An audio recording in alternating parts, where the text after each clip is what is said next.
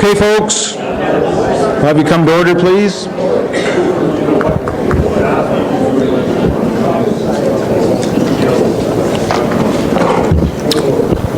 Thank you. Welcome and good evening. It is Monday, July 17, 2017. It is on or about 6:30 p.m. in our Community Centre. We're at 75 Elizabeth Street for our council meeting this evening, and I'd like to call this meeting of Brighton Council to order. I'd like to begin by welcoming, of course, all members of the council, our staff, and those of you who have joined us from the community this evening. We'll move on to our first addendum to the agenda, which is item 2.1, moved by Councillor McMurray and seconded by Councillor Martinello, that council amend the July 17, 2017 council agenda to add a motion under section 11 regarding the establishment of a physician accommodation advisory group. Councillor McMurray, do you want to add any comments to that for us, please? I think the motion is pretty self-evident, so I'd be happy just to vote on it. Okay, and I just want to clarify that that is that in relation to 6.3 under correspondence, is that correct? That's correct. Thank you. And it was regarding 12.2, Very good, thank you. Yeah. Any other comments coming forward? Seeing none then, all in favor? That's carried, thank you.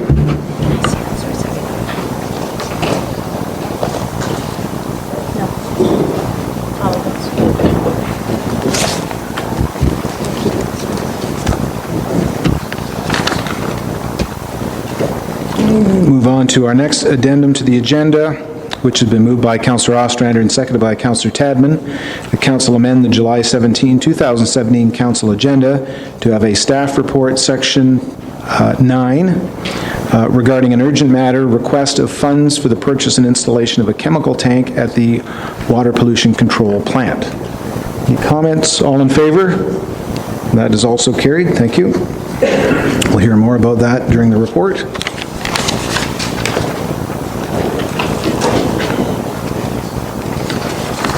Additionally, I have a motion here, an addendum, moved by Councillor Baker, seconded by Councillor Martinello, that council move into a closed session, being subject regarding personal matter about an identifiable individual, including municipal or local board employee, pursuant to section 239(2)B of the Municipal Act 2001 as amended. So we're adding a closed session to this meeting. Is there a report or any information for council? Oftentimes, we've been criticized on holding closed sessions. Absolutely, but I think a number of issues have come forward with respect to communication and council direction that I think it's imperative that we, at some point, have a discussion. And I had assumed before I got my agenda on the weekend that this agenda would be fairly light. Unfortunately, that has not been the case, and I had already had discussions surrounding that. So if I may, I'd like to put it on the floor.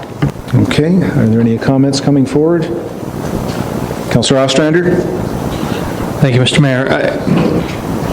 I guess without disclosing what we might disclose in camera, I'd like to have a little bit more information before I decide whether to add an in-camera session that doesn't have a report attached to it. Is this something we could do Wednesday evening when we've had a chance for council to have some individual conversation, perhaps? Or a report put together? If I may, from what I've seen today, the agenda for Wednesday night is fairly heavy. And if I can get it on the floor tonight, that would be great. I wish I could offer more information, and I understand your point, sir. Okay. We normally look for a report, but without identifying. Understood. So in the absence of information, what I have again is trying to add a closed session this evening about an identifiable individual. All in favor then? That is carried.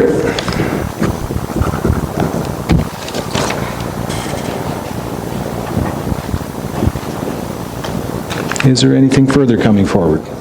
Councillor Martinello? Sorry, we've got a green sheet on our desk. It's confidential, marked confidential, and I'm just curious, is this going to be part of tonight's agenda, or is this just an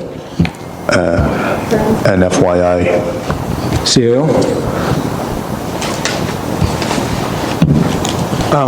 One counselor asked for that information tonight, so I provided it to everyone. But it is confidential, but you could paraphrase from it, because I think it's been a matter of discussion previously. Okay.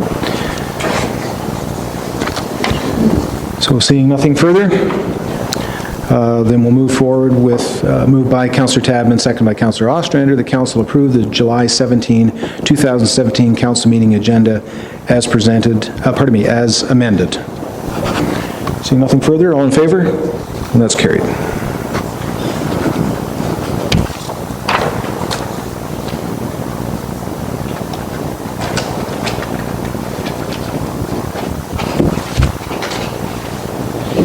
So at this point, we'll look for the declaration of pecuniary interest in the general nature thereof.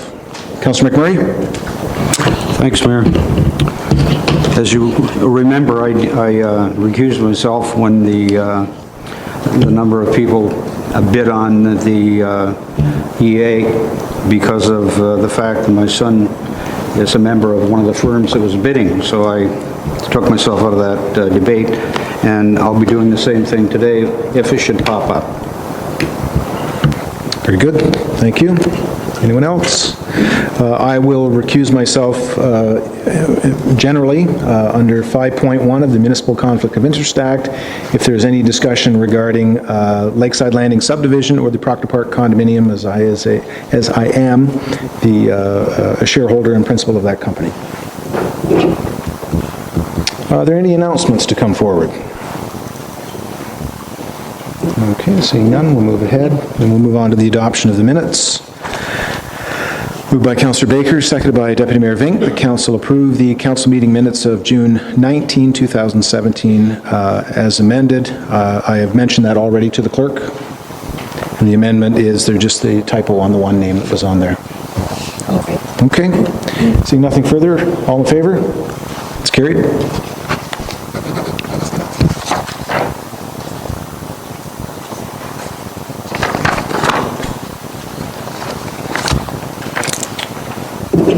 Now move on to item 5.2, moved by Councillor Tadman, seconded by Deputy Mayor Vink, that council approve the council closed session meeting minutes of June 19, 2017 as presented. Any comments?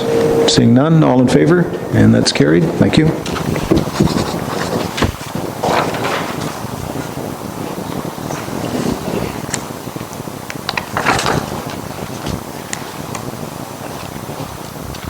Now move on to 5.3, moved by Deputy Mayor Vink, seconded by Councillor Tadman, that council approve the special council meeting minutes of June 26, 2017 as presented. Any comments there?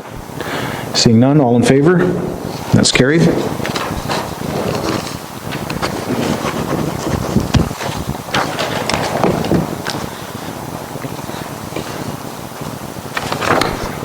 And on item 5.4, moved by Councillor Baker, seconded by Deputy Mayor Vink, the council approved the special council meeting minutes of July the 4th, 2017 as presented. Are there any comments there?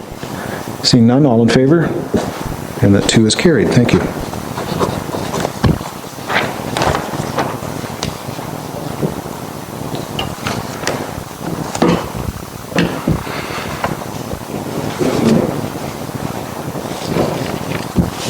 So at this point, we'll move through to our delegations, and we have 6 delegations this evening. The allowable time under our procedure bylaw is 10 minutes per delegation, and the fact that we have 6 this evening will consume an hour without any questions.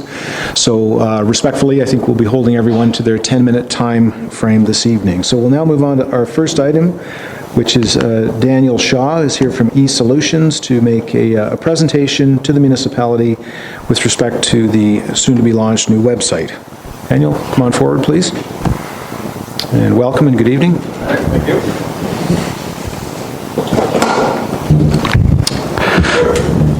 All right, thank you. So first off, I'd just like to extend my thanks to council and the mayor for this opportunity to present to the residents.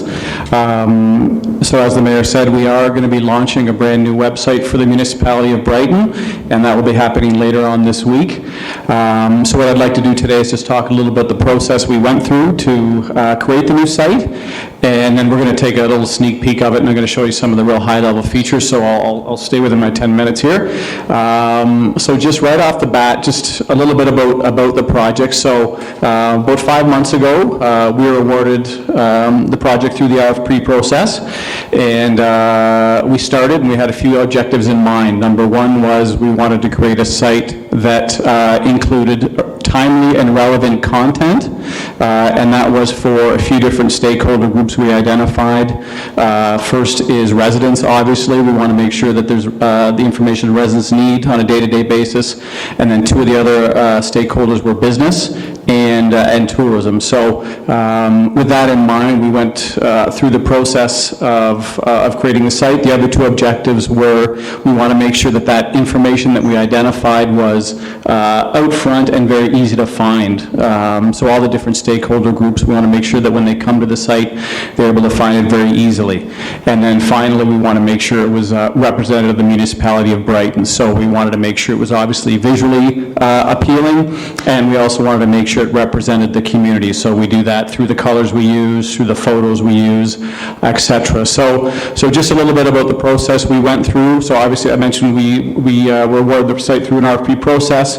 We began the website. First step we did was the navigation piece, and that is basically what we call a site map. So we work with the staff here internally and just identify all the different pieces of content that we want to have on that website. So we identify all the pages that need to be part of it, and then we also identify where those pages need to live and make sure they're very easy to find. So trying to create that intuitive navigation. So we went through that process, and that's just using our, kind of through our experience, and then through kind of the expertise of the staff knowing the community. So that was stage one.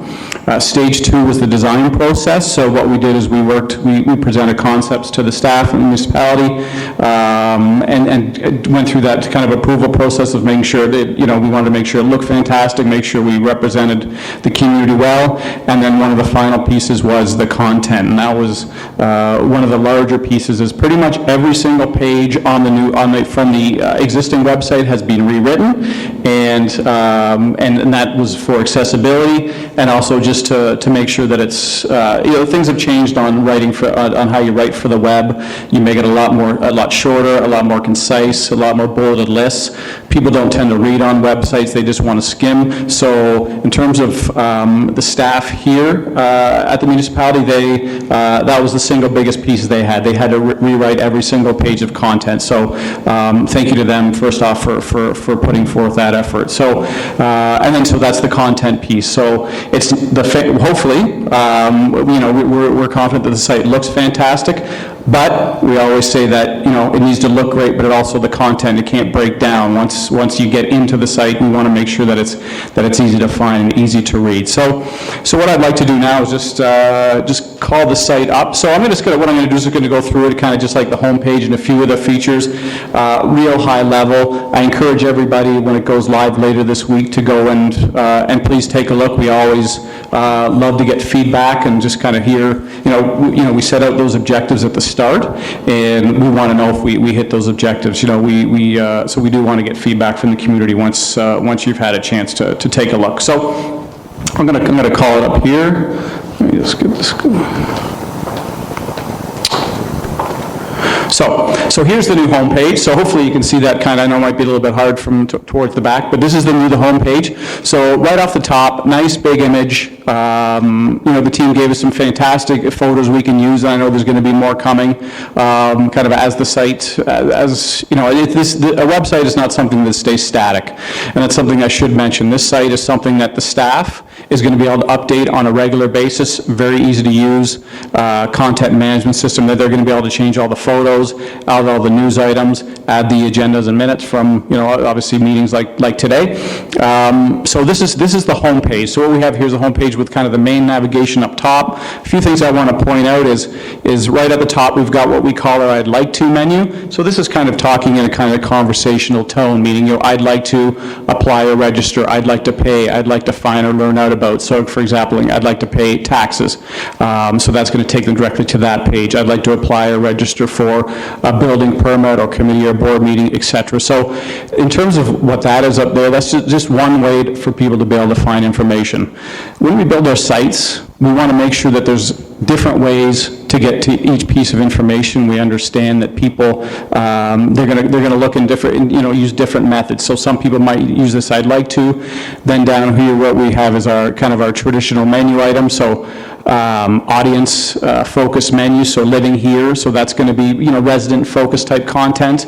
Discover Brighton, so that's going to be more tourism related, and you're obviously going to have some resident focus information in there. Doing business, so this is related for local business, whether it be permits, et cetera, and it's also economic development, so anybody that's looking to invest in Brighton. And finally is municipal services, so this is going to be related to, things like we're doing today, a council meeting, information on departments, things on applications, forms, license, so any interactions with the municipality are going to be under there. So that's another way to get to information. And then a couple other ways we have is we've got the search function, which is down here, which is kind of nice, and we call this a search-centric site. Now the search isn't working it'll be working when we go live, but the search is how, if some people like to use the search function, we use the Google site search, so basically the results you'll get with Google's you'll get with the same with this site. And then down below, we've got a few more what we call calls to action. So these are items that we identified as important, things that residents are going to want to know about quickly. So employment, bids and tenders, mayor and council, newsroom, rec facilities, and FAQs. And then underneath that, we've got a few other calls to action. Again, these are things that we know are popular. Civic Web, and we'll circle back to that. Fire services, Apple Fest, rent facility, and economic development. So all these items here on this homepage are things that staff are going to be able to update. So if we take Apple Fest, for example, that's something that's coming up in September, early fall. So once that's passed, then the staff will be able to update this item with something else that might be more relevant related to winter.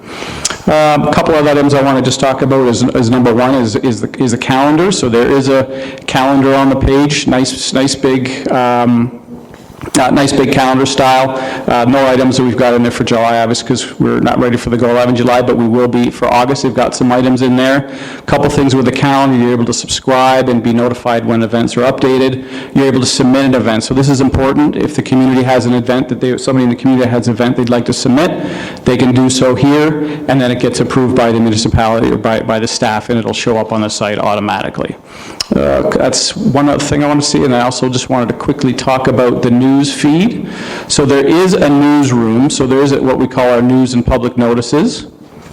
So this is where staff is going to be able to post news items. So whether it be a press release, whether it be a public notice, whatever the case may be, they're able to post it on the website.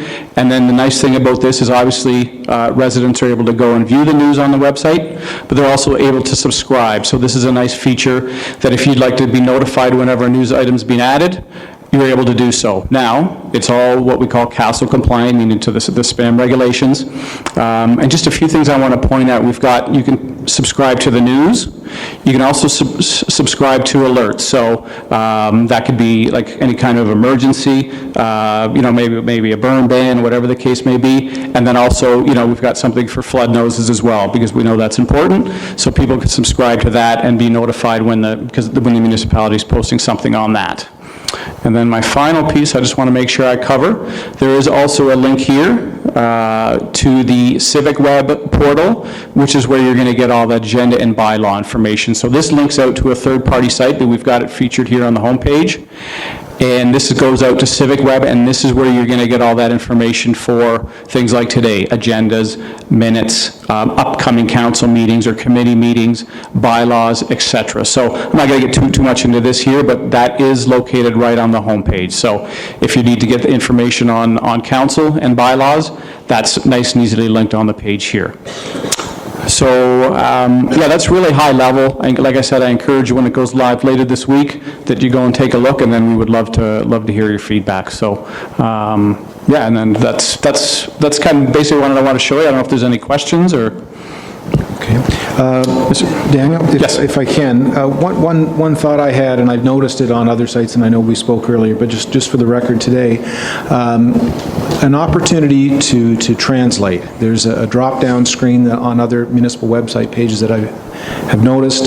For example, from a tourism perspective, we have many different folks, and we don't even have our other official language on there, for example. So can you just speak to that briefly? Yeah, of course, yeah, thank you. So what we're going to add is basically, probably up here at the top in this top menu, is a translate button. And what that's going to do is go to, people are probably familiar with Google Translate. If you're not, what it does, Google has a service that it'll translate everything on the page into, I can't remember how many languages, but over 100 languages. So it's basically, we put the button on, we integrate it with the Google Translate, and then it'll translate any page that somebody's on. They can pick whatever language they like. Excellent, thank you. Anyone else? Councillor McMurray? Thanks, Mayor. Daniel, is the fire hall's emergency notification system integrated with this system somehow or other? No, we haven't done any integration with that. So that's a totally separate app. I mean, there is the emergency notice that if there is an emergency, they can post it to the website, the staff, but it's not integrated with that's something we can look at, but at this point, no. Okay. Anyone else? Any comments coming forward? Councillor Martinello? Just a question about the minutes and agendas. On the current website, there's about 5 years or so worth of minutes and agendas from prior meetings. Are they included on this website? Like, have they been brought forward? So we haven't, I know what we do, and I haven't, just for time, there is the audio recordings going back for 1 year are on this website, and then the Civic Web, which is the kind of the council portal. That goes back, how far did it go? Maybe Candace, I'm not sure if you want to. That's gone back as far as they've had the iCompass. The minutes and agendas would have to be scanned and put on, but it can be published into the iCompass Civic Web. Well, I would as well. request that those minutes agendas that we currently have on the record be included on this website, whatever the mechanic is. I don't know if that requires a motion or anything like that, but they're a valuable record. And can I ask one more question? Sure.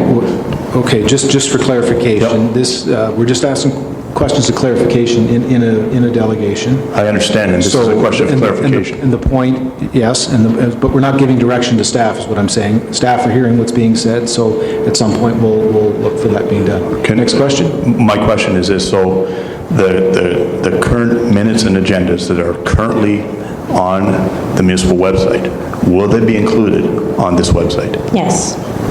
They are through the portal, yes. Through the portal, okay. Yes. And all the audio records, for as long as we've been keeping audio records, will be included on this website? Yes. Thanks a lot. Okay, any other questions coming forward? Seeing none? Daniel, thank you very much. All right, excellent. Thank you.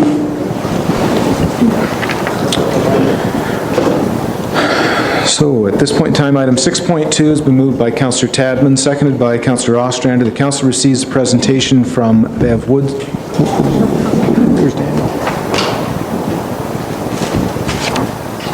Hang on. There he is. 6.1, pardon me, moved by Deputy Mayor Vink and seconded by Councillor Tadman. Council receives a presentation from Daniel Shaw, e-Solutions regarding the new municipal website. All in favor? And that's carried. Thank you.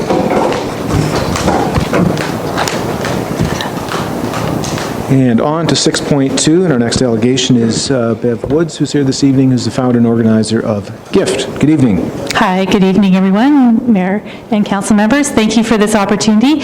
I'd like to introduce myself. I'm Bev Woods, and I am the CEO and founder of an event that was launched here in Quinte West area in 2009. I just want to share my passion with you and with the community because I think it's very vital.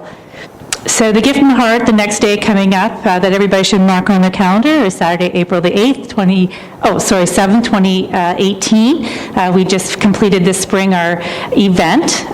So the event started, as I said, in 2009. I was a business owner on the Trenton Air Force Base. In 2007, regulations changed where dental hygienists could be primary business owners and no longer work as an adjunct to the traditional dental practices. And at that time, there was 25 dental hygiene practices in the province of Ontario. So I reached out to them, taking on the project of social responsibility. I feel that we all have that. And so I felt as a new business owner, it was my responsibility to give back to the underserviced. And I asked around to see who else would be available to do the same thing. And out of the 25 offices, 16 agreed to go ahead and go with my passion, which is to help those who are underserviced. So we started making a difference. we provide access of care to everyone who needs it. And I'm not sure if we all realize where that is in our communities and our neighbors in need. So in Canada, we have a huge project ahead of us with seniors and long-term care, and that's increasing, as we all know. The Indigenous people, new immigrants that have refugee status, people with special needs, and of course, those who are in the low-income bracket. And for me, that is huge. They're the people at the end of the day who have to decide whether to put food on their table, turn on their hydro, or have their teeth cleaned. And I don't know when we decided that in the healthcare system that it started at our tonsils and further on, but the mouth is an integral part of our overall health, and it should not be considered a luxury. Good oral health is essential to overall health, and we've proved that. Good oral health enables us to speak, to smile, to breathe, to drink, and to eat. The oral cavity also plays an intricate role in basic nutrition, which protects us against illnesses. The economic burden is outstanding, and I think that it needs to be really looked at in a serious fashion. Every day, people suffer in pain. And we know that about $14 million was spent, in our hospital ER rooms.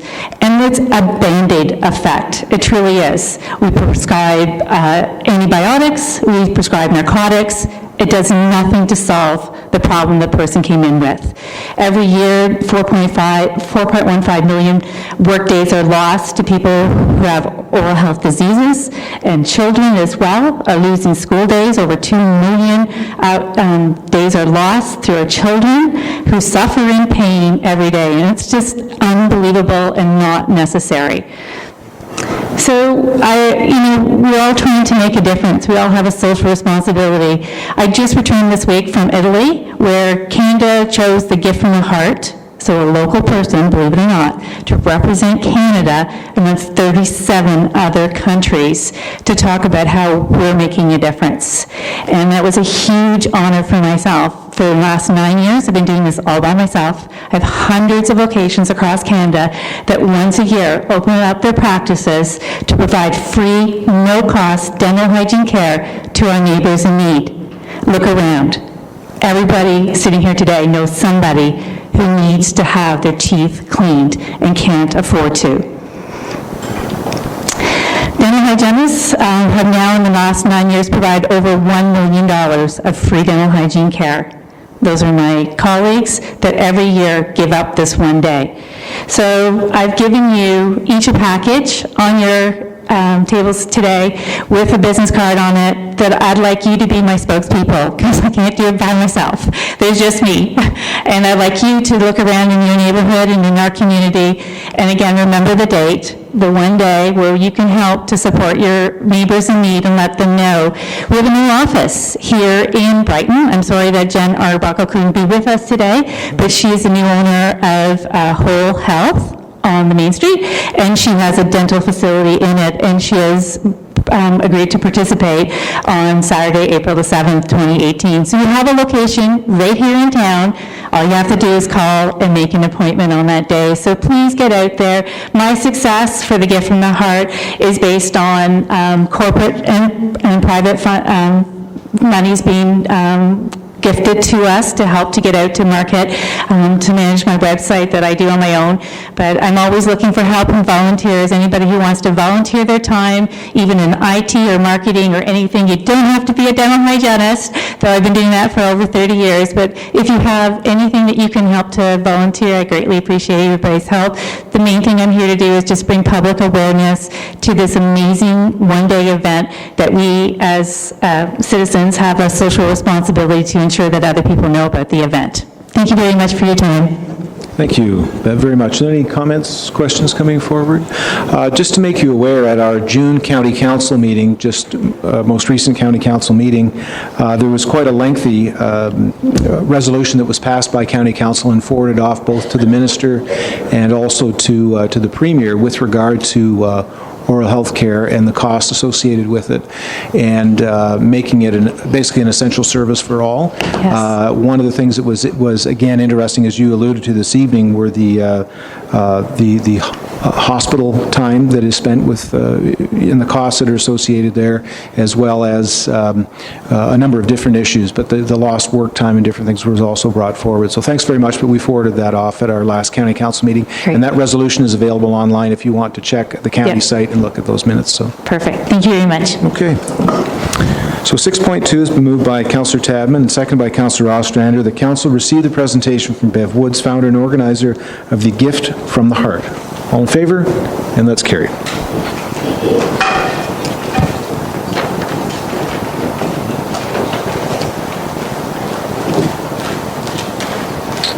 Okay, we'll now move on to item 6.3 on our agenda, and we'll have the representatives of the pickleball group come forward, please.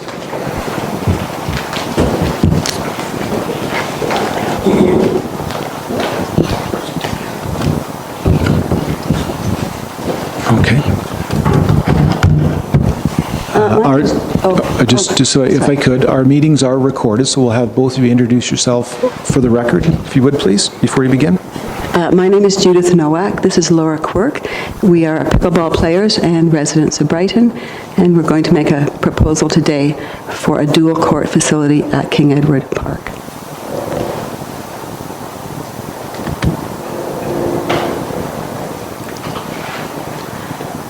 Okay. How can I get rid of that business up there? I'm not sure. Okay, well, oh, it's gone. Okay. We are here to present to you, the Brighton Council, the case for dual pickleball tennis courts at King Edward Park. The only action needed is to paint pickleball lines on the two court surfaces. Cost to add pickleball lines to two courts by the professionals who are doing the renovation of the tennis courts is $1,300. However, I could do it with a paintbrush for probably less than that. We propose to ask for 4 scheduled pickleball times, making no changes to the 9 spots reserved for the Brighton Tennis Club. Pickleball what? Check out the fastest growing sport in North America. There's no sound. Oh well. You can see there that this is a brand new facility for tennis, and you can barely see the pickleball lines. They're in black. The tennis lines are always the predominant color in white. I first didn't realize when I saw this video that there were pickleball lines on that court because the black on the green isn't very obtrusive.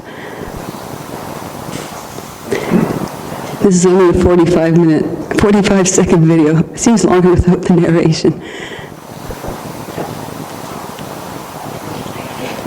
And this is the superintendent of the Parks and Recreation of that town, and she's talking about pickleball courts being used in their town to introduce tennis players, younger people, to the game because the court's much smaller, and also for younger people to play pickleball. Lightweight pickleball paddles and hollow plastic wiffle balls. There are 3 sections to my presentation tonight. Highlighting recommendations from the 2012 Master Plan for King Edward Park commissioned by the town of Brighton. Addressing concerns of the Brighton Tennis Club. Quotes will be taken from a letter to council dated July 2nd, written by the president of the tennis club. And lastly, showing 2 examples from a large number of Ontario communities who have already successfully created dual-purpose courts. This is a recommendation from this master plan saying that multi-use facilities are becoming more popular due to financial necessity. This is talking about physical needs of baby boomers. Baby boomers are demanding activities aimed at older adults. The new senior will typically be more physically active than those in previous generations. The municipality of Brighton's population, on average, older than the province. In 2006, 23% of Brighton's population was 65 or older. Who knows what it is now, right? The Brighton Tennis Club performs day-to-day maintenance and scheduling of existing courts. The municipality conducts larger projects. Addressing the first concern of the Brighton Tennis Club. These are quotes from that letter from the president. "The nature of tennis requires the specialized facility that we have with dimensions, nets, fencing, surface, and lines particular to the sport. Pickleball is a different sport, played year-round indoors with different equipment, different dimensions, different lines, and different net requirements. It has been proven that change to the court lineage and net height would be to the detriment of the tennis sport." Those are all quotes from the president. These are our responses. "The pickleball net and the tennis net are the same net, but the pickleball net is kept 2 inches lower at the center. Fencing and court surface are the same. A soft-covered bungee is available to temporarily lower the height of the net and will not cause damage to the net because it does not anchor to the net.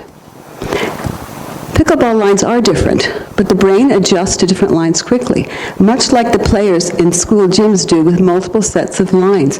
This picture shows 10 lines for 10 different sports on that YMCA. 10, we're only asking for 2. The pickleball lines are a muted color. It is recommended they are in a shade that matches the color of the court. The following slides show 2 towns from the dozens of communities across Ontario that have disproved the different claims of the Brighton Tennis Club. This is Halton Hills. This is a demonstration event for pickleball, and it will be held on the tennis courts at Emerson Park in Halton Hills. This is Orleans. They adapt a tennis court for pickleball. Here's a note. We have given council paper copies of an additional 21 communities in Ontario that have added pickleball lines to their public tennis courts. Not that there are only 21. I just stopped after that. There were too many. Addressing the second concern of the Brighton Tennis Club, usage of both club and public time of the courts has been approaching capacity, and any further allocation of this facility would be to the detriment of tennis and the tennis-playing population of our town. The club has exceeded capacity in utilization during the dedicated times that we have traditionally reserved. Another quote from that letter. This is what we've been monitoring, just for an example, for the last week or so. You can see that these are days where there was no rain, by the way. There were times when we could easily have fit in my opinion. Here's the last few days.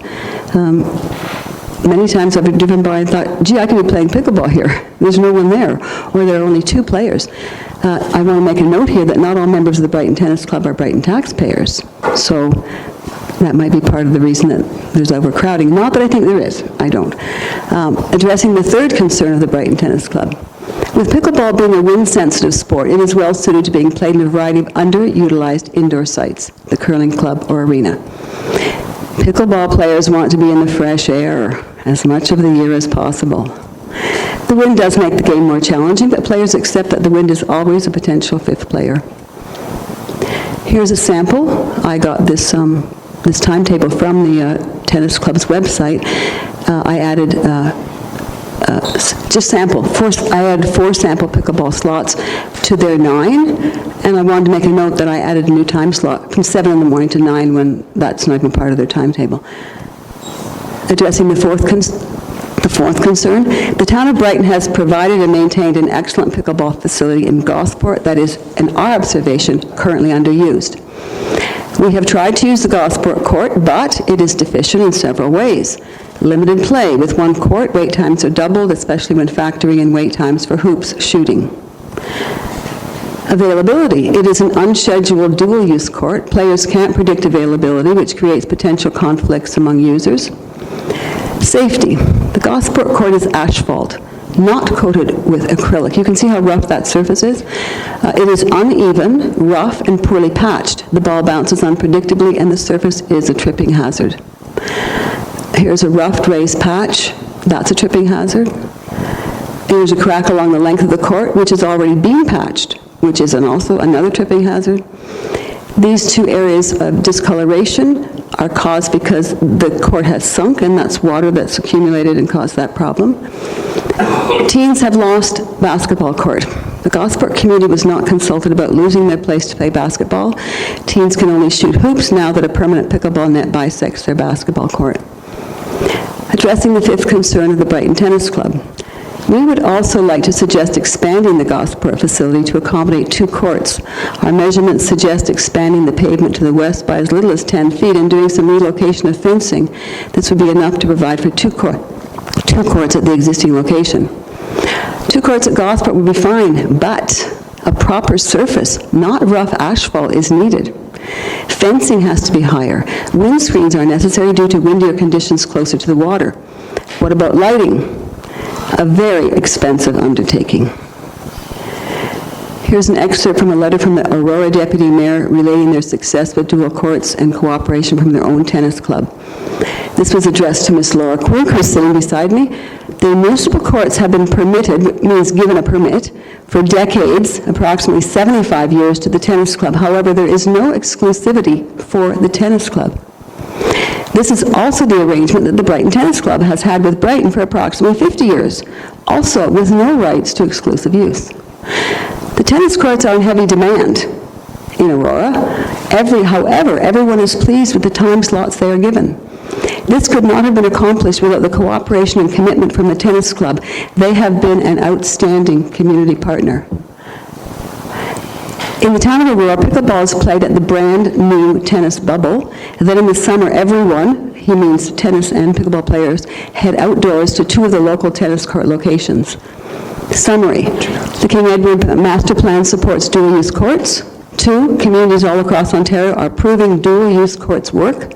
3, Brighton tennis courts have available time slots for pickleball during public play times. 4, public courts, taxpayers' money.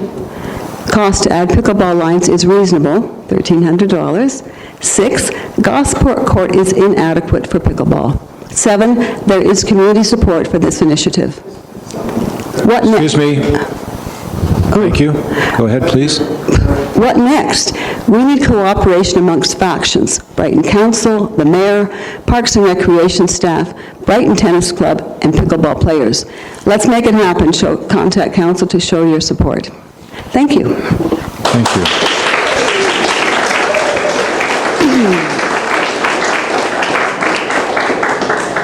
So I have a motion 6.3 I'll put on the floor has been moved by Councillor Ostrander and seconded by Councillor Tadman. The council receives the presentation from the pickleball group and refers the issue to staff for report on the use of existing surfaces and options for future uses. Councillor Ostrander, your motion comments, please. Thank you, Mr. Mayor. Given the issues that we've read about and heard about tonight, I just want staff to ring in. I'd like to hear from staff what the uses are for the existing courts, both in Gosport and here, and what the opportunities are for future uses of the courts, both at King Edward Park and in Gosport, to see if we can't accommodate both of these organizations either here or in separate locations. Okay, any other comments coming forward? Seeing none? Thank you very much for the presentation. I just want to be clear, with delegations, I want to make everyone clear this evening, with delegations, we have 2 options as a council: to either simply receive the information, which means we thank you for your presentation, and we can either that, or we can receive the information and refer it to staff, and that is our option with the delegation this evening. So we will do that and look forward based on all of your information. Do we have a copy of that information? Has that been made available? Everything we can? Okay, so we have a copy of your information, and certainly staff will liaise with yourselves and the tennis club and come back with further recommendations to this council. Thank you very much. I should have nodded my head. I should have said yes. That's fine. Thank you very much. Seeing nothing further, all in favor? That's carried.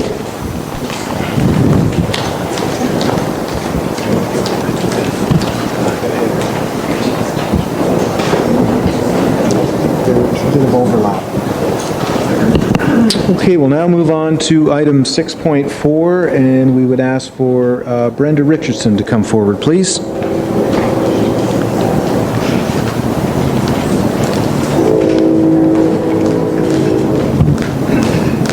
And again, Brenda, just to introduce yourself for the record, please.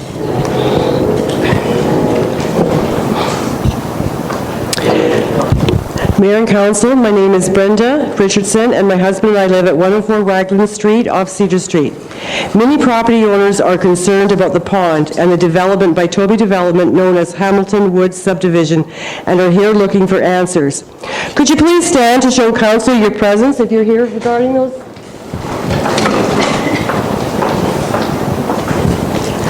A lot of people couldn't make it tonight. Thank you. Being summer and, other plans, but I just wanted you to know how many people were actually here.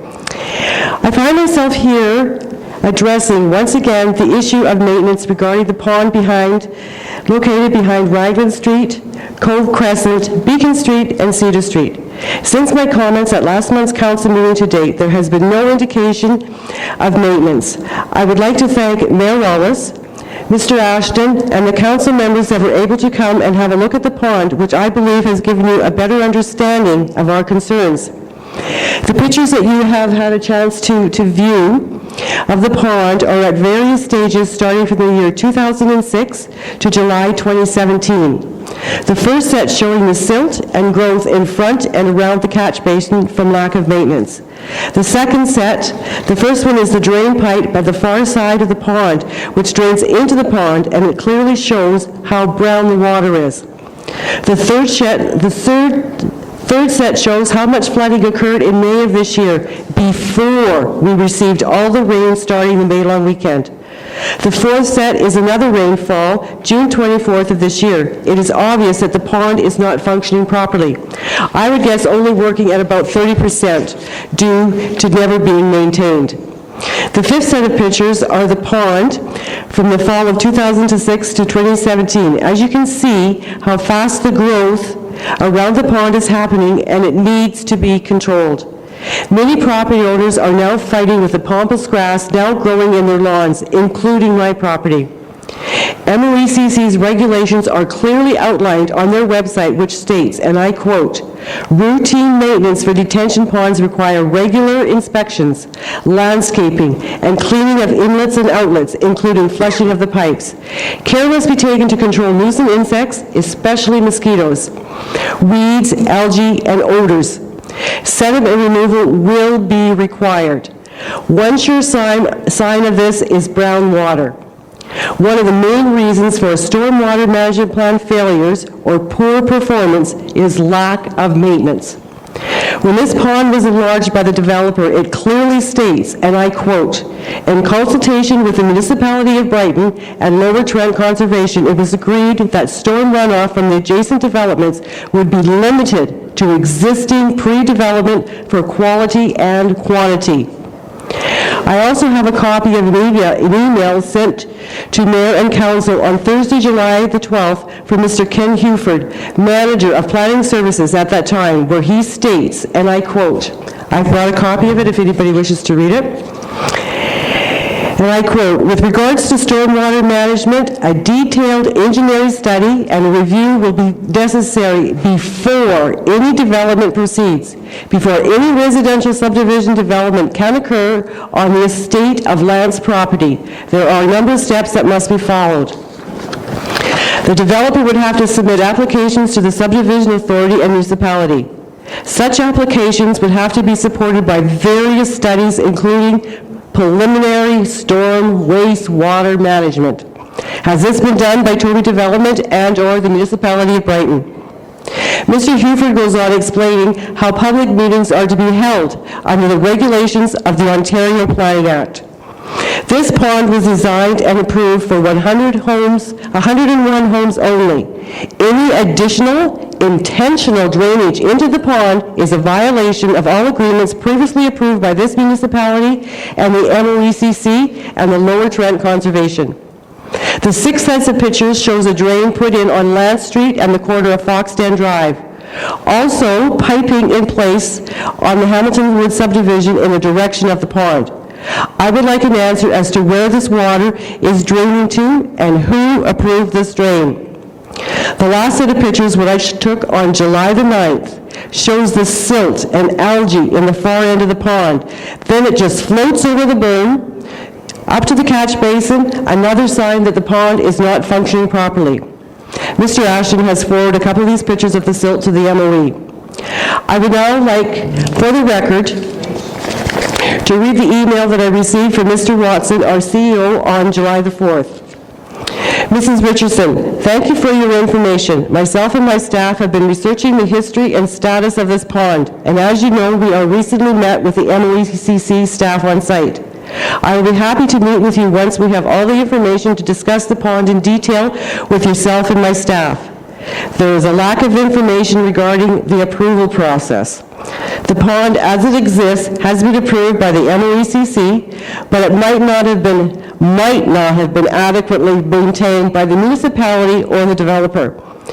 Just so you know, the MOECC indicated to the staff that they had no concerns with the pond as it is now, and there is no immediate issues regarding its impact on nearby homes at this time. It is my understanding that the area which is proposed to be developed by Toby's next phase currently does drain into the pond and was anticipated to be included in the drainage area once developed. The details of the specifics will need to be worked out between Toby and his engineer, the municipality, and the MOECC. When we receive the developer's stormwater report or engineering consultant, the MOECC and the Lower Trent Conversation will all review it for its short and long-term effects. We will be happy to share it with you and ensure any questions you have are fully answered. We anticipate that this report will be available soon. The agreement we are working on with Toby now is a pre-servicing agreement. Toby will be required to implement temporary stormwater arrangements through this agreement, which will be vetted through our consultant and the Lower Trent Conservation Authority. If our consultant or the LTCA are not satisfied, the work will not go ahead. I hope this answers your questions, at least for now. Bill. Mr. Watson, I was not informed that the MOCC was coming. Number two, Mr. Watson says, but it may have not been adequately maintained by the municipality or the developer. It is not the developer's responsibility once this pond was assumed by the town. It is clearly the municipality's fault there has been no maintenance. MOECC has no concerns regarding the pond as it is now. Is there an official report from their visit? If so, where is it? I would like to see it. Did they have a look at the catch basin? Did they ask when was the last inspection requested by the town? Or why none of the requirement reports have ever been submitted regarding this pond? Number four, Mr. Watson, I will not meet with you and your staff once you have all the information. It is your job to inform the public, not mine. And a public meeting should be held with yourself, council, Mr. Ashton, and be recorded for the record, not held behind closed doors. Number five, a temporary drainage system from Toby Development into the pond is not in the original approvals. This pond is now stagnant and smells like a swamp. This pond is no longer a natural attraction to wildlife. The swans and the young left approximately 3 weeks earlier than normal due to no vegetation for food. The blue herons no longer come, and the 4 egrets have left quite a while ago as well. In the pictures, you will also see the silt covering the bulrushes that's also killing the bulrushes. To summarize our requests and concerns, number one, the pond needs to be cleaned up and dredged, foliage trimmed properly around the pond. Two, a stormwater plan put in place now and to keep maintenance up to MOE standards so pond functions properly. Number three, absolutely no more water be allowed to drain into the pond temporarily or otherwise until a stormwater management plan is in place properly and followed. And if you have qualified staff to do it, then hire them. Number four, all property owners around the pond and affected by Hamilton Woods be notified of all approvals, arrange meetings as is set out by the Ontario Planning Act. Thank you. Thank you.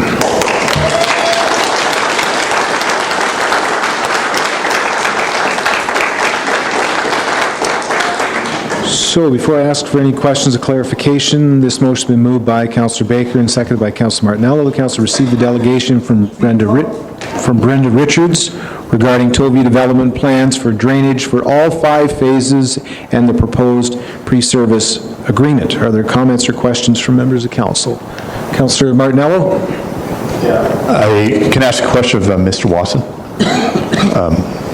It's a question of clarification related to what Mrs. Richardson said, and this is something I didn't... Are you accepting questions on this, CAO? Yeah, sure. Okay.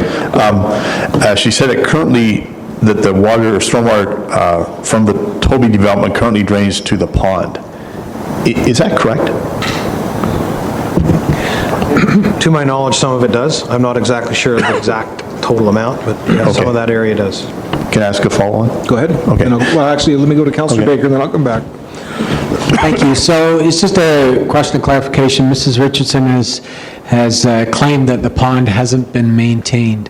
Do we know tonight when the last time any major maintenance was done to the pond, other than grass cutting?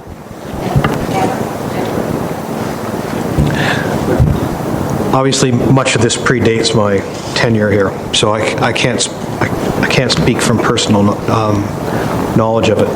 My understanding was that when it was originally completed by the developer, it would have been cleaned out prior to being assumed by the municipality. Am I allowed to ask a question on something that you have said? No, you go through me.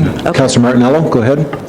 Just a follow-on to my original, if I can continue asking a question, Mr. Right. Watson, if you don't mind. Has the MOECC approved the additional water that will be coming from the Hamilton Woods subdivision? And I just say this because I've had prior discussions with Mayor Wallace about the stormwater drainage that went from your own subdivisions into this, and you were clear that that pond was limited its capacity to what was coming from your own Harbor Point subdivision area. And I understand that the MOECC approval process for stormwater detention ponds is fairly rigorous. And has the MOECC approved what is coming in from Hamilton Woods or wherever? CEO, any comment? So to be clear, before any additional waters go into that pond, it'll have to be approved by the MOECC. And there was, a lot's happened between the original pond and now. I'm not exactly, and because there's been a lot of staff turnover and a lot of other issues within the municipality, and that's why I alluded to in my letter that there was a lack of files and records on this. So that's why we engaged the MOE to come down and have a look, and we are asking them and the consultant about what other approvals, what other discussions, what other changes have happened between the original approval and now. And it's still not entirely clear because there is a bit of a lack of files. Councillor Baker? Thank you. Just further to my original question, you didn't give a date, sir. So you said when the municipality assumed the pond. When did we assume the pond? 2 years ago, 5 years ago, 10 years ago? 8 or 9. 08, 09, somewhere in that neighborhood? So 08, 09, and it would have been cleaned up at that time from your comment. Brenda, you had a comment? Yes, Mr. Watson, you indicated that you said that, correct me if I'm wrong, you said there is currently water draining from Hamilton Woods into the pond? To my knowledge, a bunch of that area to the north and west of that drains into that pond as natural. So if did Hamilton Woods, has it been diverted to the pond? Because none of that has been approved. So then obviously, if it's coming from Hamilton Woods, that's where all that silt is coming from, all the algae, which is going down to the catch basin, then in return, when it does go through the catch basin, it's flowing out. This garbage, this algae, this stink is flowing into Lake Ontario. Do you wish to make any comment? I don't know what to say. Okay. And obviously, and then I'd just like to make a comment. Just if you want to make another point, that's fine. Okay. Then you made your point. Stormwater ponds are meant to capture stormwater, and the point of a stormwater pond is to settle out the silt. If the silt wasn't going to the stormwater pond and settling out, where would it go? Our point is that we've never had this kind of silt in the pond before until the clear cutting and that storm drain was installed on Lance and Foxden Drive. We've never had this before. Okay. Okay. Anyone else? Councilor Martinello? I'd ask a question, and it's about I've seen the stormwater drain at Lance and Foxden. Did that receive either MOECC or municipal approval, whichever is required? I'm not. I can't answer. So we don't have a record of that. Really? Can I just finish Well, I my just said, question? In fairness, as the chair, you're putting the CAO on the spot. He doesn't have the information. We don't have an answer for you this evening. I'm sure if there's an answer available, we can get one. Can I ask a question then? Sure, absolutely. In Mrs. Richardson's presentation, she did make a number of comments and questions. Would it be possible to assure that she does get answers to those? Is that you know, with CAO? yeah. If we're going forward with with the Toby project, which he has engaged an engineer and he's talked to the Conservation Authority. He's had discussions with the MOECC. As this moves forward, all those questions will in due course be answered. There is a part that's part of the planning process, and there's a part that's part of the engineering process. They're slightly separate, but we'll have the experts engage Mrs. Richardson and whoever else in that area has concerns about the pond as we move through the process. Anyone else over here? No? Councilor Martinello? This is for Mr. Watson, this would just come out of general experience. In your experience, was a standard cycle for cleaning out a stormwater detention pond? The standard, well, it's hard to predict. One of the problems that we have, and it's not unique to Brighton, is that these stormwater ponds are relatively, in the big picture, we've only really had a stormwater guidelines from the province since 1984. It was updated again in 2001. And they're guidelines. So never as a part of that guideline until very recently was there any sort of firm wording that said that when you approved the drawings and the engineering on the pond, you also had to provide a plan for the clean out and maintenance. So everybody sort of had an ad hoc approach to cleaning out stormwater ponds. Some have been a lot better, some have been a lot worse, and it also depends on what's running to them. In my personal experience, the bigger the pond, the larger area it serves, the better it works, and the more often you have to clean it out. That pond should have a forebay, which should require cleaning more frequently, and then the rest of the pond would require cleaning less frequently. The outlet should be tidied up, and we should be monitoring the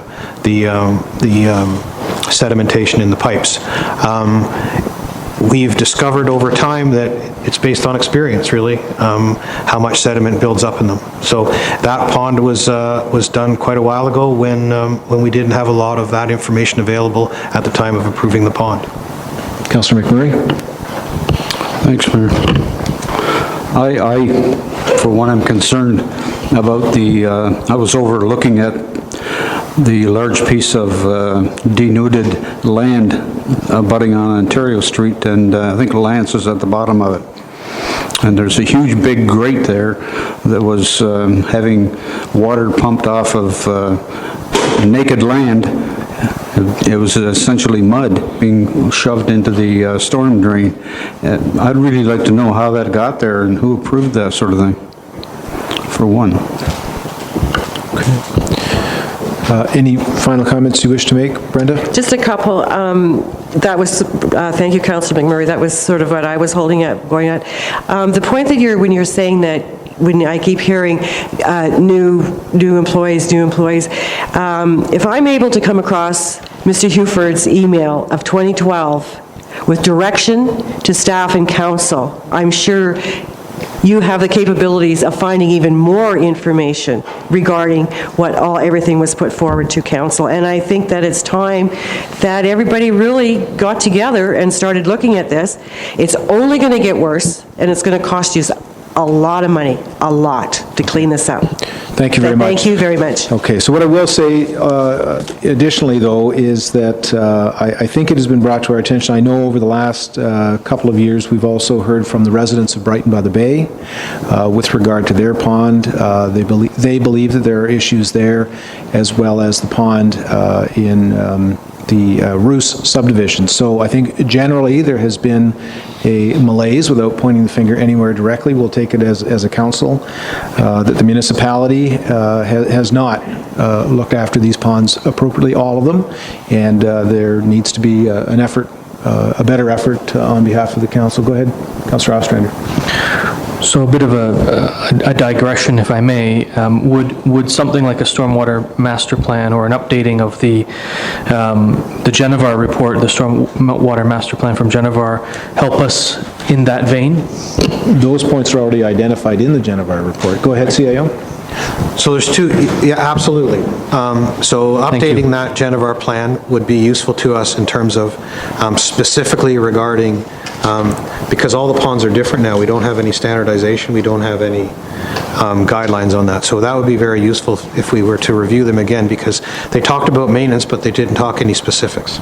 So it was of little benefit in that regard, other than identifying the fact that maintenance could be done. One of the other issues around having further development in and around the ponds would be that we could have the developer do that program for us. He could do the clean out, he could propose the new plan and the maintenance plan, and that wouldn't be at a cost to the municipality, and that, if we were to take that approach. Where possible. Councillor Ostrander, go ahead. So as a follow-up, and I continue my digression, staff were given direction to get quotes on updating that Geneva report. At what point will that happen? The plan was that it would be part of the budget process for 2018. Councillor Martinello? Actually, that's a good segue on the part of, I guess, Councillor Ostrander. I was going to ask this question at council direction follow-up list, but the issue has been raised. And on May 15th, we unanimously passed, this council, I think in the absence of Councillor Baker, who had walked out, we unanimously passed a resolution that said that council directs staff to get quotes to update the Geneva Stormwater Master Plan. That was, give or take, 2 months ago. And I had no, when we passed that resolution, I had no understanding that there was a budget issue here. I truly and honestly thought that this would happen. It is something I've kind of harped on for probably 6 years. And I don't know if it takes another resolution to get this going again, but I would like to set some kind of line in the sand here, by which time we have the staff has an RFP out for updating the Geneva Stormwater Master Plan. We did raise a motion related to another delegation, about one delegation ago, related to referring this to the pickleball issue to staff. Is this a time to put forward a resolution that says that by the August 21st meeting, there be an RFP in place for the updating of the Geneva Stormwater Master Plan of 2009? And that the funds would be made available. I mean, tonight, we're going to consider... Let's just slow down. We have a resolution on the floor. Okay. And the resolution says that we're receiving a delegation from Brenda Richardson on the Toby plans for drainage for all 5 phases.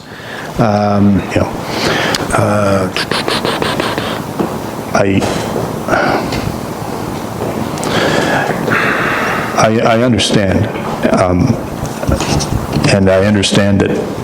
Here's the thought. Okay. Because procedurally, why don't we bring that forward Wednesday night as urgent, and we'll just pass it? Well, because we could do it tonight at the council direction follow-up list. Then why don't we do it there and leave it for Because now? the issue's before us right now. But we're on a delegation about something completely different. It's a totally different matter. I don't have an issue with bringing it up in council direction follow-up list, and we'll make a resolution out of it to enact it and provide, you can think of a budget number before we get there so that we can do that.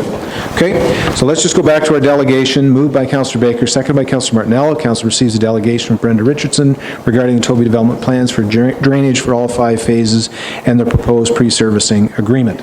Seeing nothing further, all in favor? It's carried. Thank you. Thank you.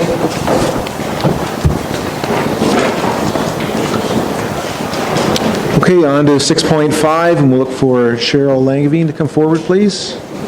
Okay, we're going to give just a couple-minute break there, Cheryl. We'll let some of these folks leave if that's okay, but you're welcome to have a seat.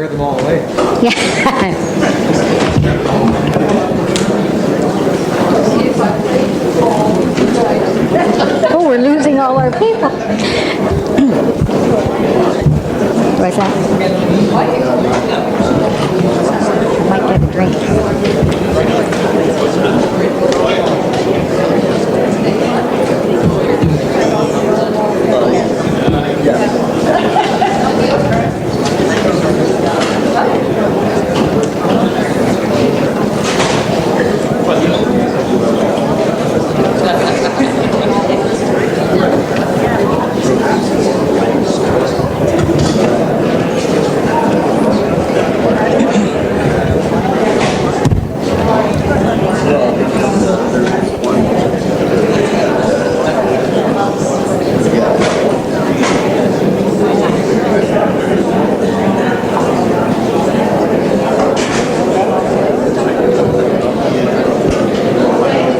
Folks, we still have a very busy evening, so I think everyone that has left is pretty much gone, and we'll turn the floor back over to Cheryl, and we'll just have you again introduce yourself for the record, please. Alrighty.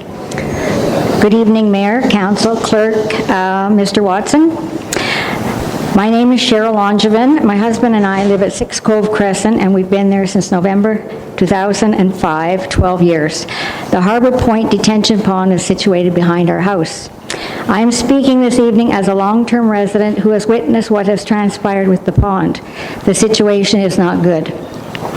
There's pictures there that we also have passed around. My husband's been cutting the pampas grass at the edge of our yard and bordering the pond for years. Otherwise, this grass, which is invasive, would be way up into our lawn and into our patio door. Paul has also maintained the 2 set of hedges that border our property and the pond, as well as trimming the grass around the hedges. In 2008, I became concerned about the tall grasses covering the mouth of the outlet, along with the growth of these grasses on the west side of the pond. And I also thought the water appeared shallower. I contacted Hilden Homes and was told to contact the town site office as the town was now managing the pond. So that was 2008. I went to the office and spoke with a female there, and I don't know her name. She told me all was okay, there was no problem. In fact, she stated that the pampas grass was a natural filter and would in 10 years cover the entire pond from side to side, similar to the wetlands on Highway 64. The only way we would ever see the water in the pond was from overhead. A couple days passed and 2 men from Public Works came to the pond with a dinghy. They measured the depth of the water in the basins and advised me it was okay and that I was not to be concerned by the grasses covering the mouth of the outlet. Since that time, I have not seen anyone in or around the pond doing any water measurements, cutting any form of maintenance. However, about 2 years ago, a Public Works employee showed up and began cutting the grass around the perimeter of the pond. This was due, I found out, from a phone call from Mrs. Richardson. For years prior, this area was kept mowed by 3 neighbors who live around the pond. I believe the grass is cut weekly now, however, the clippings are not picked up. We have many swans, canada geese, ducks, other birds, and even an otter visit the pond. Most notably, about 4 years ago, was a beaver. He did what beavers do, chopped down trees, shrubs, tried to dam the entrance to the outlet. Mrs. Rickman and I telephoned the town site office several times before we were able to get anyone to come from the town to trap the beaver. This took approximately 1 month of phone calls. While we waited, the neighborhood men cleaned the beaver's debris daily from in front of the outlet, and it appeared to me there was little concern for the pond. In July of 2012, many residents of Harbor Point subdivision met with Mr. Toby to discuss the future development of Hamilton Wood subdivision on the Lance property. There was much discussion of tree removal and the enlargement of the Harbor Point Pond, which Mr. Toby stated would happen sometime in the future, and he would definitely keep us informed of the progress. To date, we have received nothing from Toby Developments regarding the pond. 2 years later, November the 6th, 2014, John Campbell wrote an article for The Independent, which stated, "Major housing development proposed for south part of Brighton." The article quoted Mr. Toby as stating there would be 138 lots in 2 subdivisions, mostly single-detached and semi-detached, and also 30 lots for townhouses. He addressed stormwater management issues, an area of concern for some residents. It appears to me that Mr. Toby is making light of homeowners' concerns when water is a topic. The article continued, "He plans on installing a series of underground pipes to carry surface water off the property to the Harbor Point Pond, which will be expanded considerably. We are going to be responsible for all of our water above and beyond what is required. We are moving at a slow pace and doing things right. It's going to be a good asset." So where's the written documentation, the engineering reports, the blueprints, authorization to pursue this plan? In the article, Mr. Toby could not make any promises regarding time limits for these plans or where and when they could be seen.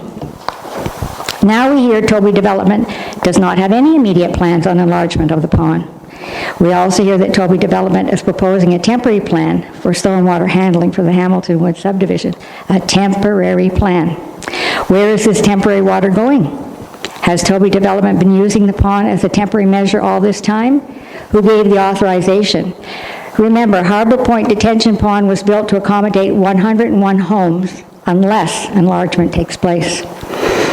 It is my understanding that Toby Development withdrew the request for entering final subdivision agreement for Phase 2 of Hamilton Woods at the next meetings. Toby Development is now working on the MOECC approval for a stormwater management plan, whereas the original plan from 2012. We're now 2017. 5 years later, and several homes have been built in Hamilton Woods. Where is a stormwater management plan for these homes? Toby Development wants to enter a request to proceed with a pre-service agreement at the July 19th pre-planning meeting and get final approval for Phase 2. Toby Development will assume all the risks involved. What risks? To Toby Development, to the existing residents, to temporary water management? I do not agree with Toby Development receiving a pre-service agreement with this situation of stormwater management and the Harbor Point Pond under review.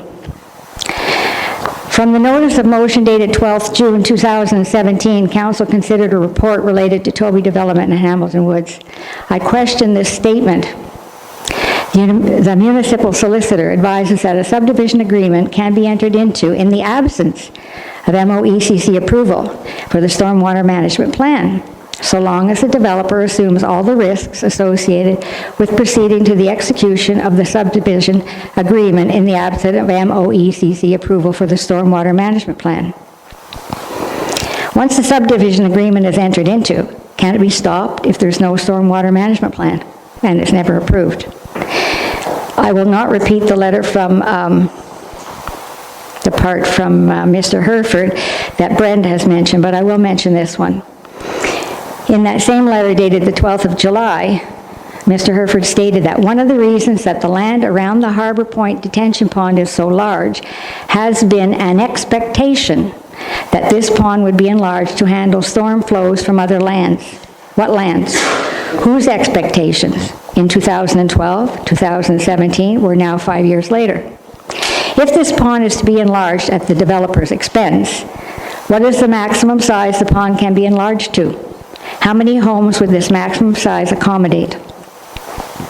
We as residents and taxpayers of Brighton deserve and request an honest, sincere, concerned, educated mayor and council to act on our behalf regarding stormwater management and detention ponds. We deserve and request from our mayor and council immediate action on ownership, management, and maintenance of the Harbor Point detention pond, as it appears that this has not happened to date. I have 5 inescapable conclusions regarding the Harbor Point detention pond. The Harbor Point detention pond is not doing the job it was intended to do because the municipality did not follow the recommended inspection and maintenance standard operating procedures. 10 years of no maintenance has left the pond in an absolute mess. Poor vegetation maintenance, mowing, weed control, noxious weed control, trash, debris, sediment accumulation, algae, brown water, etc. The diameter of the pond appears to have shrunk about 30% due to the land reclaiming the water. The basins appear shallower and the water is beginning to smell. Number 3, only steady and systemic maintenance to the entire pond and surrounding area over the next few months will ensure that the pond will be revived to its original state of accommodating the 101 homes in the Harbor Point subdivision. 4, no more water is to be diverted into the Harbor Point detention pond, temporarily or otherwise, until the pond is back to 100%. 5, Toby Development should not be authorized a pre-service agreement until the pond is up to standards and until discussions and the necessary studies have taken place with the MOECC involvement concerning stormwater management and the Harbor Point detention pond. It is to be noted that I am not against development. I just do not want it done poorly. And as Mr. Toby has already stated, we are going to be responsible for all of our water above and beyond what is required. We are moving at a slow pace and doing things right. It is going to be a good asset. Thank you. Thank you.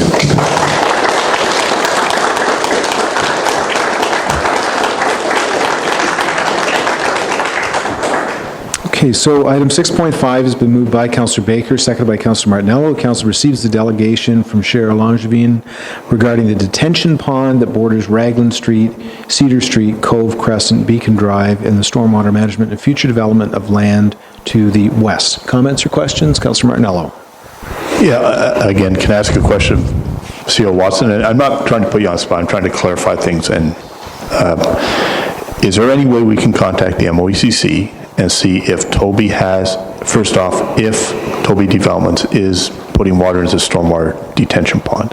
That'd be the first thing. And if they are, is it within the permits, have the proper permits been received? And if they haven't, that it be stopped? Because, I mean, I look at the effort we go through for, say, the sewage treatment plant. We go through a lot of effort to comply with the different regulations, that type of thing.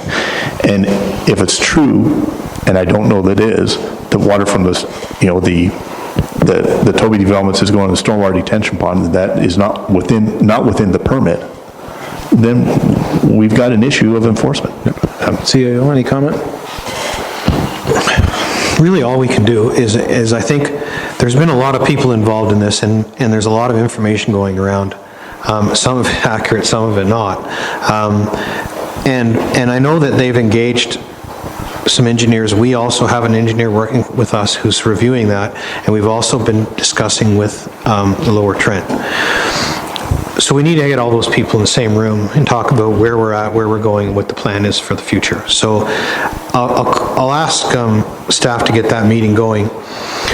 We also had the MOE, because of these concerns, and it was, you know, it got pretty loud, and so we asked the MOE to come down and have a look, because obviously, if residents are that concerned, we'd like the MOE to have some involvement, to have a look and determine whether or not we had immediate concerns.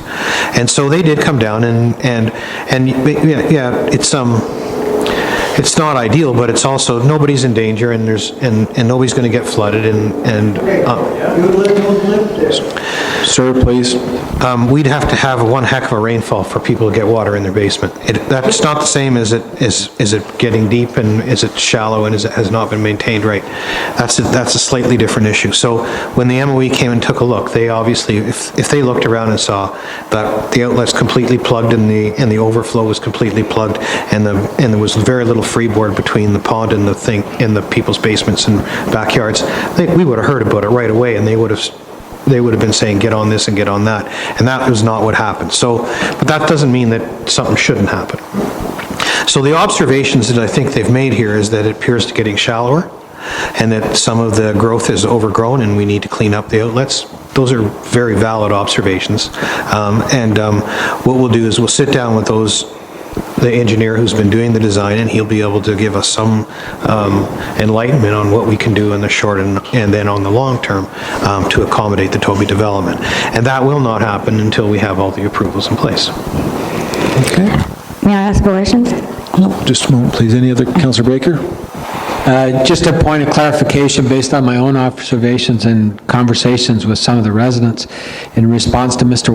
Watson's comments about the MOECC saying it wasn't plugged. The only reason it's not plugged is because these people have been jumping in the pond, digging it out.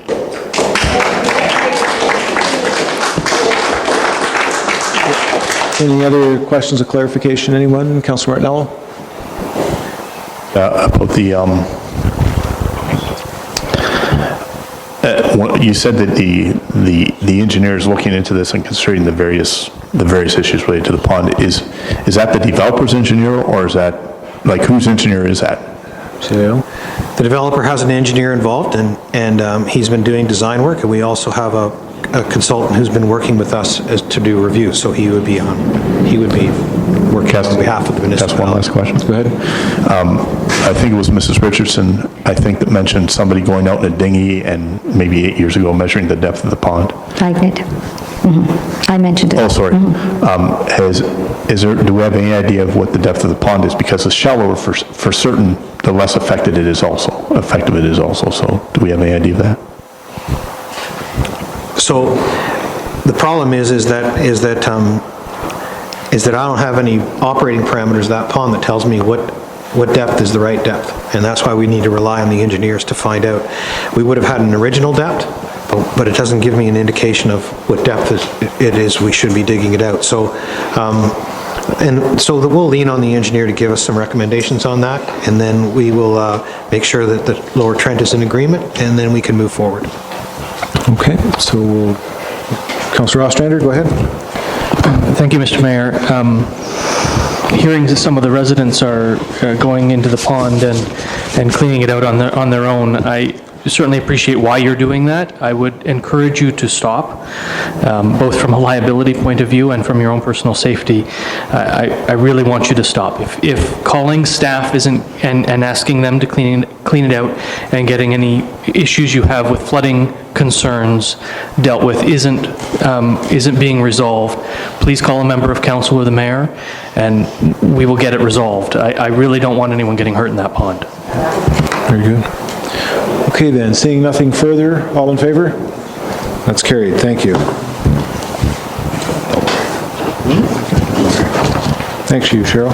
Councillor Action follow-up, please. Move on to 6.6, and we'll ask Sylvia Redham to come forward, please.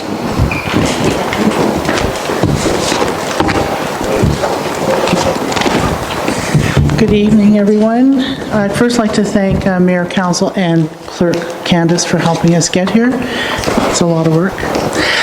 We are trying to not repeat ourselves. You know, Brenda's addressed the pond, Cheryl's addressed the flow. I'm going to try and address the Hamilton Woods subdivision and neighborhood concerns. It's mostly about stormwater. My name is Sylvia Redham. My husband and I have lived at 17 Nautical Lane on the west side in Harbor Point subdivision since 2006.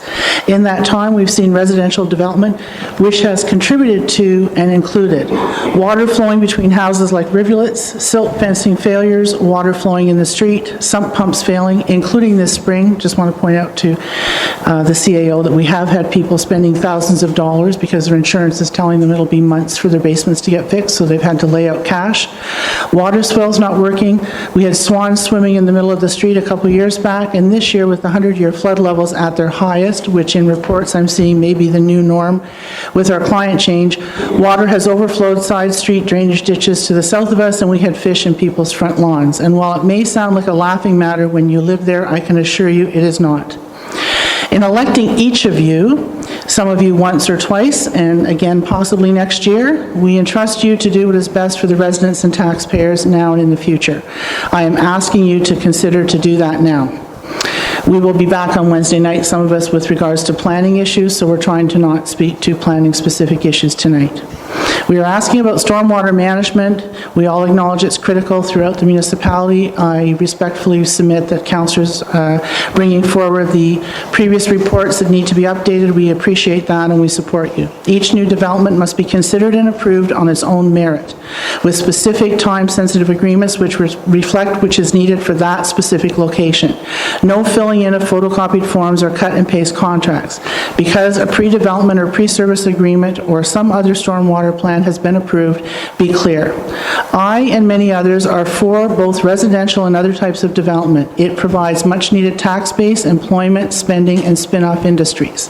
It contributes to the lifeblood for the town. We also understand the need for planned retention ponds where and when needed. But we beseech you to only allow them to be built with proper, complete, and detailed planning and protection for us and our properties, and also for you as councillors, mayor, and for the municipality. It is imperative to have fully completed, proper, safe, and securely working stormwater management plans and works prior to any new development and potential catastrophic water events. It must include immediate, intermediate, and long-term planning needs. We have reviewed in depth, I might add, the last pre-serving agreements, which you've done for many other subdivisions, including Tackaberry Bridge, or Tackaberry on the hill, Woods? Ridge. We know they're very specific to each subdivision. We have not yet seen those for Mr. Toby's development. I just want to go on the record as saying we did call Mr. and Mrs. Toby directly. They assured us at that point a lot of information may be shared at this week's meetings, but unfortunately, residents hearing about what's going to happen next or near that'll affect our properties the day of planning approvals are being considered is too little too late. We need that information in advance.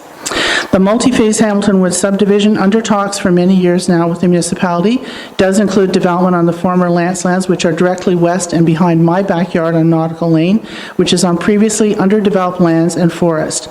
We know that clearing of trees and vegetation has already taken place in some enlarged sections. I think Councillor McMurray mentioned that as well. We do believe that approvals for any such subdivision, we're not picking on Mr. Toby here, we're just asking you because it affects us directly, to use all the tools the municipality of Brighton has in its toolbox, including information and approvals from the Lower Trent Conservation Authority and the Ministry of the Environment and Climate Change. With or without any statement of liability on the part of any developer or individual, it will be too little, too late if a plan fails, or worse yet, if there are no viable plans for permanent stormwater management. If water does damage surrounding lands, property, and assets, and the developer, for example, we hope not, but goes bankrupt, with so-called temporary stormwater management works in place, but without anything permanent or working, there will be little for us to do as taxpayers and residents but move for direct recompense from the municipality. What is still needed is a complete permanent stormwater management plan, not only for the town, but the whole specific of Hamilton Woods, with approvals from MOECC and Lower Trent, as well as the municipal engineer. And we hope this is done in advance of any pre-servicing agreements. If you do consider pre-servicing agreements, we want to see the detail of those with the attached schedules, much like we've seen for other subdivisions. We need council to stop talking about openness, transparency, accountability, and responsibility, and act. We ask that through your thoughtful review and voting on all planning issues for all subdivisions, but in particular related to Hamilton Woods, you can affect the appropriate outcomes for a very important and sensitive issue. Meet the needs of the developer as well as the town, but rest assured that the responsibility and liability will land jointly at the feet of that developer and council and the municipality for each and every decision taken which allows any future damage to lands or property or assets. Lack of planning or approvals that forge ahead on any group's part, which may well cause a stormwater emergency for others. We tried to do this in a point form. It's overwhelming, and I appreciate the councillors' questions, the mayor, and the CAO. We are not against the development. We want it done properly.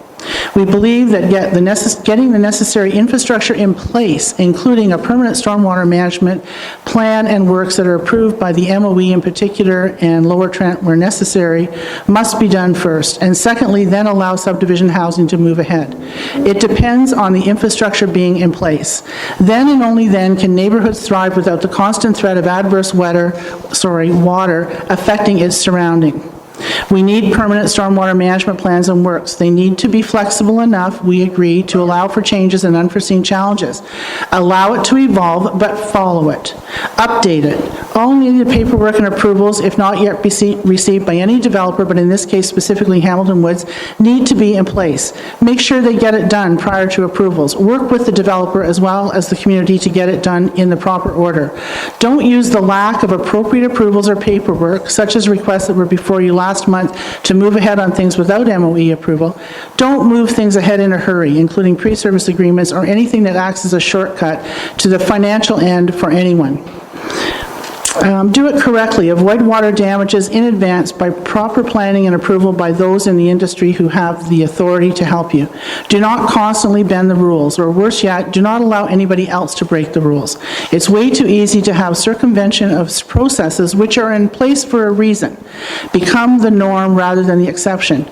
I beseech you to do this seriously. We do not ask of these things lightly. We are basing it on our neighborhood history. It is repeating itself all over again, and some of us feel like nobody cares. It's high time somebody did, and we're holding you all accountable. Problems have arisen in the past. I'll just read 5 of them, and I'll tell you where they happened and where we see them again. Ponds didn't function and needed cleanouts. Brighton by the Bay. You heard tonight it's happening at Cove and Nautical. Clear cutting of woodlots and issues were Brighton by the Bay, and now they're happening west of Nautical, north of Foxden. Flooding into backyards, and CAO Watson, you weren't here, but people did get flooded. It's now repeating itself all over again. What do we see? Same scene, different street. I've seen hundreds of emails. I've looked at plannings, drawings. I have drawings stamped by Van Meers out of Belleville on behalf of Toby that literally say that water will flow down a new street behind my house, which is not built. We have emails from members of staff, including the CAO on planning, that say new development will take water away. I'm not sure how they accept sump pumps to work in a subdivision such as Hamilton Woods, where 90% of the houses do not have foundations and basements or O-drains or sump pumps. They're built on concrete foundations. We have to ensure that swales and drainage ditches do not lead to detention ponds. We do not want to be told our sump pump only failed due to high water levels this year. Just in summing up, we don't want workarounds, we don't want temporary measures. We want the town to ensure the developer gets done the works that are done permanently, so that temporary works do not have to be rectified, and we don't want temporary workarounds becoming permanent. The situation becomes one of neighborhood emails and information being vague, one information piece flowing from the developer, another from the town, that don't seem to jive. So we're asking you, before planning on Wednesday, to ensure all the ducks, no pun intended, are in order around paperwork and approvals, and don't proceed with things without stormwater management plans in place. Very good. Thank you, Sylvia. Thank you.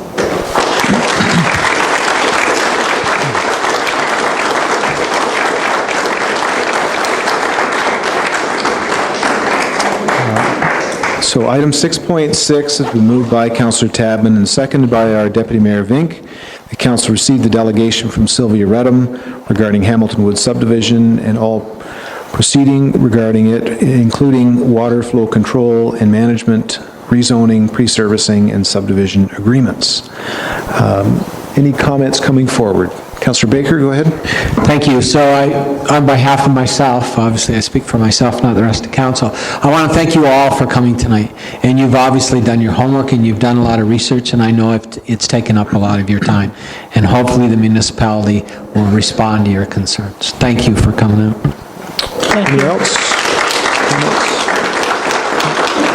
Thank you then, Sylvia. Thank you for all showing up in the neighborhood. It's been overwhelming, the response from council. And I'd also just like, I know CAO Watson is in a new job and been plunked in, but the planning staff and Candace, a lot of the people involved in the behind-the-scenes work have been phenomenal in sharing what they have.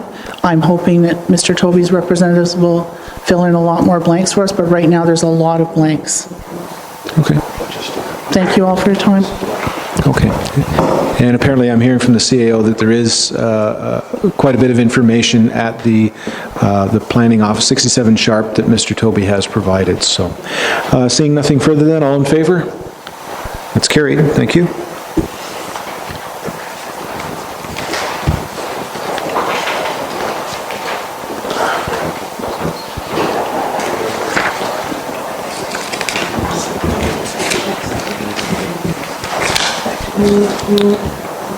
Okay, so now we'll move on to item 7. We have a statutory public meeting this evening, ladies and gentlemen. So basically what we have then is a public meeting within the council meeting.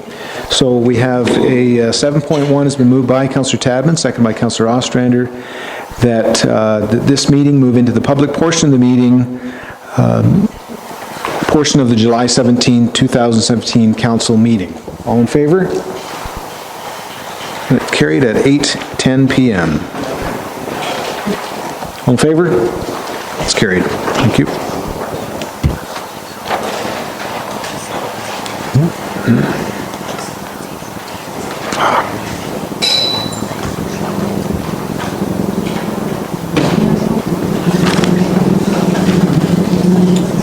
So at this time, if we could invite the representatives here from J.L. Richards, please, to come forward.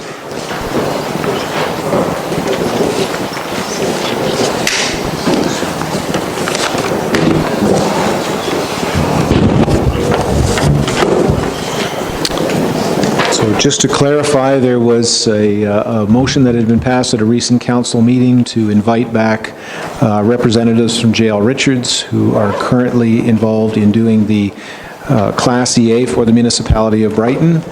And council agreed that it would be in our community's best interest to have them come back and have an opportunity, further opportunity for members of council and members of the public, if they wish, to come forward and to ask questions. So at this point, I'll start off with members of council. Councilor Martinello. Can I ask just 4 simple questions in a row, and they're kind of related? Yeah, council's okay with that? Go ahead. Okay, so my first question, and it's a who, what, and when. It's a who, by what means, and when did the MOECC approve the Phase 1 report? The MOE doesn't necessarily approve the Phase 1 report. We provide it to them for information purposes. Okay. So they did receive a copy of it several months ago. Several months ago. So they're a key stakeholder, so we would probably have sent them that fairly early on in the process for any comment they might have, but they don't necessarily formally approve that. Okay. So, Just one moment there, if I could. We'll need both of you just as an introduction, your sure. names, and I'm just getting Sorry. some notice from the back that we Yeah. need you to lean in a little Okay, closer. well, Thank you. sorry about that. My name's Brian Hine. I'm with Jail Richards and Associates. I'm project manager.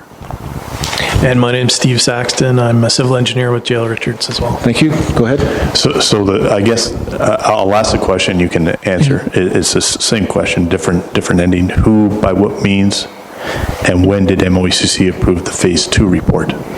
So again, it's provided them for information purposes. Okay. So no formal approval is provided by the MOE. Okay. So, and just two more. Who, by what means, and when did MOECC approve the process for this EA? The process is the municipality's process, so it's a class environmental assessment. It's a process that's self-regulated, so the municipality is kind of the proponent for the process. The MOE is a key stakeholder that gets involved with certain aspects of different projects. The key aspect for this project was really looking at effluent quality requirements, because that's their main interest in the case of this particular project being a sewage treatment plant, or sewage treatment project. Yep. And just Go ahead. the last one. Go ahead. If I can add as well, Sure, too. sorry. We have received 2 pieces of correspondence, and we've had in-person meetings and telephone meetings as well with the Ministry of Environment. And the ministry did provide written correspondence regarding the first Phase 1 report, and they have recently provided correspondence regarding the second, the Phase 2 report as well, just this past week. Can I ask? Go ahead. I can ask a follow-on to that and then ask my last of the 4 questions? Well, no, let's... Okay, I'll ask the last of my 4 Move it questions. around. Okay, so, understood. So who, by what means and when did MOECC approve option 3 in the Phase 2 report? Same answer as Okay. before, that there's no real formal approval from the MOE. Again, Okay. we're looking for them for comments back. And in particularly, we need their sign off on the approach taken to the effluent quality requirements in your existing C of A or EC of A, because that's the legal instrument by which you run the sewage treatment plant. That's where their interest is, the MOE. Okay, thanks. Okay. Anyone else? Councillor Baker? Thank you. So I also have a few questions, but I'll take my turn as you dictate, sir. So I guess some of my questions have already been answered, but my first one is, in your report to us or in the EA, there was a number of options considered, and your preferred option was option 3. Could you explain, so we could all understand, why you zeroed in on option 3 as the option for this municipality? Well, maybe I should explain, first of all, the Class EA process. In that process, you have to go through options, including the do-nothing option, and then you go through a long list of alternatives. You narrow that down into a short list of alternatives, and at that point, you can start pinpointing what makes most sense. Now, in this case, what we had done is we had proposed to the municipality that the preferred alternative would include a number of maintenance items that would help with the treatment of ammonia, as well as the installation of a technology. Now, beyond that, what we did include in the report was an additional analysis that proposed several of these technologies that could be implemented on site. And what we had suggested to the municipality was that option 3 in particular, which was the MBBR system, would, because of the nature of that system and where it could be located, may be something that the municipality would like to move forward with. So it's not set in stone, but the issue of the maintenance as well as the treatment technology itself was the preferred alternative. Again, I'd just like to add that what we've brought forward to date in a draft Phase 2 report is a recommended preferred alternative. There's a bit of a difference we haven't decided on our own that that's the alternative. We brought a recommended alternative based on our experience, based on our review, based on our technical assessment of the existing situation. That's the recommendation that we brought forth for consideration for public input and agency input and so forth. Okay, Councillor Baker? So just some clarification on the response, if I may. So I've obviously, I'm not an engineer, so I'm trying to educate myself on the MBBR. And in my research, I have quite a bit of it. It gets to be a little overwhelming at times. But when I was doing my research, I actually came by an EA that your firm, J.L. Richards, did for the City of Cornwall. And this report was written December 1st, 2009, and presented to the City of Cornwall in 2010. And I just want to zero in on your comments regarding the MBBR.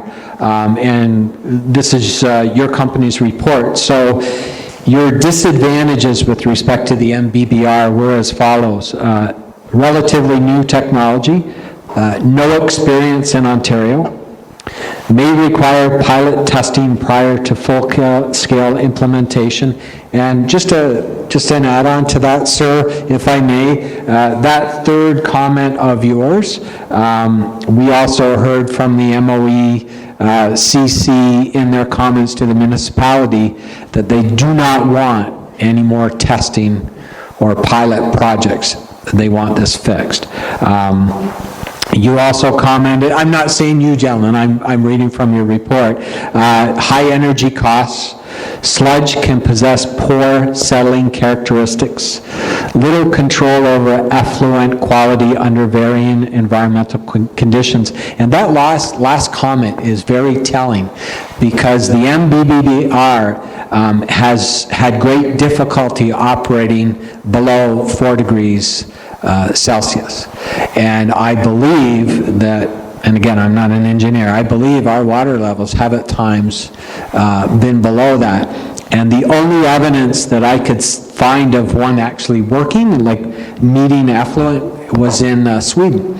And the only reason that report indicated it worked was because they had actually put the bioreactors inside a cement building, so it maintained a temperature of 10 to 15 degrees. Now, are you aware of the installation in Wyerton? Did you have any involvement with the one in Wyerton? No, we did not. Okay, so they're trying to get that, and that's Wyerton, Ontario, they're trying to make that work. So I guess my overall concern is that we had biodomes or PUGLUs in a testing, and they failed. And they failed because of what we were told, an unknown substance. So the possible solution that you've recommended to us now is also a biological solution. And what's to stop that unknown substance? Because I have spoken to staff, and they're telling me they still don't know what that was. What's to stop that from happening again? You know, if we go down the road of $6.5 million, this unknown substance, whatever it was, could kill the bacteria again, and we're back to square one. So I do have grave concerns that what's being recommended to us is a relatively unproven technology. Now, I realize this report is six and a half years old, but even in the reports that I read a thesis from February 2016. I've gone through, I'm just trying to educate myself and understand what's being recommended to us. And I can't see it working for us. I really can't. Very good. Ryan, you want to go ahead? So, to be clear, we should go back a little bit, because the Phase 2 report, you know, there are a number of technologies. There's the MBBR, there's a Sager system, there's some other technologies in there. Our scoring assessment at this stage in time has led to suggest that an MBBR might be an appropriate technology. I was involved in Cornwall. I was the lead design engineer for the ultimate Cornwall wastewater expansion, so I know a lot about Cornwall. Different situation, looking at using an MBBR system for the entire system in Cornwall. All systems are biological. You know, mechanical treatment plants are biological, so any inhibitory substance, toxic substance that's going to come down the pipe, whether you have a mechanical plant, an MBBR, any type of system is going to have an impact on that biological process.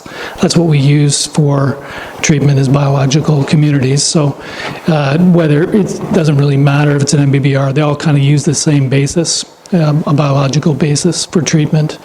The MBBR that we're suggesting as possible solution for Brighton is to be located after the lagoon process. So there's a certain amount of protection from the lagoon upstream, for one thing, to that further biological processes. Lagoons can be very forgiving, whereas mechanical plants, you've got very short residence times.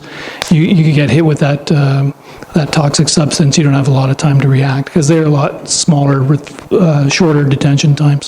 Whereas a lagoon, you've got more of it's a bit more of a buffer system. So, and we suggest locating the MBBR after the lagoon, because it's better suited for nitrification, which is the issue with the Brighton Lagoon is really ammonia. And so the lagoon happens to be doing a fairly good job at BOD removal and total phosphorus removal through alum addition and suspended solids even. It's the ammonia that's the real, it needs a bit of help with the ammonia removal. So that's kind of the logic in terms of the MBBR. There are other applications where you put the MBBR before the lagoon, and some municipalities are doing that to avoid expanding the lagoon for BOD removal, and that's when you target BOD removal, when you put the MBBR ahead of the lagoon. So in our case, we're suggesting after the lagoon might be the better location for an MBBR. Okay. Just if I can, one of your comments, Councillor Baker, led me into one of my questions, so I'll just throw it in now.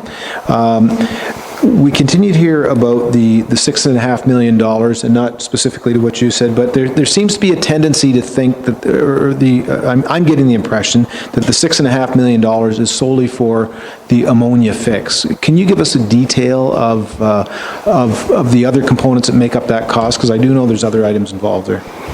Yeah, part of the project was to also look at the main sewage pump station, as well as some of the condition of the existing facilities. So, there's $500,000 that we included for that.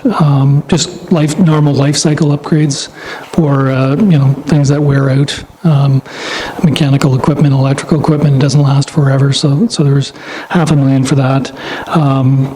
There was some work that we had recommended that we look at the baffles. And again, that was $300,000. Remove some sludge from the existing lagoon, which is just a normal thing that needs to be done in the due course of a lagoon. Lagoons can be very forgiving, and the sludge, it's out of sight, out of mind, but eventually you do have to clean them out properly. So that was $1 million.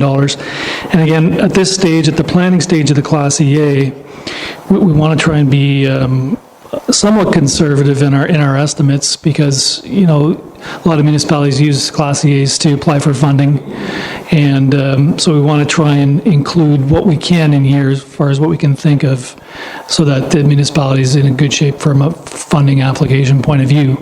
Is there optimization potential for some of these numbers to come down? I believe so. Okay, Councillor Baker.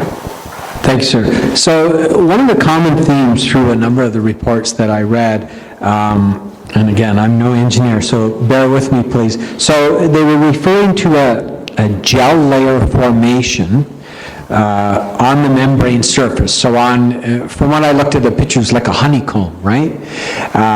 So there was and this was a consistent problem, that they would get a gel layer forming on these honeycombs, which resulted in what they refer to as pore blockage, right? So P-O-R-E, pore blockage, which was responsible for increasing the fouling of the system itself.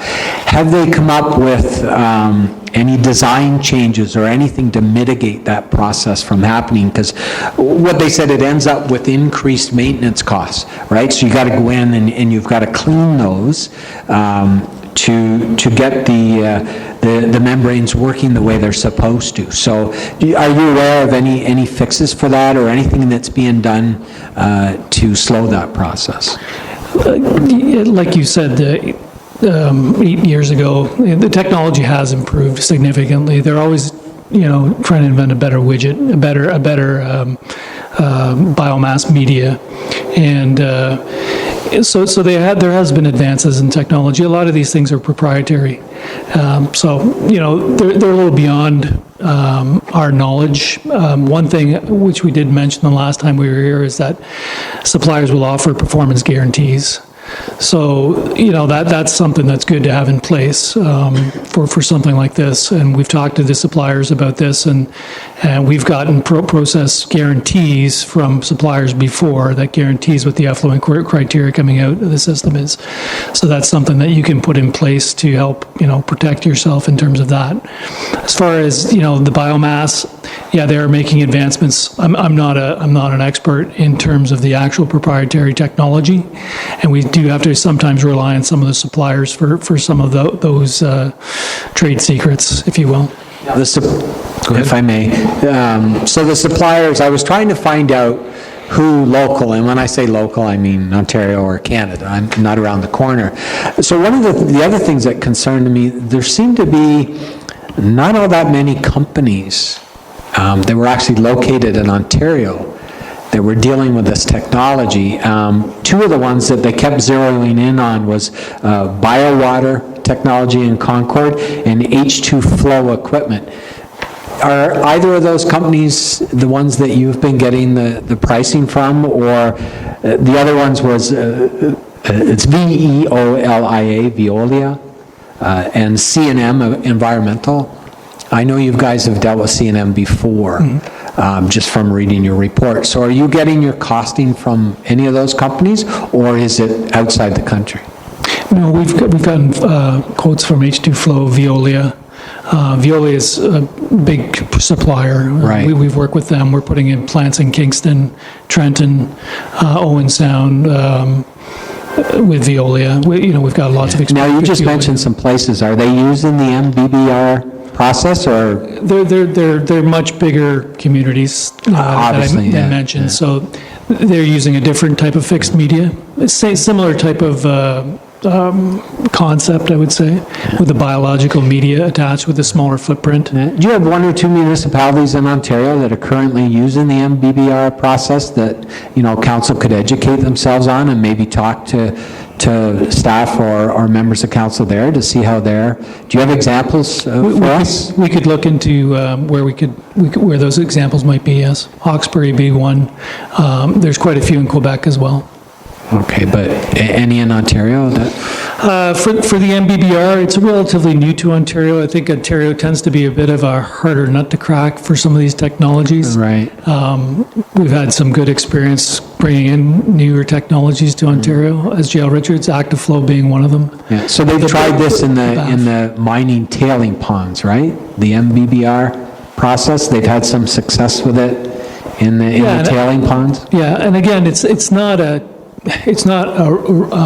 rocket science type technology. It's fixed film media technology. It's using a biological process that attaches itself to a fixed film. It's not much unlike the BAF process that we're employing in Kingston, for example, where you provide a media for the biological community to grow upon, and then you add air and some nutrients, and the biological media breaks down the membrane itself? Yeah. Okay. Councillor Ostrander, go ahead. Thank you, Mr. Mayor. I want to switch gears a little bit and talk about the process and the statistics that were used to get to where we think we may be in terms of the growth for the community, and the statistics that you brought forward in your analysis. And my concern that the statistics aren't accurate to reality. And it's a very real concern for me, because if we're trying to crystal ball this out 20 years, which I think is what your report is suggesting, if the statistics are at a lower level than our reality, than our market reality is, then we won't be 20 years out. We'll be 12 or 15 years, and then wondering what to do. And the council of that day will be wondering why the council of today made the poor decision they made. So I just want you to speak to the statistics, and I'd like to know, where did you get the numbers? I think the best way to look at that is where do we get the numbers in terms of the population, and where do we look at the numbers based on the actual flow that we see? And it's always nicer to base your calculation on something that's measured, that's actual. So what we did in this case, and it's not uncommon to other places where we've done similar calculations, was look at the population figures that are provided in municipalities' documentation. It might be official plan numbers, or it might be the growth document that's more local to the community. We take those and we look at the rate of growth that's been published for the localized area. And then we also look at the flow numbers that have been observed in the community, and we look at the growth of that and any trends that we see. And what we do is we take the growth value population-wise and translate that into growth in terms of flow, and we project forward at that rate. So the numbers that we're using are local to the municipality. They're based on actual flow numbers, and they're also based on based on what we've observed in the reports that we've been provided by the municipality. Just wanted to add to that as well, that the solutions that are being put forth are expandable solutions. So if the municipality was, say, to grow faster than predicted, and that's just what it is. It's a prediction of growth. Based on my experience, more often than not, growth doesn't come to fruition like we all think it's going to. But in any case, the solutions that we're proposing are expandable.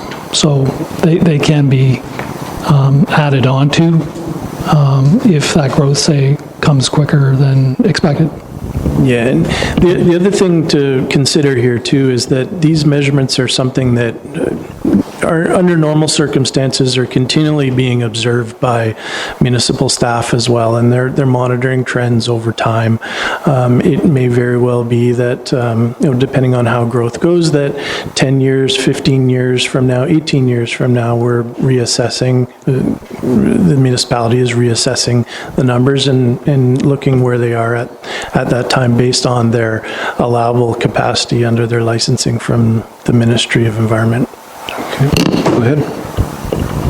Thank you. So as a follow-up, when you say that the solutions that some of the solutions that are being suggested, recommended, pointed to, are expandable for growth, you mean that should our population grow beyond the existing capacity, the existing sewage capacity at the plant, that we could add on to the systems, some of the systems that you're recommending or may be recommending to the municipality that would help with the actual capacity at the increased capacity at the plant? Yes, that's correct. And as a follow-up, Mr. Mayor, if I may, if the municipality were then to also have an industry come into the community that impacted that capacity, we would be able to add on to the systems that you may be recommending for that capacity growth. Yes. And if I may, as a follow-up. Go ahead. Have the growth numbers that you've considered, do those growth numbers consider any industrial waste in any way, shape, or form? Yeah, the numbers that we used, again, are based on the actuals, what we've seen, and then progressing forward at the population increases that are being predicted under the official plan and the population basis of the other reports that have been published for the municipality. Industries, it's very hard to look to the future and see what industries are going to come to town, and it's also, the industries vary in what they require as well too. So one thing I want to be clear on, and you touched on it somewhat, and this is the point that I want to make, calculations on flows versus capacity, because I think there is some confusion when we see our report of our monthly flows. What does that term mean in relation to overall capacity? And I think there is some confusion there perhaps. I also mentioned growth numbers, again, just to support your conclusions. So just some comments on that, if you don't mind. So your rated capacity based on your MOE ECA, which is your legal instrument which you operate the lagoon under, is 4,600 cubic And just to interrupt, we also have a wastewater report in here this evening that I'm hoping you were provided, and you saw those numbers, which there were some. Yep. Okay, so We've seen you those can tie numbers. that all together. Yep. So the thank you. 4,600 cubic meters per day is an average day flow based on your whole calendar year. So you average up all your flows, your daily flows throughout the entire year. It's 4,600 cubic meters per day is your rated capacity. Based on the last 3 years, you've been at about 65% of that capacity. Last 5 years, about 67%. So there's still room in there for additional flow to come into the lagoon. You got 35% capacity remaining. Okay. So just to back up, so you're saying that we're at about 65 to 67% of capacity? Correct. Okay, and we can attribute perhaps some of the, if we've made some gains, maybe to these I&I studies that we've done, right? Correct. Thank you, go ahead. And so, we've calculated the numbers based on population, which translates to flow. And we've come up to a 2038 year. We've allowed a couple of years to implement the solution, so we've taken it from 2018 to 2038. That's the 20 years. It takes us to 7,905 people. That'll take you up to 87% capacity. So even beyond that, there's still some room for growth there. We looked at what your hydraulic committed capacity was in our phase 1 report, because you have some committed units, but there's room to grow beyond that as well. So if I can just interject, I know it's somewhat complex, can you just give us a Coles Notes version of hydraulic capacity, what you mean by that? Hydraulic is it's really related to the flows. So when I said you have 4,600 cubic meters per day of flow available to you on an average annual basis, you measure the flow going into the lagoon, what you're currently measuring going into the lagoon versus that 4,600, that's where we get the 65%. So your current flows are around 3,100, 3,200 cubic meters of flow going into the lagoon every day versus your ECA rated capacity of 4,600. Okay. So there's a hydraulic, there's a difference between those two numbers, and that's what you have available for growth. Understood. Okay. And if I can add, the report that'll be tabled later this evening about the flow numbers that have been seen recently, I think one of the numbers was close to 6,600, quite high. That's not unusual. I mean, there's many municipalities around Ontario that are seeing high numbers this year especially. But I think the point especially that Brian made is that these numbers, it's an average number that we're looking at over time. Okay. Did I see Councillor McMurray? Thanks, Mayor. I've got a lot of notes here, and I actually have some questions as well. And first I'll say that I'm not an expert in this thing, but I've been chasing this sewage lagoon rabbit since 1995 or so. And I think I have a responsibility to look after the constituents' gold and that sort of thing. Anyway, the first question is, recently, the flows at the wastewater treatment plant exceeded the 4,600 cubic meter limit by 1,499 meters cubed. What effect would these excessive flows have on the MBBR when in operation as a preferred solution? And the reason I'm asking this is because I've did a little research on MBBRs, and screen failures due to hydraulic pressure are not uncommon, apparently. So they blow the screen out and they lose all their media. And these things are not cheap.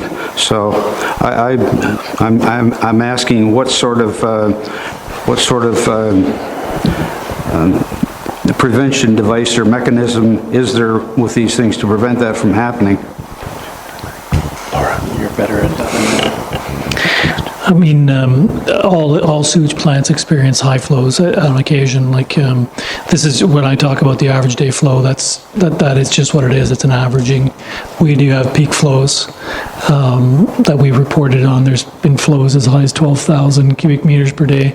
All of those things need to be taken into account when you're doing the detailed design of that equipment to make sure hydraulically they can sustain those type of peak flows, because you do get peak flows in any sewage treatment plant that need to be accommodated for. So there will be some sort of a checking device to make sure it doesn't exceed the rated flow? Yeah, Some sort of check valve or check procedure, whatever? Yeah, we need to design these things hydraulically that they can accommodate the flows. We design from a hydraulic point of view, we design from an organic point of view. So both of those things need to be taken into careful consideration based on your historical flow data when we go to detailed, or when whoever goes to detailed design. Not necessarily Joe Richards, but whoever would go to that next step. Okay, Deputy Mayor Vink, go ahead. Thank you. Just some questions of clarification. So at this time, you're not recommending a new mechanical plant. That's correct, right? Correct. I mean, technically, you could call some of these processes mechanical in nature. Yep. But a full mechanical treatment plant in terms of the conventional sense of a all-mechanical plant with no lagoon, correct. And how much would that sort of a project cost? We've looked at it in their Phase 2 report. Can't remember what we said, but it was in the order of 15 to 20 million of capital costs, but also there's ongoing operational costs. Okay. They're more energy intensive. Lagoons take advantage of natural processes more so. Okay, so the option that you've given us would allow at least another 10 to 20 years of usage and could be expanded on, is that correct? Yeah, correct, and based on the numbers, we're looking at 20 years. Okay, thank you. Councillor Martinello, go ahead.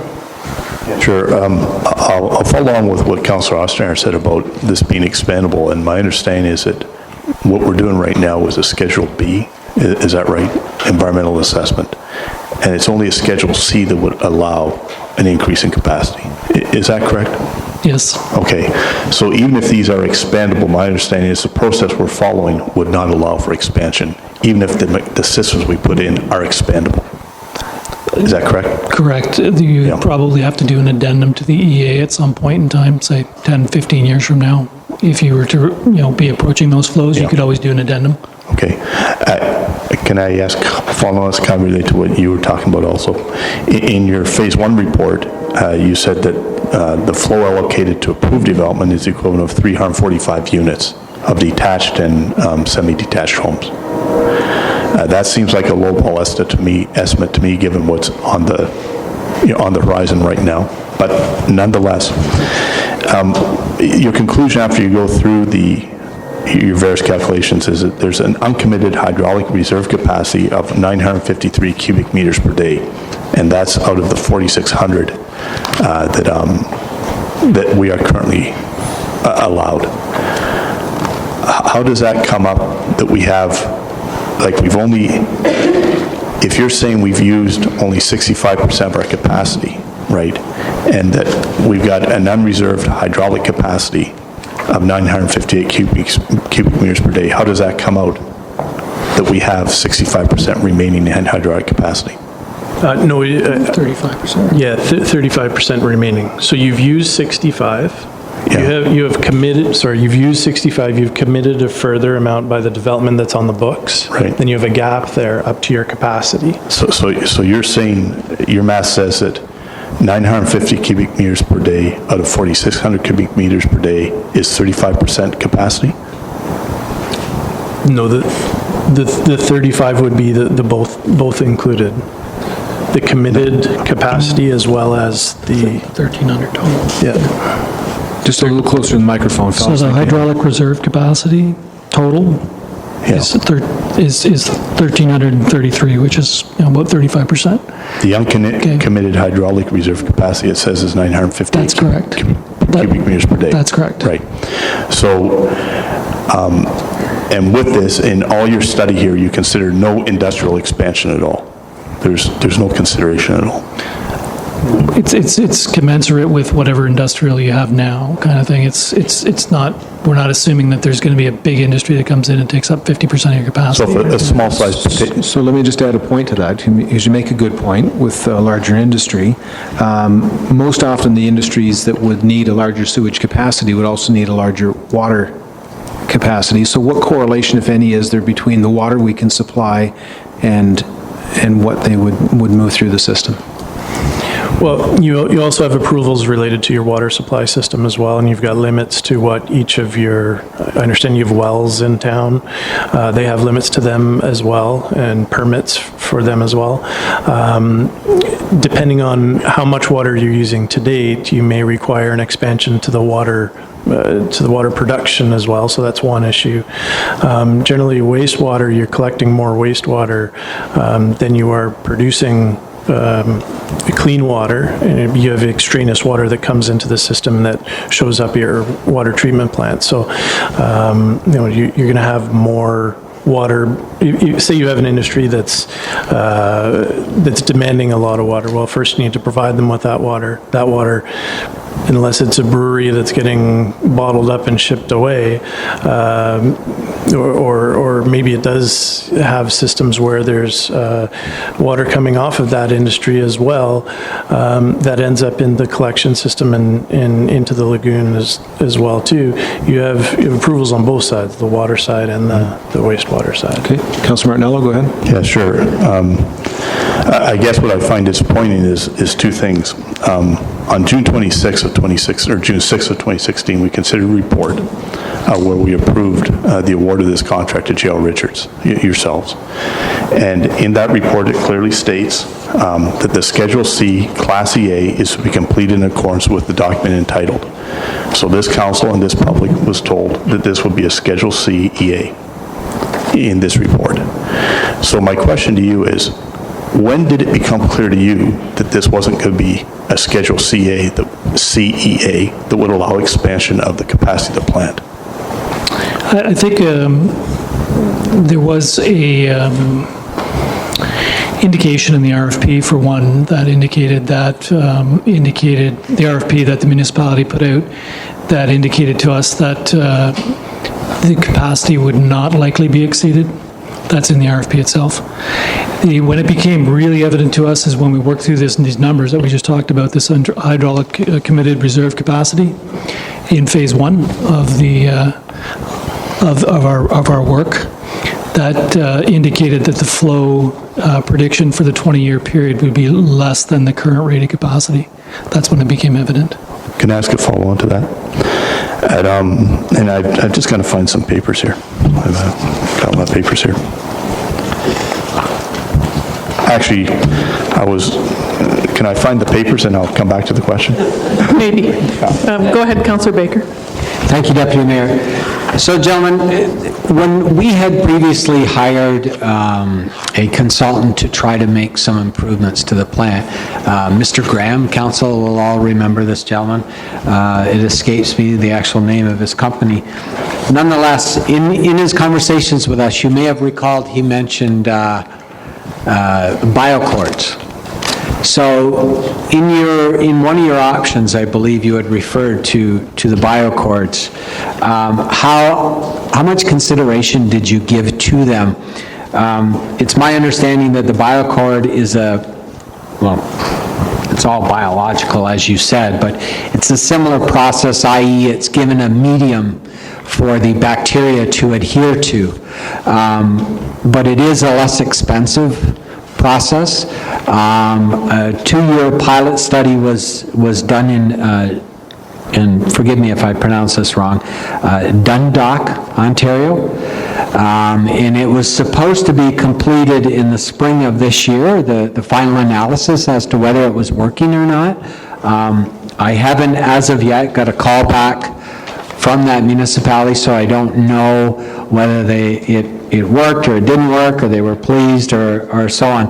Did you give any credence to offering or suggesting that the municipality look at the biocord reactors versus the moving membrane? This was our biocord one here. We did look at a process that was similar to the biocord. One of the negative effects of the biocord is that it would be located within the lagoon cell itself. It would take up some of that capacity. Generally, that was thought of as something that would be a detriment to the system, as the lagoon would better be suited by utilizing its whole capacity. I'm just looking down our list as well too.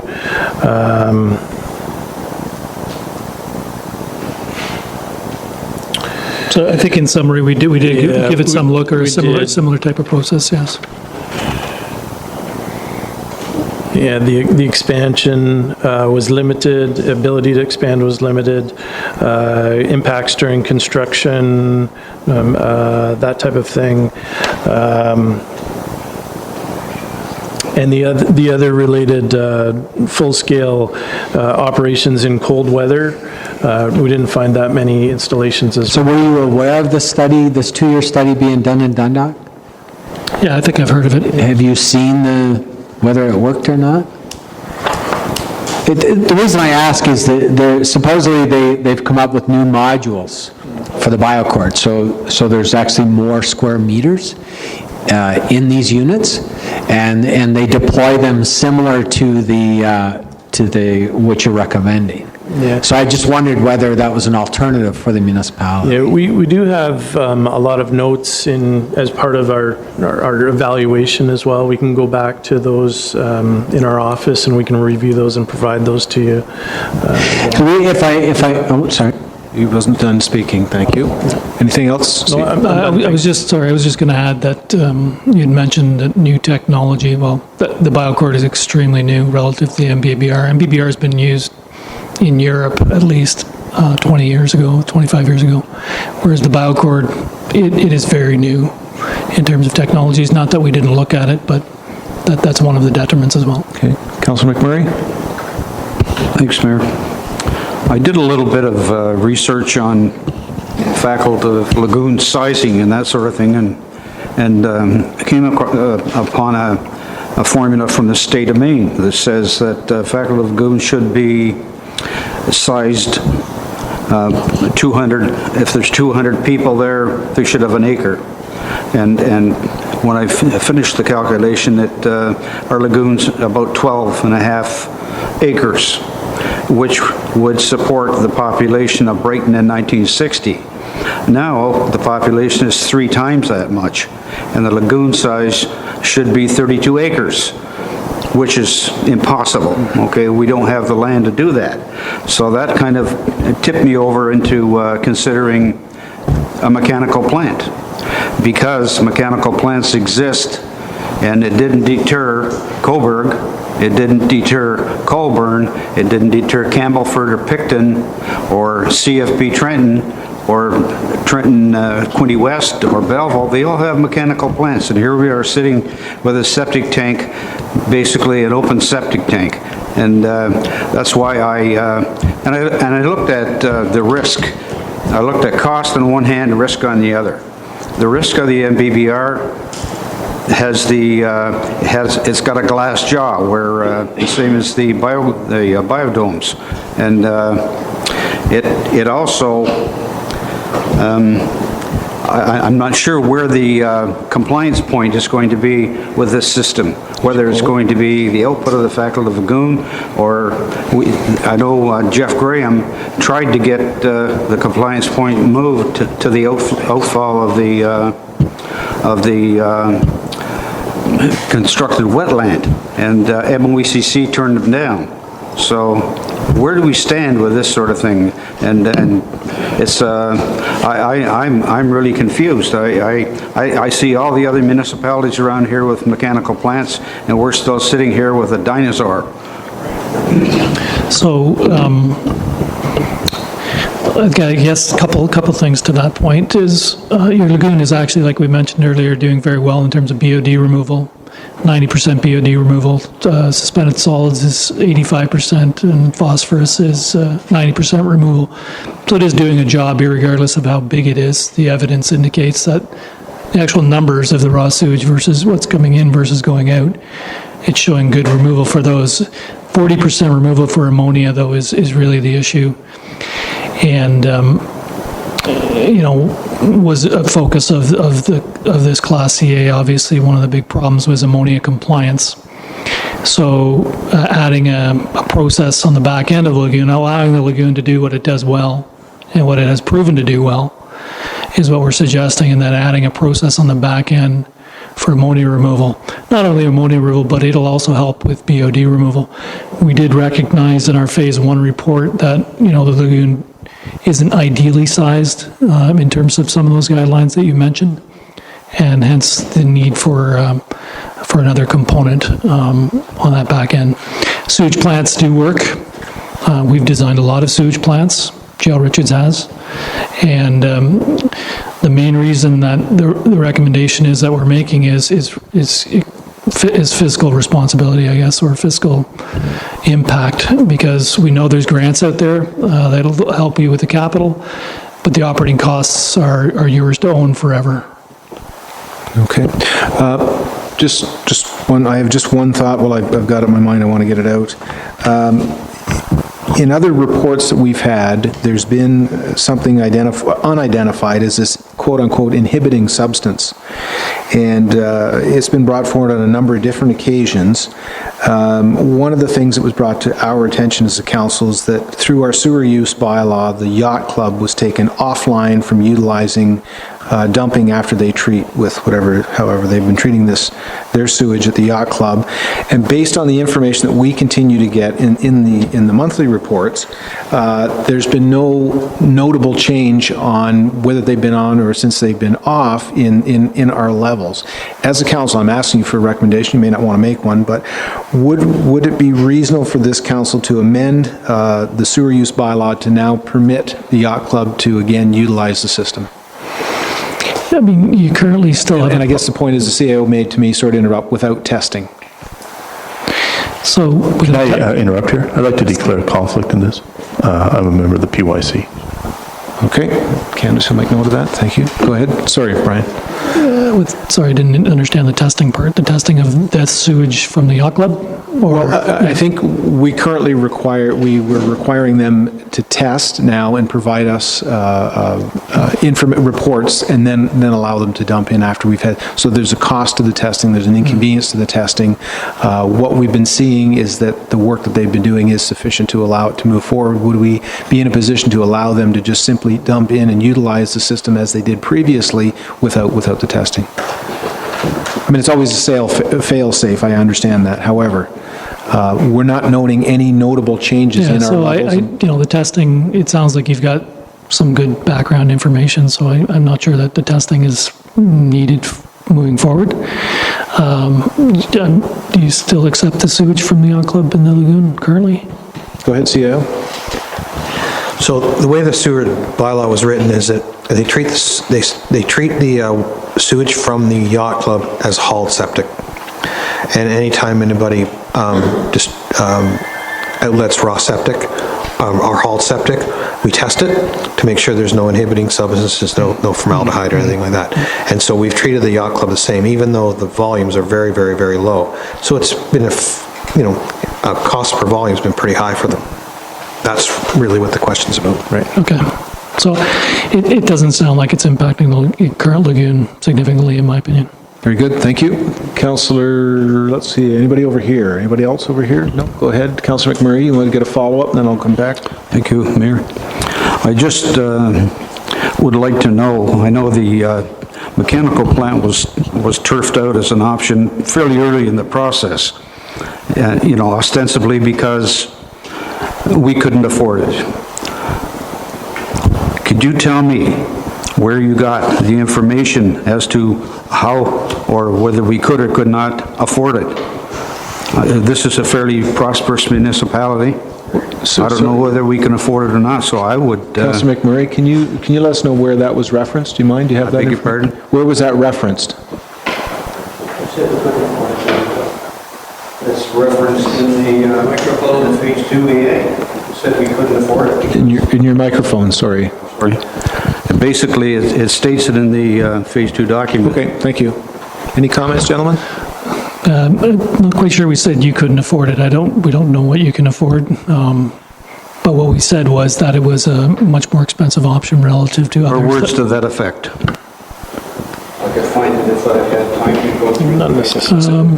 I think there's a bit Councillor of it. McMurray, can you please allow the consultant to finish? Thank you. Okay. Go ahead, sir. Yeah, I think it's an important point. We didn't make our assessment based on affordability. We just presented the different options with their costs, associated costs, and that was a factor. If there's other options that are more affordable, you would think those would be more appealing to the municipality. Not that you wouldn't be able to afford a mechanical plant. No, and really what we're doing is we're looking at the options that are on the table that solve the problem statement. And the problem statement here was really focused on treatment for ammonia, and following the Class EA through, in putting forward solutions that would solve that problem statement. And when there are solutions there that are workable, that are a lot less money, on orders of magnitude less money than a full-scale mechanical treatment plant, then we'll look at those a lot more closely. Okay, Councillor Martinello, then Councillor Baker. Sure. At the Phase 1 report, you said, or it's written, that the raw sewage is relatively high strength for domestic sewage. This suggests that non-residential contributions to the waste stream, e.g. industrial waste or other sources, may be significant in the system and may be loading the lagoon at a higher rate than it was originally designed for receiving.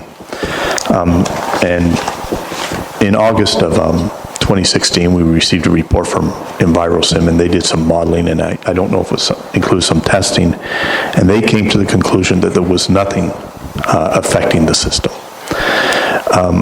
My question is, when you come to the proposed solution, what actions have you taken to identify what may be the high strength and industrial sources of the industrial waste or other sources? What actions have you taken to identify those, and would you make that testing available where you identified these before you came to your suggested solution here?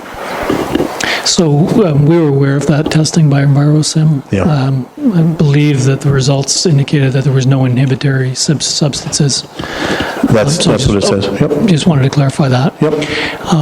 As far as the high strength, we've got a lot of experience with communities. The ammonia looked high to us relative to some of those other communities. Does it point to something in particular? Maybe one of the recommendations was just to investigate potential upstream sources to try and reduce that. The lagoon seems to be handling it somewhat, but again, it all goes into adding another process to the lagoon that would help to mitigate those high-strength sewers, or those high-strength sewage constituents. We may not find anything upstream. We didn't go and do any testing, or did we do some testing? We did do some testing. It was inconclusive. We sort of worked our way up the system to see what we could find. We looked at the industrial areas of town a little bit closer, and there was nothing that we could pinpoint that told us that there is something there that is contributing more ammonia, for instance, than others. That's not to say that it's still not possible. It's just those testing that pinpoint and that time, it wasn't seen. Can I ask a follow-on, please? No, just 1 second. Well, thanks a Councillor lot. Tabman, go ahead. Just a moment. Councillor Tabman hasn't spoken. Others follow on. Stop. You're allowing others Councillor follow on. Tabman has the floor. Go ahead, please. Thank you, Mayor. I'm reading here that, because I heard that the lagoon systems are dinosaurs, but maybe you could correct me if I'm wrong in this, but I'm reading where we have 149 of lagoon systems in Ontario.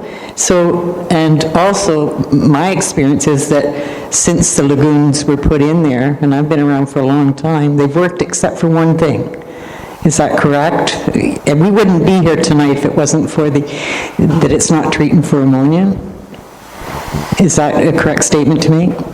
Yeah, there are a lot of lagoons, and not only in Ontario, but throughout Canada. So yeah, they're still an employed treatment system and an acceptable technology, and ammonia is the main issue, the main problem.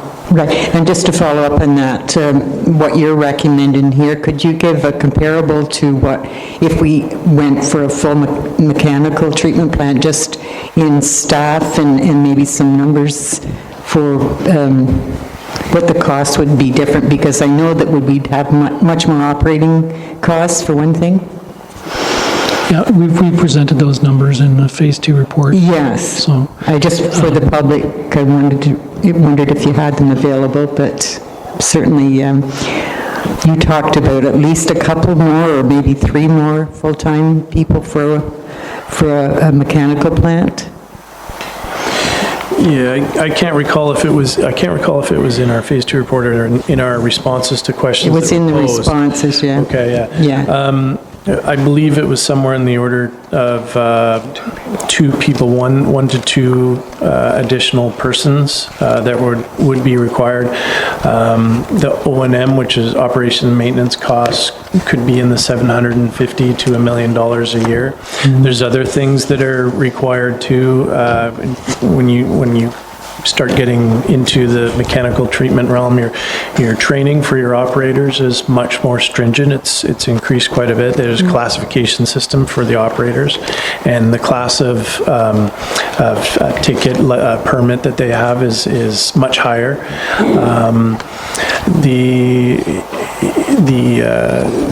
The energy that's required all translates into cost, but it's a much more hands-on system than the passive system that a lagoon-based system is.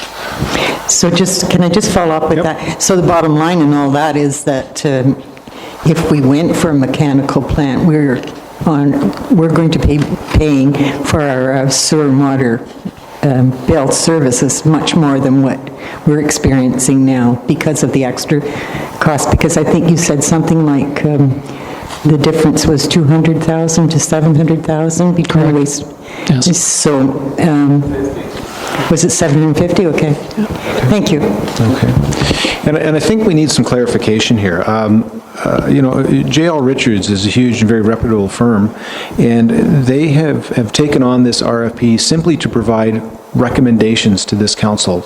You are not sitting here telling us we cannot make a decision on a mechanical plant. Is that correct? correct? Right. You're advising us that that would not be the appropriate decision, in your opinion, at this time, correct? That's correct. Thank you. Councilor Martinello? So, was this, would you be willing to make available the testing you did to the council and the public to figure out where the high-strength sewage comes from? I believe that the municipality has that. Did we get that from Keith? Mm-hmm. Yeah. Okay, so... I think you do have that. But go ahead, CAO. So that was really early on in the process, because that was one of our fears, is that we didn't want to embark on this process and then discover that we had somebody who had really high point loads.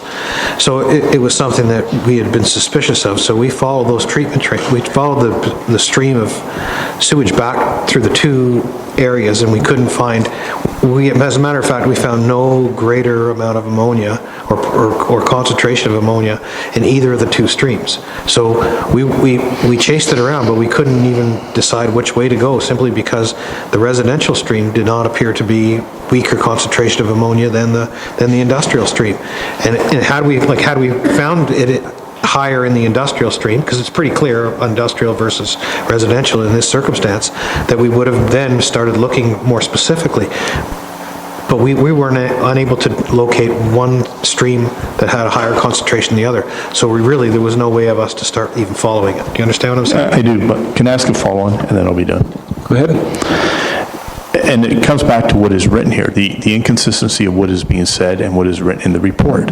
It says, this suggests that non-residential contributions of waste stream may be significant in the system and may be loading the lagoon at a higher rate than it was originally designed for receiving. So what's written in the report seems to be inconsistent with what you say and with what I'm just told. And I'm assuming that the testing happened before the report was written. Like you would... I'd say, yeah, I was going to say the testing was inconclusive, so the possibility is still there. It says the raw sewage is relatively high strength for domestic sewage. Yep. yeah, I mean, it's based on our experience, okay? So we didn't find any smoking guns that says industrial is contributing hugely to this. It was a suspicion of ours. We actually wrote the report first based on the raw sewage sampling that the municipality does at the inlet to the lagoon. And it's just something that jumped out at us that we thought required a bit more investigation.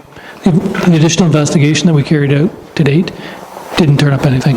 Okay, Councillor Baker, go ahead. Thank you. So the reason, just for council, I just want to share with my fellow council members. So one of the reasons why I brought up the BioCord tonight, and all the research I've done, is to ensure members of council, and I'm sure you've done your own research, that there's a lot of solutions out there, that there's a lot of technology out there, there's a lot available to us. What I want to ensure is whatever path we go down, whatever solution we may pick, that we get real working examples, and that we have an opportunity to speak to fellow municipalities that have working lagoons with I know the composition of all lagoons are different bacteria, but that we get an opportunity to see that information, and I think that'll go a long way to helping us make our decision, a decision we're going to have to make fairly soon. Now, regardless of what we do, we're looking at 2.5 years away, right, before we have something working in place. Based on your report, I think you said it was 8 to 12 months for the planning, and then another... Yeah, that's reasonable, yeah. So we're looking at least 2 years before we have something that works, right? That's a long time away. Councillor McMurray. Thanks, Mayor. In one of my questions that I sent to you, I was concerned that there was no facility whereby you could take one unit off, you could take a unit offline, you'd have to, stop processing sewage. And you indicated that you could put a parallel system in and that sort of thing. So what would the impact on the cost be if that were the case, if we went with a parallel system so we could process sewage all the time?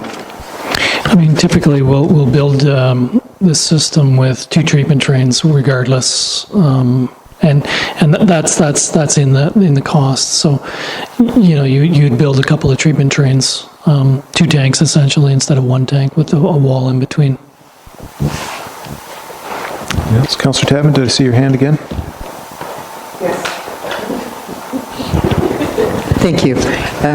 When we go back to, and thank you, Councillor Baker, for reminding us all that we have to look very closely at this. But I understand that we haven't completely cleaned the sludge out. Is that correct, as far as you know? That's our understanding, is that there's continually sludge being added, and the previous times when there was desludging activities, potentially not all of the sludge was removed at the time, and that I guess another recommendation that we had was, before you start implementing a new system, you might as well clean it out, start fresh. Start from day one, not have any fear that there's something inhibitory in your sludge that's going to then affect your new system that you put in place too. Just to follow up on that, and that would affect the ammonia treatment, could affect the ammonia treatment.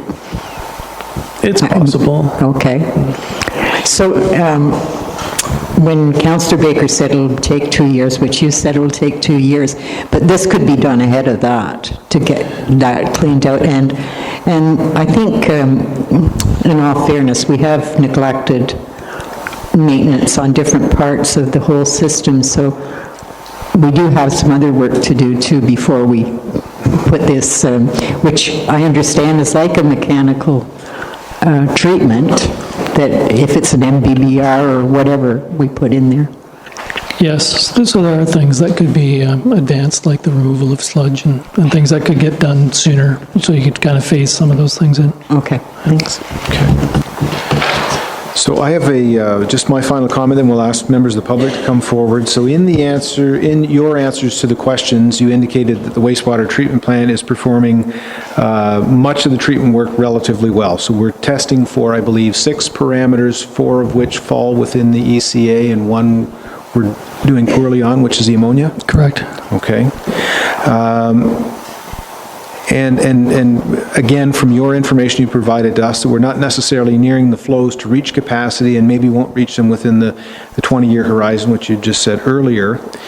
But again, so if you're wrong, and if more growth than you've estimated, and we start to reach capacity sooner, will the money, in your opinion, spent on what you're proposing be considered to be wasted money? No. Thank you. Okay, unless there's any more comments from council, Councillor McMurray, go ahead. Just one, I would like to, in closing, I'd like to say the EA was conducted in a professional manner, and associated draft documents were first rate. The conclusions reached were logical and rational. I can't speak for every council member, but it was a pleasure to meet such a dedicated group of engineers, and I apologize for any heartburn that I may have been personally responsible for. Very good. So unless there are any other comments from council, again, gentlemen, we do very much appreciate you being here this evening and appreciate you taking the time to answer council's questions. And now an opportunity for the public to come forward. I see Mike Martell. And Mike, we'd ask if you don't mind, do you want to just maybe just bring the podium just off to the side a bit for us here so you're not directly behind the fellows? There we are. That's great. Whoa, whoa, whoa. Right there is perfect. Thank you very much. Thanks. So... From Saturday Night Live or just... You shouldn't be up that late. Yeah, I don't. Mike Martell, Brighton. I submitted quite a few questions to you, and I did get a response from you. I just want to go over a couple of the responses to get clarification for the municipality as well as myself. We had a large company come in named Aecon, and they gave us a big, extensive report and lots of recommendations. So the questions I put forward to you actually came from them to clarify, to make sure that we're... Mike, sorry. Can we please take the sidebar, excuse me, Brenda, can we take the sidebar out in the hall? This is Mike's time right now. Go ahead, Mike, thank you. Okay, so I just want to clarify it, right? You know, like they say, like a scientist, always confirm your experiment twice. So in the first comment, Aecon said that by extending the retention time by 48 to 54 days, we would be able to treat our sewage better, basically, is what they're saying throughout that process. They're saying what they said was 19 days of travel through our lagoon is not even meeting industry standards. It's really quick.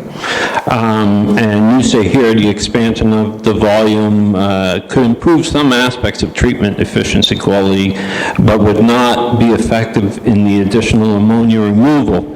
My question is you've done a test at coming into the lagoon, and we don't have an ammonia buildup. But exiting the lagoon, we have an ammonia buildup.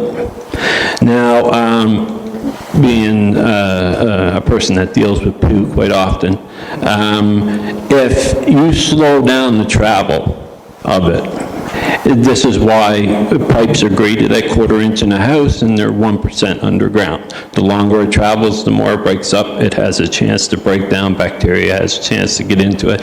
And it's dispersed evenly across the bottom of the lagoon. Right now, from all the information that was given to me, it is now accumulating near the end of the lagoon.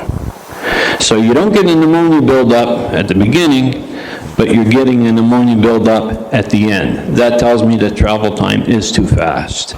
So my question is, by slowing down flow, I believe wholeheartedly that this would help in the breakdown of ammonia, especially during the winter months. We do not have any bacteria in there, or it's, I think the scientists say it's somewhere around 17–18% of bacterial levels that are in that lagoon during cold winter months, because bacteria doesn't live in the cold. And this would help out. The sludge that they did take out was 22,000 meters cubed just a year ago.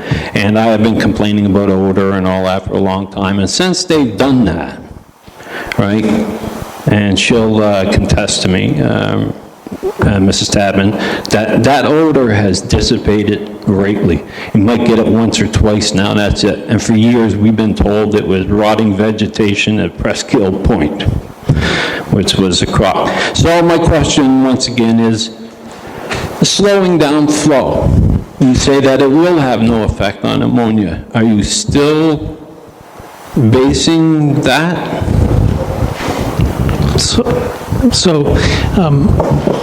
No, we've made recommendations in the documents that indicate that we should do some CFD modeling, computational fluid dynamics modeling of that lagoon. It's basically a computerized program to tell us how well those baffles are doing. Because if we can improve the baffling factor of that lagoon, we can do exactly what you're saying, which is give that lagoon some more retention time. We see that as being kind of a belts and suspenders approach. We don't think it's the silver bullet that's going to solve all the problems. Because nitrifiers also, they don't like to swim either, so they like a media to attach to. They don't like the cold and they don't like to swim. So hence the recommendation for an attached growth type media to provide that nitrification, or to provide those nitrifying bacteria a place to live, if you will. But we do recognize that there's some enhancements that could be made to the lagoon cell itself. Yeah, to get us on track with industry standards. I mean, I don't think, like I've talked with Belleville, Trenton, Kingston, and I realize and I know that their travel time is a lot greater than ours, and we're pushing it through pretty quick. That was one. Thank you very much. So, in my in summary, you do believe that if the curtains are done right and we're able to slow flow down a little bit, we could have possibly a decrease in our ammonia values that are leaving the lagoon. I think you're going to improve treatment overall, whether it's ammonia or BOD. One of the aspects. It's like a common cold. There's no cure, but there's lots of treatments. Right. Okay, I understand that. So this is where I'm trying to get at on this one. The second one I had was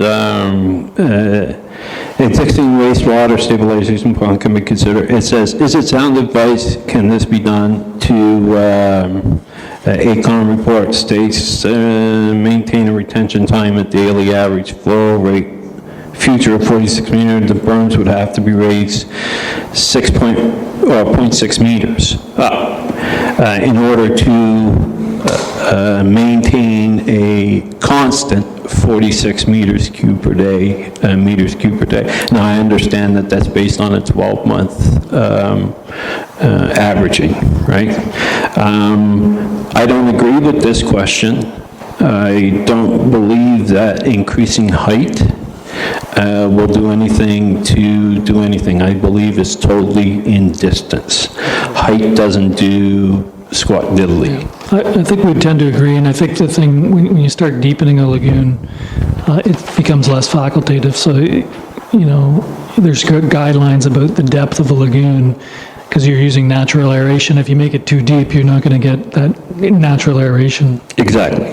And so this CFD process that you were talking about, this will be able to tell us the retention time that we're supposed to be actually putting our sewage through? It's a relatively inexpensive exercise that you can go through that will look at the exact specifics of your lagoon to run a computer model to say, you know, what's our detention time in that lagoon. So it's, you know, you can do dye tracer studies and things like that as well, and maybe you would do that, but CFD modeling is pretty well known as far as determining detention time. Okay, Mike, great. just before you move ahead, just give me 1 second here, just a housekeeping issue. It's almost 9:30, so at this time, moved by Deputy Mayor Vink, second by Councillor Tabman, the council extend this meeting, July 17, 2017, to its natural conclusion. All in favor? That's carried. Go ahead, Mike, thank you. Okay, thank you. The other question was, you didn't really answer it for me. It's, as I said, what is the maximum daily flow rate with a retention time of 48 to 54 days, as AECON, as in, can our system handle without raising the berms or increasing the flow, and what you said here is the site is limited to current environmental compliance is approved at 46 meters cubed per day. What I asked here was, if we were to increase that time in the size of the lagoon now, what is the retention time that like the maximum retention time that we could do if it was 46 meters cubed per day at our maximum flow? You understand where I was going with that question? Yeah, maybe we didn't. It says, what is the maximum daily flow rate with a retention time of 48 and 54 day? So 48 days and 54 days? Yeah, between 48 and 54 days of retention time with the size of the lagoon that we have now. What would be our maximum daily flow that we could put through that on that land? Well, maybe we can look at that and maybe have to get back to you on that. Okay, It'll that's require perfect. Thank you. Some calculations. Thank you. Yeah. I've done that. I think I understand the question now. Yeah, so that's what it was. I'm going through this as fast as I can there, Mr. Mayor. And the next one here was 21 persons, section 2 here, which says the ACON report is cleared in section 2 with retention time 48 days, that we would have a reserve capacity equivalent to 2,100 people, basically, is what it says. A day we extend the height of the berm, blah, blah, blah, blah, which I disagree with. As the draft, updated uncommitted reverse capacity calculations indicate that 967 units above the 345 units already committed at the equates to 2,868 people that we could put onto this system as it stands now. That's what I'm understanding by that statement. That's correct. Am I correct with that? Yep. So what's a unit? One person? I think it was 2.2. 2.2. 2.2 people? Thank you, because that'll go into my next question. Mike, how many more? Because in fairness, this is all public comment, so. Okay, I've got 3 more. 3 more. And this is the important I'm just one. wondering if there's just folks who may have one that just may want to leave, and we could have you come back. Is that, so can we just take a break there, Mike? We'll have you come back? Okay, we'll make sure we get your answers for you tonight. Go ahead. First, sorry about that, because I thought Richard could answer my question. I could shorten the meeting a little bit. I would like to know how much of the sewer and water of Presque Hill Park is going into this lagoon, if any. Because I know, like, if you go to High Bluff, the washrooms there, because I know you said if we were to have another industry, they could add on. I mean, Presque Hill has been talking already about putting in a huge washroom system in the group camping, another one in Trails End. So is this coming into our system here in town as well? I know they're on our town water, that's why I'm curious. Yeah, they have a certain amount that isn't coming to the system and a certain amount isn't. Okay. The trailer systems, I believe. The systems that's associated with several or a couple of their washroom facilities are, and they're connected to a small pumping station that's out there. But the larger component, I believe, which was relayed to us, was the trailer component. Yeah, the RVs have their own not- holding, but I mean, like, if you go into High Bluff, like, you're looking at, like, what, eight showers, and 2 full, all these washrooms, like 6 stalls at least in each one. Another one in the Maples, Trails End. They're going to put one in group camping, so, I mean, you're talking about population, that's what I was wondering. CAO, go ahead. Just so you better understand what's going on there, we have an agreement with the provincial government regarding how much capacity they can use. They're not near it right now. One of the things that are in the original agreement, they were dumping their, the dump stations for trailers? Yes. They were pumping that into our system. We've since not allowed that, and they have not used any of that. So we measure their flows because it's actually pumped, so we can measure how much flow they're contributing, and they're quite some distance from what their maximum maximum capacity is. In terms of our overall capacity, it is really not a significant number. It's small. Were you doing their capacity by last year's figures, or, because this year's you can't use? We measure the flow, so we have ongoing data from the pumping. Because this year's would be actually invalid because the council submitted, yeah. And that's what we're looking at, what the maximums are, and that was probably a couple of years ago. Okay, thanks. And just one final point there, as the CAO had mentioned, part of what came out of the sewer use bylaw that we had was taking the dumping station from Presqu'île as well as all of the yacht clubs offline. Okay, thank you. Anyone else from the public? You're on, Mike. Thank you.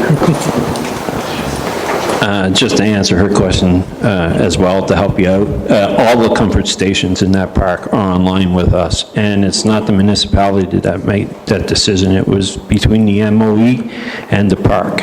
That's because they answered that question for me in here as well. Good. Okay. So I want to get back to the population. In your report, you gave a population growth of, or no population growth, but the population that you were based on was based on 6,462 people, a 3,203 homes. In 2015, that was the number that was reported on our wastewater report that went forward to the MOE. All right? So that's the number that you used. Now, just to give you an idea here, how off this is. In 2016, the report puts out 6,522. So 6,522 people equates to 3,263 homes. That's the 2016 report for the wastewater report. That's an increase of 60 people and an increase of 60 homes. If you're basing it on 2.2 people per home, that number for people should be 120, not 60. So numbers are being fudged someplace. I don't know how or why they are, but I'm assuming that this, for the homes, this 3,263 homes that are on our system, I'm thinking they're taking that from the wastewater accounts to say, okay, well, we have 3,263 clients or accounts that are on wastewater. And I think that's where they're getting that from, but what they're not taking into account is that the high school has over 2,000 people in there. That's one client for them in a day. Then you have two nursing homes here that have well over 150 people in each home, an increase. And there is absolutely no percentage of visitors. Like there's no buffer, there's no saying, okay, well, we got 15% of tourists that are going to be coming in. Like we got ball players, we got hockey players, we got all these people. So what I'm saying is if you're basing your treatment on numbers that are not accurate, I think you're going to be out of the ballpark. What I was hoping you guys would do was literally investigate how many people are actually on our system. And I guess there's two factors. One of the things is that if we can use actual numbers as opposed to theoretical or population-based numbers to try and use a formula to what theoretical flow should be there, it's not going to be as accurate as what the actuals are. So when we've done our calculation here, what we've done is we've looked at the past 5 years of actual flow that's been measured at the facility. And then when we project forward, we're then projecting forward at the growth rate at the 2.2 persons per unit and moving forward at that rate and projecting forward at what we think would be contributing over the coming years because of that. But when we base our existing, we're basing that base point on on the actual flows, not on the actual population, but on actual flows.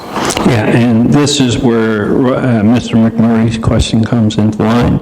I don't believe that we should be basing it on flow at all.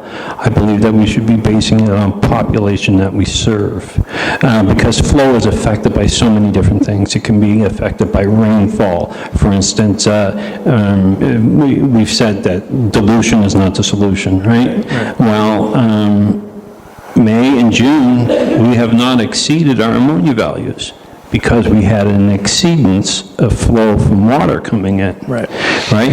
So dilution can be a solution. In the flow numbers that we look at the actuals, it does look at those variations in the flows, and it's looking at the long-term averages of those flows. So we're including the high numbers and we're including the low numbers into that number, which we then baseline and use that to move forward. So it does account for that. Yeah, and your flows are divided over a 12-month period. And that goes to treatment, and it also goes to physical size of the plant and what that physical size should be. But no matter how we look at it, whatever comes down that pipe to that lagoon, we have to treat within that 19-day period. So if we got 8,000 meters cubed that came in on the 1st of June, okay, we have to make sure that 8,000 meters cubed for that day has got the availability of treatment by the time it gets through on the 19th. And this is where I say, by adding a system that's going to help put something in for $6.5 million. I truly would like to know, by expanding and increasing the actual square footage of that lagoon, that would buy us some more time, because it's inevitable. I like to stay with a natural system because it's basically poo rolling downhill no matter how you look at it. Before we go to a mechanical plant to allow us a buffer zone in order to accumulate that wealth. Yeah, I follow what you're saying. I think the nice thing about the site here is that through the testing that has been done to date, you can see that the lagoon is being fairly successful at treating for most of the constituents that are there now. It's having issues with the ammonia, but it is doing a relatively good job at treating for the other constituents. And once again, we'll go back to the ammonia. Can we wind up? You got a final question? Yeah, okay, I got one more question. Thank you. Okay, thank you. It's constructed wetland, but ammonia is affected by travel time, and it's all being pushed to the end. It's got to do with constructed wetland. I asked, the constructed wetland is not part of our system or CFA, but after I reviewed that question, I was informed that it is mandatory part of our CFA. And, but then you say in here, it says, however, the NOC does not adequately give credit to the effective quality improvements that the constructed wetland provides. But by installing that, we were able to increase our daily maximum flow by over 800 meters cubed per day. So this is a question to me, if they don't think it's value to our system to help clean it, then why give us the increase, for one? For two, I've gone to several different municipalities, Belleville, Kingston, and the other ones. Our constructed wetland is the only constructed wetland that's burned all the way around and has a pipe that exports it out. All the other ones are channeled to meet up with a natural wetland. So you have wind coming in, water coming in, you have movement in that wetland, so things don't settle. In your own words, you stated that constructed wetland is highly contaminated. Is the basic words. It's a contaminated site. It's loaded with E. coli, but we don't know if it's coming from humans or it's coming from animals, but it's E. coli. It really doesn't matter who it comes from. It's E. coli. And that there was no dredging. So in your treatment of an expansion of that, are we going to dredge that wetland because that has not been dredged or cleaned since it was opened 22 years ago. Yeah, one of the recommendations was, as part of the overall works, was to clean up that Sorry, wetland. Brian? Sorry. One of the aspects and one of the costs that we're carrying in the overall cost was to clean up the wetland, because you're right, based on what we know, it hasn't been cleaned out since it was installed. The MOE made the comment, we may have oversimplified our answer back to you in terms of the wetland. Right now, they require objectives in the C of A. They're objectives. They're not compliance criteria. And it remains to be seen if the MOE is going to change their mind on that. Yeah, but we should be the ones that do that anyways, because our kids swim in that bay, we fish in that bay, we shoot ducks that drink out of that bay, so. We do include it as a recommendation. Okay, and would you advise the municipality to stop putting personnel walking, general public walking around that wetland? I mean, it's a constructed wetland that's part of our sewage treatment system, and it's a contaminated site. Yeah, we contaminated, we didn't go in there and do a lot of testing in terms of contamination, so we can't speak to that. I know that a lot of other municipalities use these facilities the way you are. Yeah, I'd say that too. I think it's, when you look at having public on a site, you're really looking at the safety of the public. Whether there is an issue with safety or not, it's more of a municipal decision. At that point, it's still part of the facility. I don't know if I'd offer any judgment really on whether it was, good for public to be there or not. It has other merits, I guess, in terms of, public wanting to be there for their own enjoyment and that, so it's a trade-off, I guess. Okay. And I'd like the last word is, thank you very much for your response on it, and to keep council and yourself in mind that that park does have, in a 4-month period, does have 212,000 visitors last year, and they're all using the system. I don't care. So, Okay, thank you. Thank you. Any other comments coming forward from the public? Go ahead, David.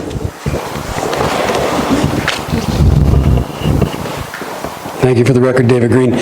Some members of council have been reluctant to approve plans to expand our residential base. It's my understanding that most, if not all, of the residential plans that we have now for growth are on the books and have been included in the calculations that you've performed. Is that? That's correct, yes. So in your mind, at this point, is there a capacity issue that would not allow planning requests to move forward? Not in a volume sense. It's more in the quality of the effluent sense. Right, That's so not in the quality. Okay, thank you. Okay. Anyone else? Fred, Tom, have any comments you're wishing to make? I'm just wondering, we're just moving ahead. Thank you.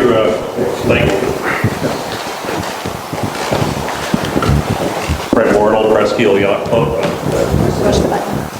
Thank you, Mayor Wallace, for asking the question of the sewage from the yacht club going into the town lagoon. There's a lavender button in front of you, Fred. Hit the lavender button. There we go. Okay. Perfect. Start again. Thank you, Mayor Wallace, for asking the question about the Presqu'île Yacht Club sewage. I understand the response was that it wasn't a material, didn't have a material effect on the lagoon. Is that correct? In our opinion, yep. So in that respect, can we then strike a new agreement with the town to carry on doing what we do without testing? Not this evening, but very soon. Thank you very much. Soon. Thank you. Any more comments or questions from the public? Seeing none. Gentlemen, thank you very, very much for making the trip this evening. We do appreciate all the information that you have provided and your patience in dealing with both members of council and the public. And any further comments you wish to make at this time? Other than if there are any additional questions, we're available over phone or as needed. Okay, and I know with the EA process, previously, the request was to put information to you by email. Is that still the preference?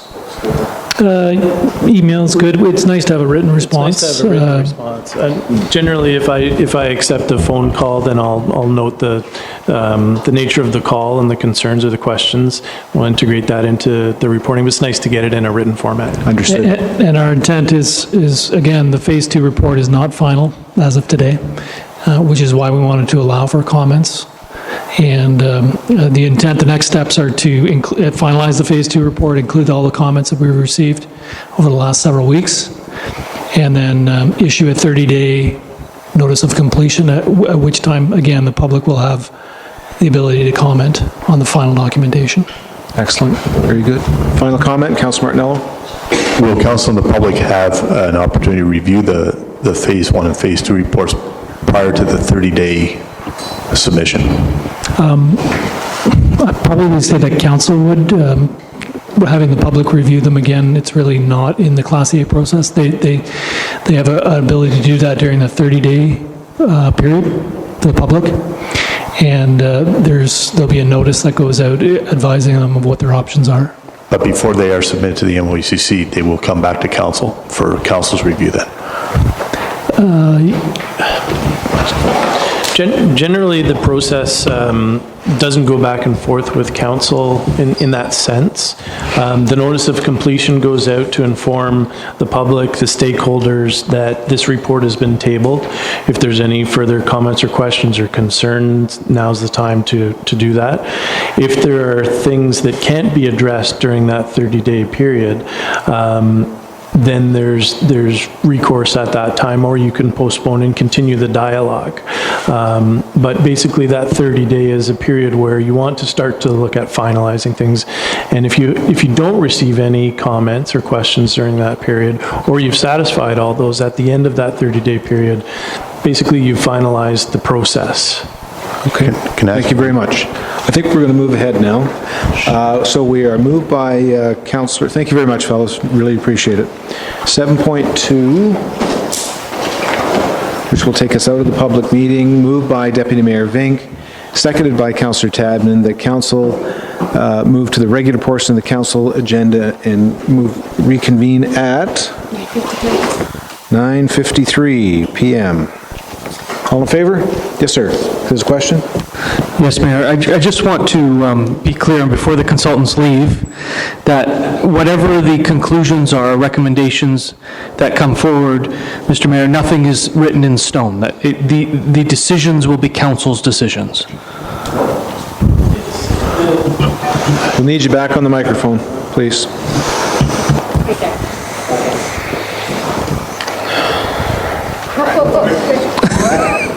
Target.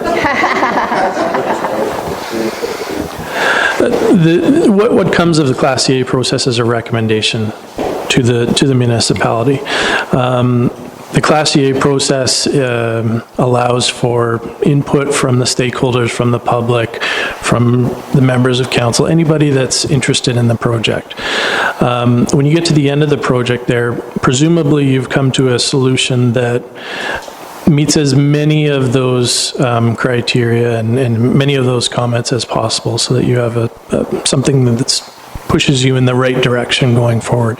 So presumably it's that right path.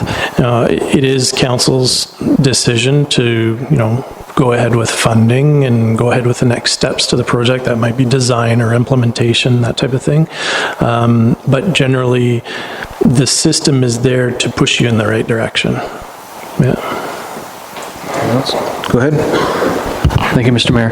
So once the recommendations come through the process are complete and come forward and push us in the proposed right direction, although it is theoretically council's decision to move forward or create funding or decide what to actually do, we may actually also see the community receive an order from the MOECC to do something. Yeah, and well, one of the things that's special about the Class CA process is that it's recognized in the in the community, the municipal community, as the process that's used. And so the Ministry of Environment and Climate Change recognizes that the processes happen. It's suggested a certain alternative, and they will recognize that, and they'll wonder what you're doing to continue on that path. If they see that you're not moving along in that path, they will start pressuring you, and they have various means of pressuring you, and that might be orders, that might be charges in the worst case scenario, and it can escalate quite quickly. So. Okay, Councilor Martinello? I guess that's my concern, is that we're basically saying, what I understand you're saying here is, we have gone with the option 3 so far. You're going to submit this for the 30-day, I guess, public submission period, and after that, it's out of our control. And I think that's inconsistent with what Vicki Mitchell said, number one, in her email to myself that I distributed at a council meeting. And number two, it seems unreasonable that we have gone this route. We're not even going to see the final report before it's put to the MOECC in the 30-day comment. Is that correct? Well, no. I think what's being confused here is that when we get the report finalized, it goes out there for everybody to consider again. Everybody at the table before us here, everybody in public, all the stakeholders, including Conservation Authority, including the Aboriginal groups, any stakeholder that's interested, another opportunity to provide comment and input into the process, including the municipality. When you get to the end of that period, presumably you're on the pathway moving forward in a certain direction, and that's what the ministry wants to see. If you don't come, I've seen Class EAs where they come to the end and they have 2 preferred alternatives. They haven't gone to one, and that's been a problem for the Ministry of Environment. The ministry wants to see a direction, and they want to see you with a plan to move forward in that direction. If you get to a point at the end of that 30 days where there's still uncertainty about that, then you still have work to do. Yes. Yeah. Final question. Yeah. So say tonight this council decide that we rejected your option 3, right? And we want to go to a Schedule C that allowed for increase in capacity of the plant, because right now we're allowing for no increase in capacity of the plant by following the Schedule B route. Right. So if tonight we said, or say sometime before you release this report to the public and everybody else, I guess, we said, no, we reject what you say, and I do reject what you say, but that's not the will of council. What would happen then?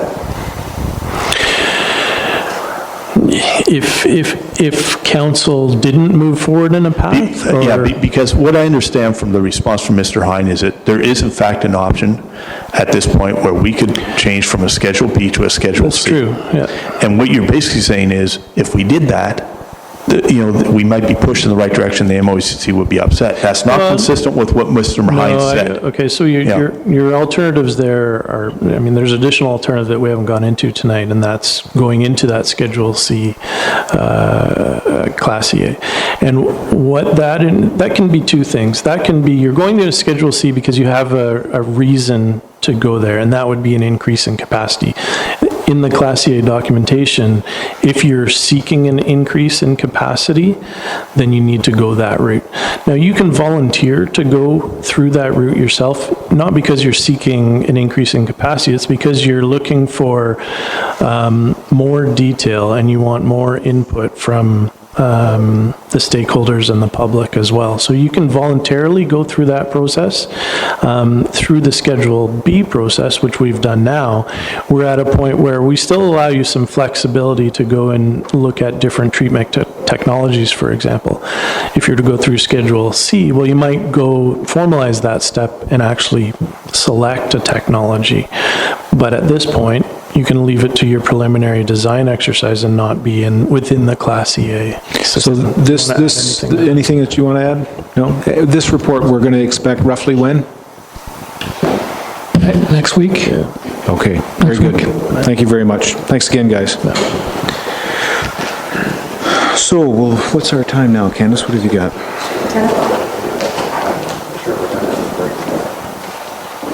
10 p.m. Okay, so we've revised the time then. 7.2 has been moved by Deputy Mayor Vink, seconded by Councillor Tadman, that council return the regular portion of the council agenda at 10 p.m. All in favor? That's carried. The clocks are wrong. Candace is going from her cell phone.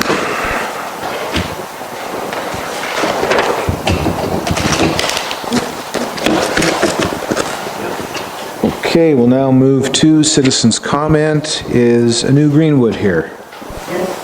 Come forward, please.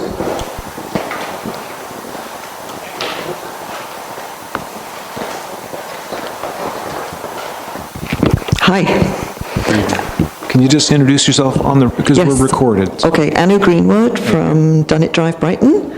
I'm a member of the Brighton Tennis Club. And I can't remember what I wrote on the papers. Any decision to be made on pickleball, it would be nice to have input from the Brighton. So, yes, thank you. I just wanted to reiterate to all the council members that any concerns about putting the lines on the tennis courts for pickleball, we would really appreciate having some feedback and discussion with the Brighton Tennis Club, because we maybe would have some suggestions and ideas, and refute some of the facts that were perhaps presented to you this evening. They may not have been as accurate as we believe they could have been, and so we just want to say we'd appreciate being involved in the decision making. And I believe that's why we did refer it back to staff, and staff will be in touch with the club in order to compile their report to come back to council with. Wonderful. Thank you.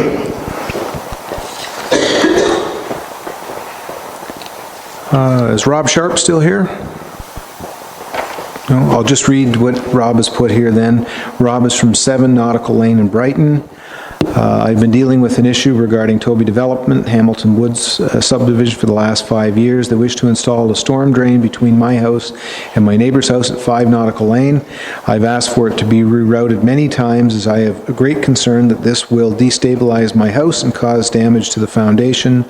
My concerns have been dismissed by Toby Developments and the town of Brighton. I've been virtually ignored. I have been in contact with town officials many times, only to be frustrated by the lack of concern. I respectfully ask for the town of Brighton not to enter into any kind of deal with Toby Developments until this can properly be resolved. Thank you. And that's from Rob Sharp of Nautical Lane. Tony's here. Tony, you have the floor.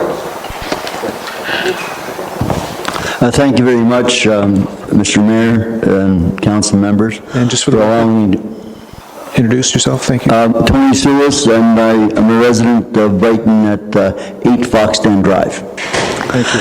And I have an issue with the proposal that Toby Development move ahead with additional phases. And I want to cite a letter that I wrote to council back on the 21st of April.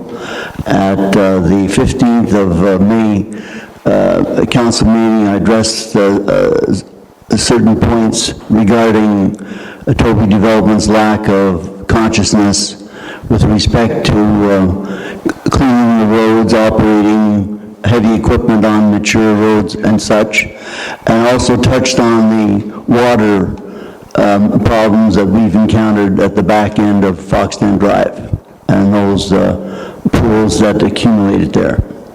At that time, and I'd like to cite the correspondence that I had with the council.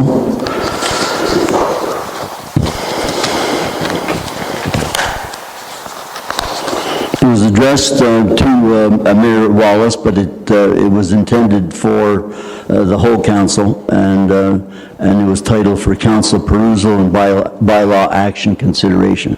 I'm just going to paraphrase here because of the hour.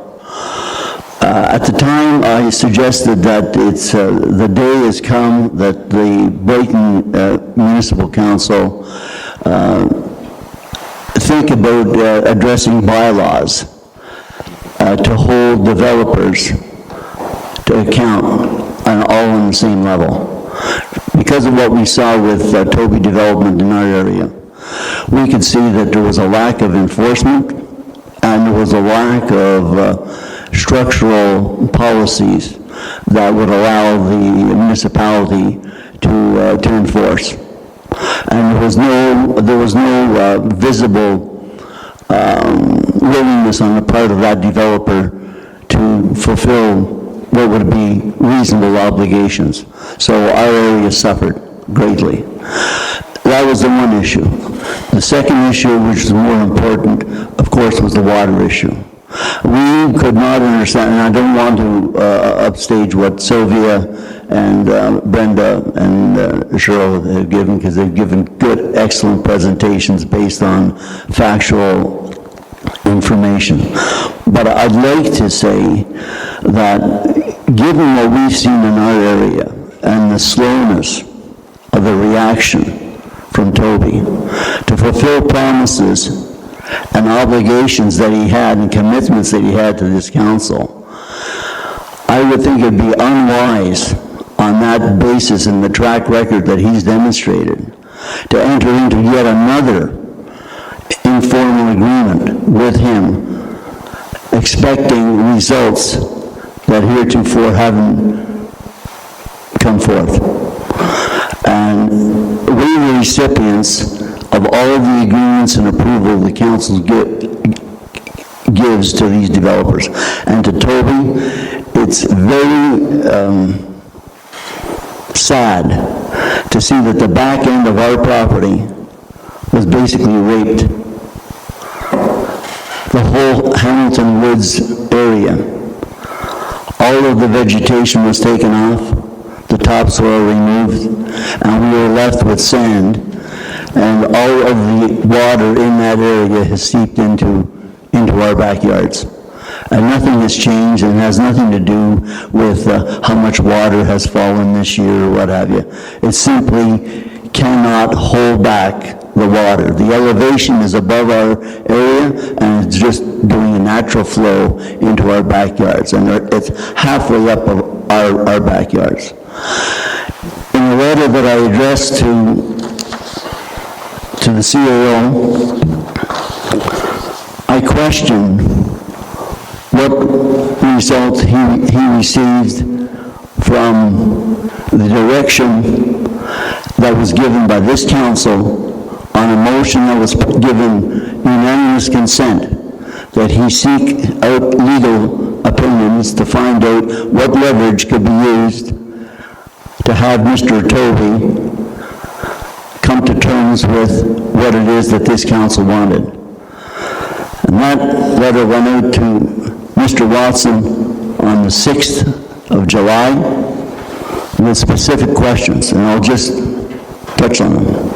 Given that your office's direction was specific and time-limited, why have you not responded to council as motioned on the record? Why has Toby Developments been allowed to continue with its routine building operations while violating the very basic tenets of municipal construction protocol? What, if any, remedial action has been taken by your office to delay or cancel municipal approvals previously granted to this developer? Authorizations that should have been predicated on full developer compliance with all municipal requirements before additional approvals were granted. And lastly, given the delays, serious inconvenience, and safety-related issues that this developer has imposed on our community, when can the public expect to see some tangible and meaningful progress from your office to prevent Toby Developments from continuing to operate in violation of community requirements with impunity? I think that says it all. Our community has lost confidence in this developer. I understand that there are some proposals and plans that have been put forward that if I do this, then I will do what I should have done 2 stages ago, sort of thing. And I fear, and I think our residents in our area fear, that if you go ahead and allow him to go ahead with phase 2, a lot of what was promised won't get done. And this is just based on his track record, nothing else. I thank you for your time. Thank you, Tony. So now we'll look for, is it Val Wheaton to come forward? Is Val still here? No, she left. Okay, so I'll read what she has here. She's from 36 Yonge Street. Number of Brighton residents approximately, oh dear.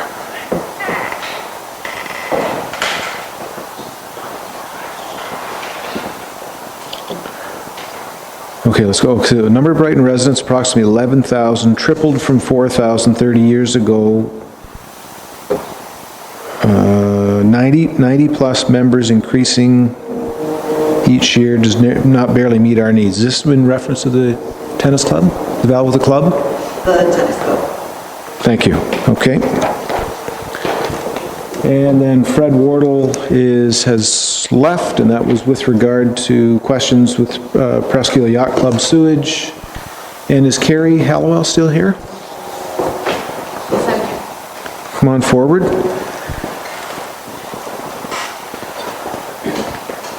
And just introduce yourself for the record, and then the microphone's yours. Thank you. My name is Carrie Hollowell. I am at 20 Vicari Road in Brighton, a fairly new member of the community. We moved here about 3 years ago after being in Africa for 20 years. Just want to say that we are so thankful to be a part of this community and for all you do as councillors and mayor to make this an incredibly welcoming place to live. In fact, I've just convinced my mom to move here, and she will be here in 2 weeks. So you can tell how much I love the community. One of the things that was a very welcoming part of our arrival here in Brighton was the tennis club, which we became quick members of and have really enjoyed the time we have there. I want to say that I am a big supporter of health and wellness in every way, and in no way would want to stop a pickleball group from being formed in Brighton if it's not already here. I just wanted to say that perhaps, and I'm sure this is going to be happening with the council, we'll be looking at some possible alternatives to taking time away from one group in favor of another. We do have a very active group, as you know. I was checking the Ontario Tennis Association today, and Brighton's actually 4th in Ontario for participation right now. They have an app, and you sort of check in every time you go in, and we're just a very small club compared to some of the bigger clubs around the province, but we're quite an active club, both within our social times and outside our social times, both to develop our skills and also our youth. My son is the junior coach, and he's done a lot of work with youth. So taking time away from public activity will take time away from our youth using those facilities.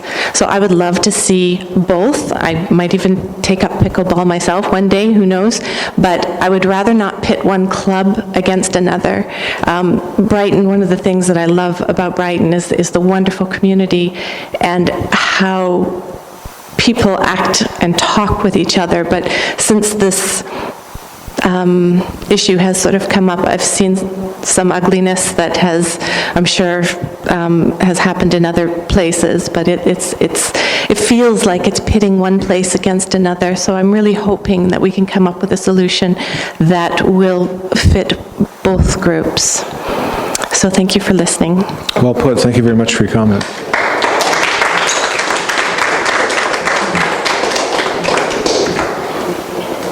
Okay, so that's everything for citizens' comment. Moved by Councillor Tadman, seconded by Deputy Mayor Vink. Council receives all citizens' comment from the July 17, 2017 council meeting. All in favor? And that's carried. Thank you.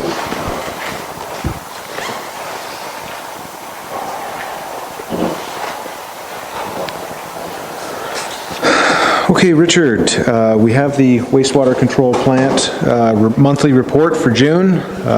It's not very attractive in many ways, but you have indicated previously that there were ongoing issues. Are there any comments or questions?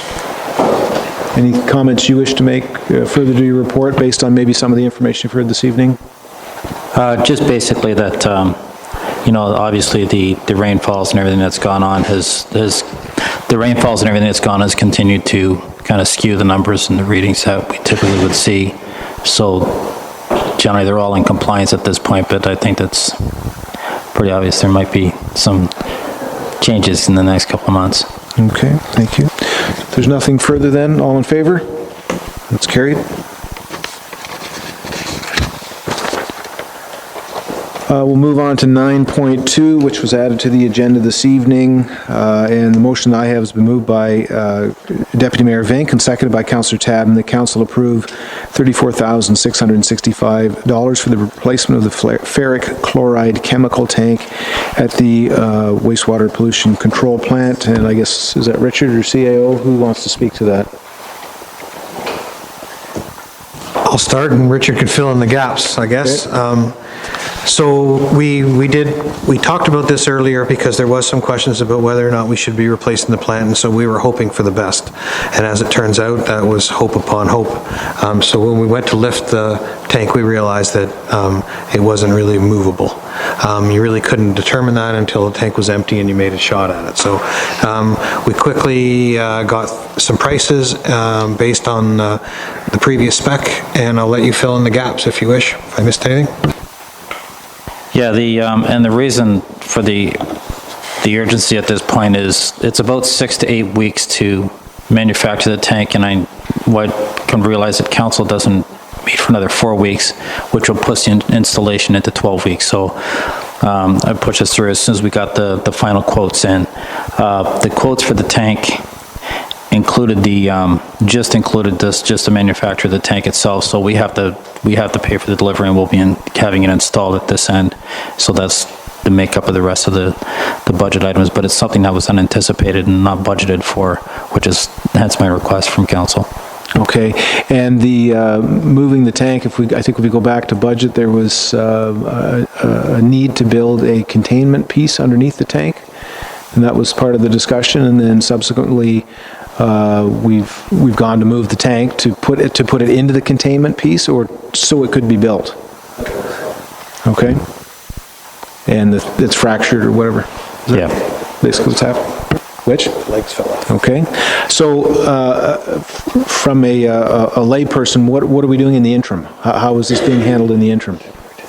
Right now, what we're doing is we have 6 1,000-liter totes that are there that we are having to pay a little extra because instead of getting one delivery of 22,000 liters every so often, we're getting basically a delivery of 6,000 liters once a week, and it just because of the volumes, it's become significantly more expensive when you're okay. Definitely urgent replacement. Anyone else have a comment? Councillor Martinello. So is the containment around the ferric chloride tank been constructed? Yes, that was constructed some time ago, I believe.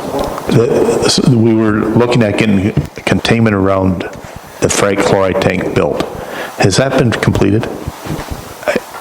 A big part of it is, and that's why we went to move the tank. And it should be completed in the next few weeks, the last of it. Like there's railings and steps and all that other stuff that have to go in. Okay. Councillor Ostrander.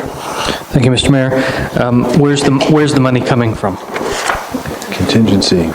We have reserves in our sewer. So it'll be from the wastewater reserve fund? In the water wastewater. Very well, thank you. Yeah. Have they been notified? I don't know. Okay, seeing nothing further then, all in favor? And that's carried, thank you.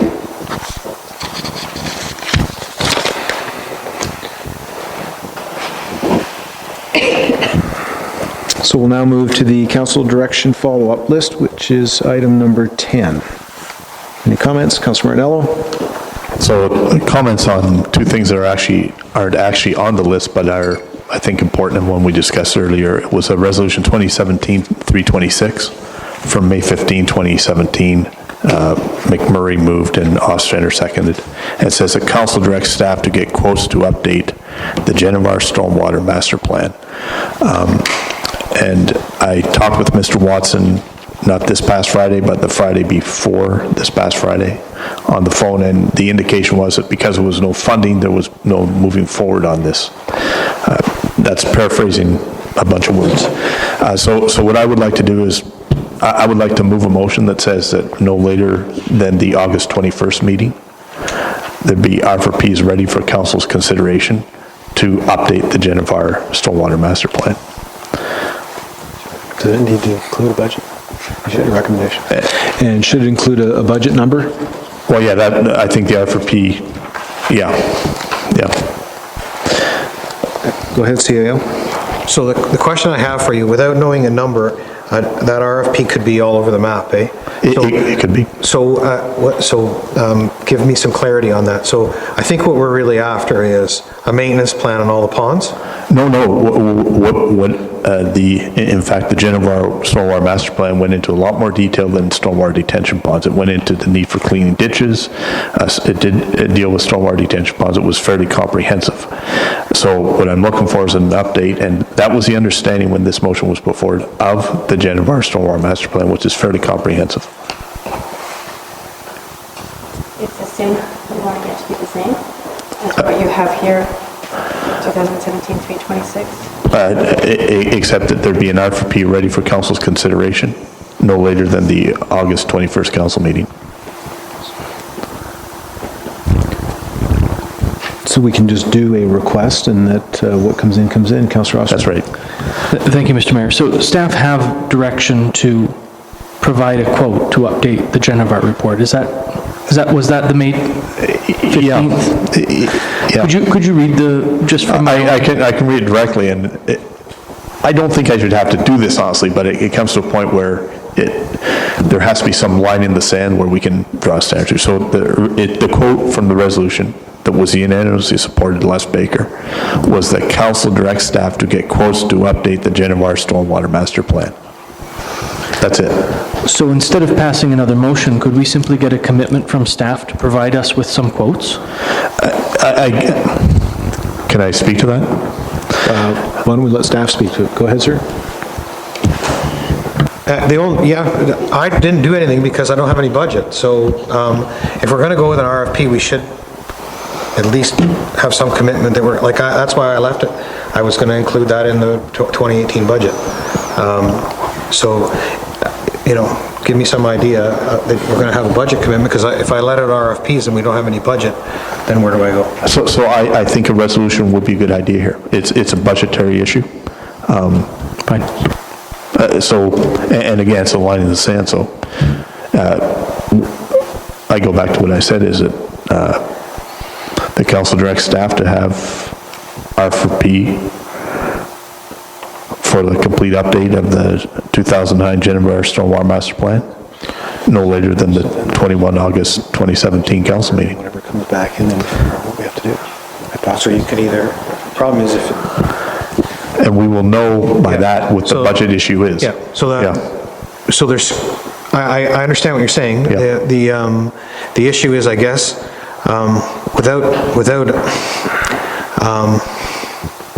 if it comes in too high and you don't want to do the budget, what do we do with the RFPs? No. So we'll have to make the RFP subject to budget approval? No, what I'm saying is we have a request for proposal that okay, so the council can review. Okay. Yeah. All right.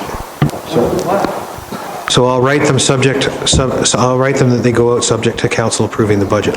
Councillor Ostrander, go ahead. Thank you, Mr. Mayor. I don't want to review an RFP. That's not what I'm here to do. I'm here to make some decisions on behalf of the community. So what I would like staff to do is follow the direction that they were given on May 15th, provide council with some quotes, let the proponents know that the quotes are subject to budget approval, and let council decide, A, if we're going to move forward with the proposals, and B, how we're going to move forward with those proposals prior to budget. Right. I think this is an important issue. We're hearing from people that there are stormwater retention ponds that are having some issues. We know there are stormwater management issues in this community and have been for a long time. Let's get on with this. I don't want to review RFPs. That's not what I'm here to do. That's not what we're here to do. Correct. And you have the message clear? Yep, got it. Okay, so what is the message here? Because again, we've let this, you say this is an important issue, We've let it sit for 2 months. We're told it's because it's a budget CAO wants issue. to answer. So I'll put out RFPs to consultants to update the Genevar stormwater plan. I'll come back with a recommendation on selecting one of the consultants. The RFP will be subject to council approving the budget. Okay. And will that be by the August 21st? Councillor Baker? Thank you. So this begs the question, and I won't get into too much right now, but this begs the question. We have a request tonight that was added to the agenda for 35 grand that wasn't budgeted for, and there's quotes on the back of this. So I guess what I want to know is, how did you come up with quotes on this, yet this council gave clear direction on May 15th? I wasn't present, but nonetheless, this council gave clear direction. You've just told us that nothing was done. I want to know why. So you want to know the difference between that and the stormwater? So that is a contract that we already let. We warned you about that we talked about the tank and whether or not the tank was going to go. I think Councillor McMurray asked that question very specifically of whether the tank was going to work, and we said we're going to try to not buy the tank. So we're halfway through a construction project and we're using temporary tanks. So it's pretty obvious that's urgent. The stormwater has been ongoing for quite some time, and I don't have a budget for it, and so I was going to include that in the budget. So there was no, these discussions about stormwater have been going on for a very long time in this municipality. To have it included in next year's budget, like many of the other things we talk about over the year, seemed fairly normal, I suppose. Councillor Martinello. I guess if that was the case, and I don't know how much we want to debate this here, and I see Mayor Walsh rolling his eyes, but... I'm not rolling my eyes. You certainly are, Mayor Walsh. I'm not rolling my eyes. I watch Focus on your comment. I'll focus on you, too. Is that a threat? Is that a threat? Are you threatening me, Councillor Martinello? Oh, give me a break. I hear the threats you issue to other people. So if you want to talk about threats, we're going to close and we'll talk about it. Are you threatening me? No. If you're feeling threatened, give it a break. I'm saying I'm watching you roll your eyes as I make commentary. I'm watching you cut me off as I try and make commentary. You've had the floor all night, every time you wanted it, until Councillor Tabman, who hadn't spoken all evening. The rule is that everybody gets to speak until everybody gets a second comment. Most people are getting follow-up. I want you to roll your There eyes isn't so anything often. that you haven't been able to offer this evening. Nothing. Everything you've been able to offer. My question is this. Go ahead. I give up. Forget it. Go ahead. No, you know what? Forget it. Any other comments? Seeing none, have we satisfied the Genevar information? I think so. Thank you. Anything else for citizens' comment? Or, pardon me, council follow-up list. You have one. Go ahead. It's a threat. All the crap you put up with. Resolution 2017-325. Moved by McMurray, second by Martinello, unanimously supported by council. The council directs staff to deploy municipal staff and that there be a comprehensive plan in place for the protection of all citizens from the rising floodwaters no later than the end of May 16, 2017. I thought that was taken off because it was dealt with. Sorry, Candace on the microphone, please. Sorry, I thought that was taking off of this list. I reviewed the record. There's no record for it being taken off the list. I don't think it was ever on the list. It was on the list, and it was taken off because I thought it was complete. Okay, I haven't seen the comprehensive stormwater master, or the comprehensive flood protection plan. So my question is, when can we expect to see it? So we'll include that on our next list. Do you wish to make any comments, sir? We were busy doing flood protection, I suppose, so we had a plan amongst ourselves with the fire chief. I'll discuss it with him if you'd like something to come forward. Well, I guess it was fairly clear that there'd be a comprehensive plan, and I don't see a plan. Okay. Anyone else? Anything further other comment you want to make, Councilor Martinello? Nope. The CAO has said he'll speak to the fire chief. He does not have a plan available this evening. Anything else for the council direction follow-up list? The motion has been moved by Councilor Martinello, seconded by Councilor McMurray. The council receives the council direction follow-up list for information. Anything further? All in favor? That's carried. Thank you.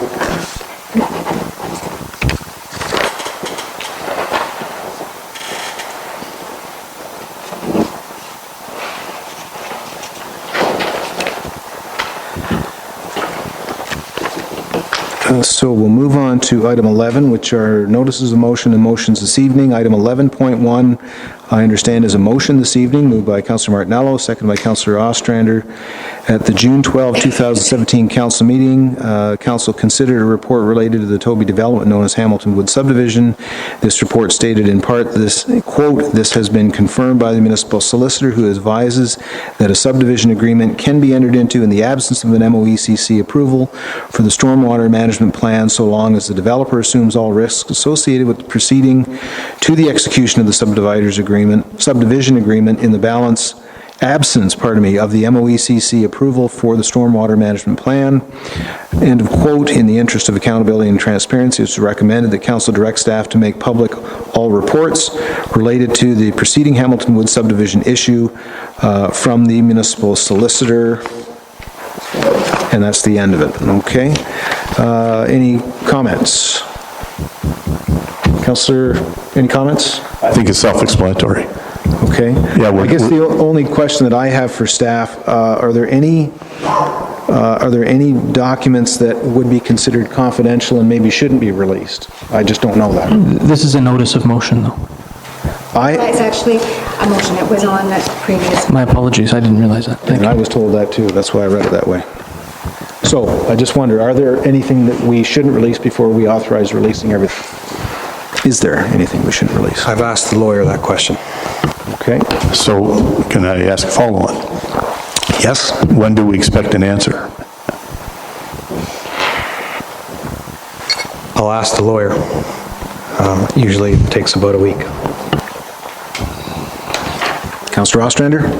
Thank you, Mr. Mayor. So if the solicitor says that there's information there that shouldn't be released to the general public, could we receive all of the information in camera and then release whatever information can be released to the public after an in-camera session? This question is so broad, I think it's probably 30 hours work to go through all the files to find it all, to be honest. I asked clerk staff and finance staff and some of my other staff what they thought, and it was a bit of a head scratcher. Certainly, normally correspondence between the municipal staff and the lawyer for advice regarding things is considered to be confidential and closed session material. So it's a little unusual to release that. So it could be brought to a closed session then? I suppose it could. Thank you. Okay, so anything else, Councilor Martinello? Can that be at the closed session of the August 21st council meeting?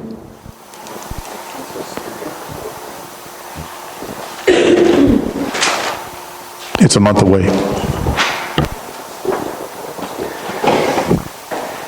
It's a lot of work to dig out everything. I understand. I'll tell you what I'll do. Okay. I'll go back and sit down with staff and try to figure this out, and I'll phone you. I won't be able to phone them again until Wednesday, and give some idea of just how deep into this we can go. Can I speak to the importance of the issue? Is that we have a stormwater pond where it sounds like Toby has connected to the stormwater pond. The MOECC probably has very strict guidelines for the use of that pond. There was probably some type of ECA for it. And it seems that there could be water coming into that pond that should not be. There is a question of that drain at the corner of Lance and Fox Den. I don't know. This almost rings kind of like the Phase 8 Brighton by the Bay, where we've got a developer putting in, underground services to handle sewage water and stormwater, and we don't know about it. And I would really like to know what's going on here, and I think it behooves us, given what we heard tonight, that we do find out. Not right now. Soon. So, I think you're going to contact, CEO is going to contact legal, going to deal with staff, and we're going to have something for August 21st. Yeah. Okay? Is that satisfactory? So do we vote on it? We can certainly vote on that. Yeah, well, Did I do the resolution there? Is that it? That's your 11-1. Yep.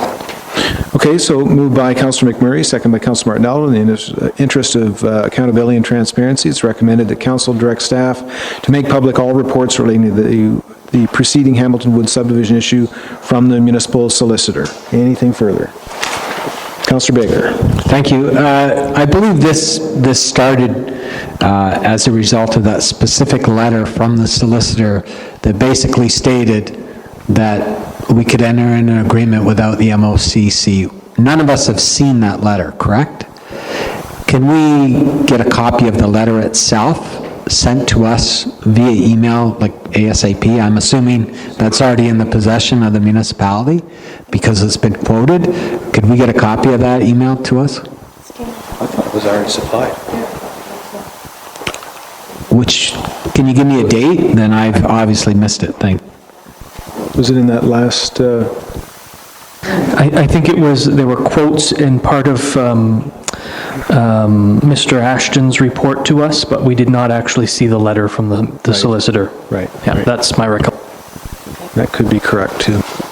So we'll look for a copy of the letter that's being noted, okay? Anything further? All in favor? That's carried.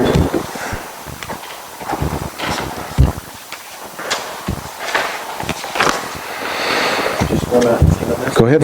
Just one other thing on that. While we were in our discussion tonight, I actually sent an email to Stephen, and I want to have a meeting with Toby's engineer, our engineer, and the Lower Trent to go through all this stuff to get some answers. So, because it's all separate conversations. I want everybody at the same table. So, and just calling for that. Leave that up. So just for clarification, you sent an email to our manager of planning. Thank you.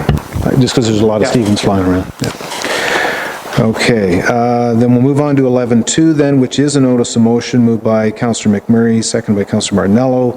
Recent discussions regarding bylaws has demonstrated there is need for promulgation of municipal rules regarding bylaw policy, including enforcement. These rules will ensure that the various stakeholders and the public have a general understanding of municipal bylaws and the policy rules governing staff in their enforcement. The attachment policy forms part of this notice of motion. And then we'll move on to item 11.3, and I'll turn the floor over to the Deputy Mayor.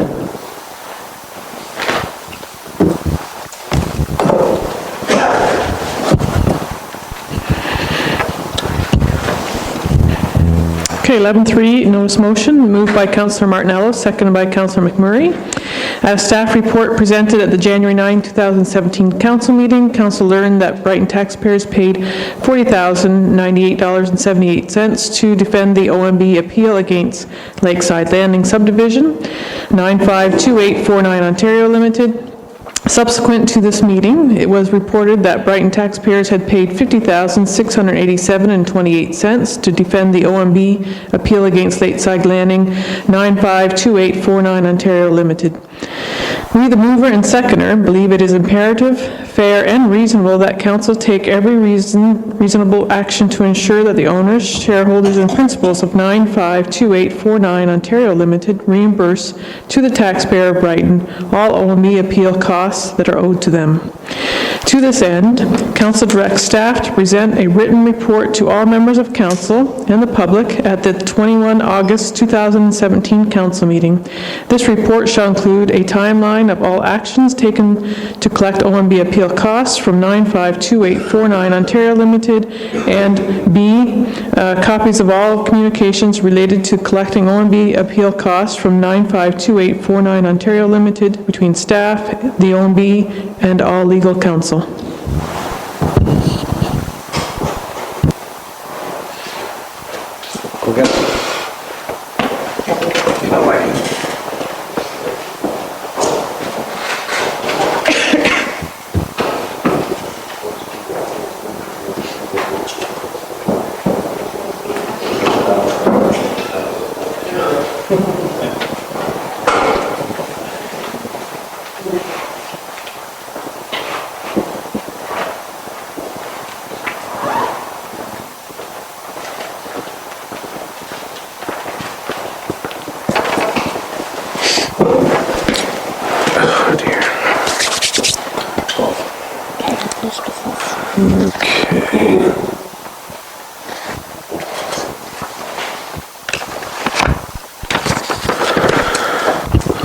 Okay, so we'll move on to item 12, moved by Councillor Martinello, Councillor Baker, second by Councillor Martinello. The council will provide questions and discussion points for a meeting with MPAC representatives at the AMO conference in Ottawa.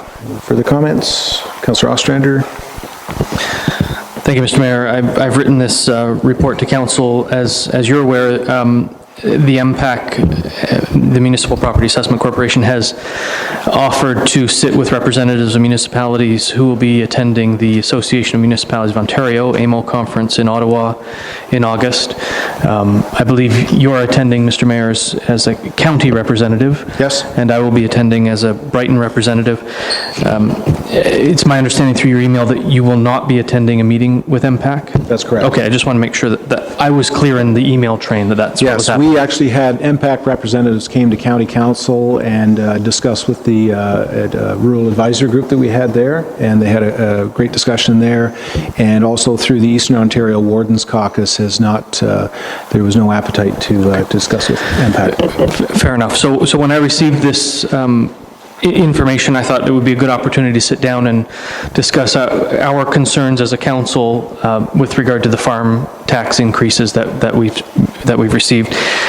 When the mayor decided that when the mayor made the decision that he was unable or couldn't sit with MPAC, I thought I should bring it to council to make sure that council's okay. First of all, that I meet with them to discuss the farm tax assessment increases, but also to discover if there's anything else that council wanted me to bring forward at that time.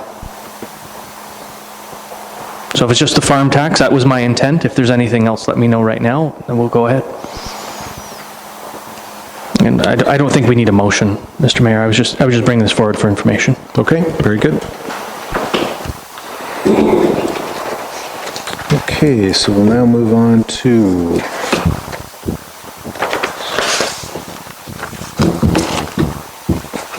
bylaws. Did we add anything else? No. Do we have an unfinished business? Not until closed session. Okay.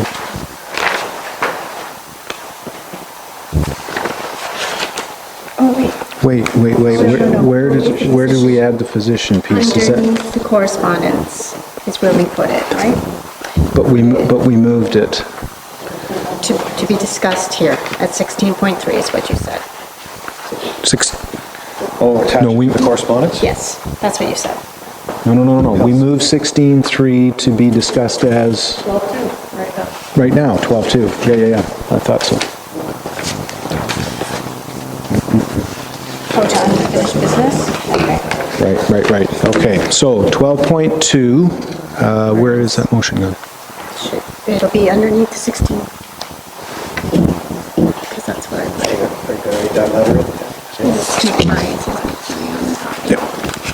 Okay, so just for the record, there's a letter here, and I think I'll read it in its entirety. So bear with me. It's from the Brighton Quinte West Family Health Team, 170 Main Street here in Brighton, to myself, Mayor Mark Wallace, members of council, regarding the need for clinical space at the Brighton Health Services Centre. In partnership with the Brighton Quinte West Family Health Team and the physicians of Brighton Quinte West Family Health Organization, the municipality of Brighton has strengthened the focus on physician recruitment. Together, we've made tremendous advances in the past year and now find ourselves in a position of strength when it comes to physician services in the municipality of Brighton. The Physician Recruitment and Retention Committee was approved by Council July 18 of 2016 by Resolution 2016-575, and the mandate was to work with healthcare professionals in Brighton to address physicians as well as other health service needs in the municipality. The success of these efforts is quickly being realized. Notable barriers, however, do exist to accommodate the physical practices of physicians within the Brighton Health Services Centre that now requires an urgent remedy. With your financial support, the Brighton Quinte West Family Health Team and the physicians of the BQFHO have secured full-time physicians with the arrival of Dr. Svetlana Strutz in May of 2017 and Harrison Bishop in July of 2017. With the positive reputation of our practice model and setting, there are 2 additional candidates who prefer to remain unnamed at this time who are eager to relocate to our team in Brighton by year end. These candidates are in addition to Dr. Kelly Bishop, who is already secured for start in July of 2018. The successful recruitments of 2 additional full-time physicians to practice locally would address the long-term needs of the citizens of the municipality of Brighton and surrounding communities for decades to come. The Brighton site of the Brighton Quinte West Family Health Team currently looks after more than 6,000 patients in Brighton, and with the addition of these new physicians, our numbers are expected to grow to more than 12,000 patients for Brighton and area. This will surely look after the current physician shortage in our community and will establish Brighton as a leader in effective physician recruitment. The addition of physicians will also assist with the transition plans of local physicians as well, which in turn will reduce the community impact of retiring physicians. The critical issue is the lack of physical space within our current location. Currently, there is no space to accommodate Dr. Bishop, who began practicing on July the 10th of this year. Dr. Bishop and his assistant are jumping between daily office room vacancies, which are obviously less than ideal. With this said, there is obvious need for a very immediate solution for Dr. Bishop. We are also in need of a long-term solution to accommodate the next 3 physicians who want to come to Brighton, 2 unnamed, and Dr. Kelly Bishop. The days of setting up satellite clinics are long behind us. Most, if not all, the new family medicine graduates want to work closely in a group setting, as this is how physicians are currently trained. There are solutions if we work hard enough to achieve them. A potential solution is to increase our space on the first level, which would address our current needs and allow us to better accommodate the arrival of Dr. Bishop. The next phase would be to secure space in the YMCA footprint within the BHSC, or to create an extension of the BHSC.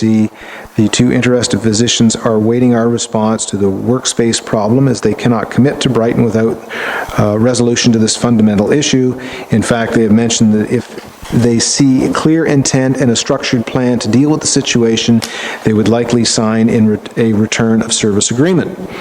Although we are looking for more municipal support, we do want to recognize the tremendous accomplishments to date. We find ourselves in a very unique situation. After years of desperation, Brighton now finds itself with enough physician resources, but inadequate physical space to promote the practices. Let's work together to make this work. We respectfully request that Council urgently consider the physician space needs that are compromising the ability to further expand the number of physicians and health services at the Brighton Health Services Centre. An expedient decision is crucial to ensure the future sustainability of health services to meet the needs of our community to the greatest possible extent. Thank you in advance of your time and discussion in open session of this important issue for our community. Wendy Parker, Executive Director, and Dr. James Larmber on behalf of the Brighton Quinte West Family Health Organization. Go ahead, CAO. So just to add to that, because it's a little bit unspecific, we've been having some discussions with the doctors and the YMCA for the last little while. The YMCA early years, which is the basement level of the Brighton Health Services Centre, it's looking like there are going to be changes in the funding model of how that service is delivered, and therefore we became aware a few months ago that there was very likely going to be changes, and they may not need that space, or they may be moving to a different space. So when that was confirmed in the last few weeks, we put a fair amount of pressure, because the doctors have been putting a fair amount of pressure on us. We put a fair amount of pressure on the Y to find an interim solution that would free up that space. We recently discovered that the Y has very graciously agreed to do that. Mm-hmm. And so by the end of July, they'll be vacating that space in the basement, and that'll make it available so that we can renovate it for administrative use for the doctors, which will free up upstairs space. So that's an interim solution, but it'll get us through probably a year. So just so you know, that's, before you make your resolution, you should be aware of all that other information. Right, and for the press, I also want to clarify the fact that information is available that the early years portion that the Y had been administering will now be coming under, through provincial direction, under the social services, and I believe we'll be moving back into the public schools where available. So it is, I just want it to be clear that the municipality is not pressuring YMCA services to leave the facility, okay? That is something that is beyond their control, and now the operation of the Early Years Center will now be under the guise of social services. So that being said, that does then present a space that will be able to be hopefully utilized again for the short term, and then we need to come up with a larger plan. So the motion that I have now is 16.3, moved by Councillor McMurray and seconded by Councillor Ostrander, that council establish a physician accommodation advisory group to assess the available space to accommodate new physicians, and that the physician accommodation advisory group consists of the mayor, CAO, and this is one member of council. I wouldn't mind if the deputy mayor and one member of council were there. I think that might be a better complement. Any thoughts? It's your motion, Councillor McMurray. Just the composition of the group says that the Physician Accommodation Advisory Group consists of the mayor, CAO, and one member of council. I was suggesting mayor, deputy mayor, CAO, and one member of council. Deputy member, microphone, please. Sorry. So what I'm suggesting, Roger, is that we increase the complement by adding the deputy mayor. Absolutely, and I'll volunteer if it's necessary. Thank you.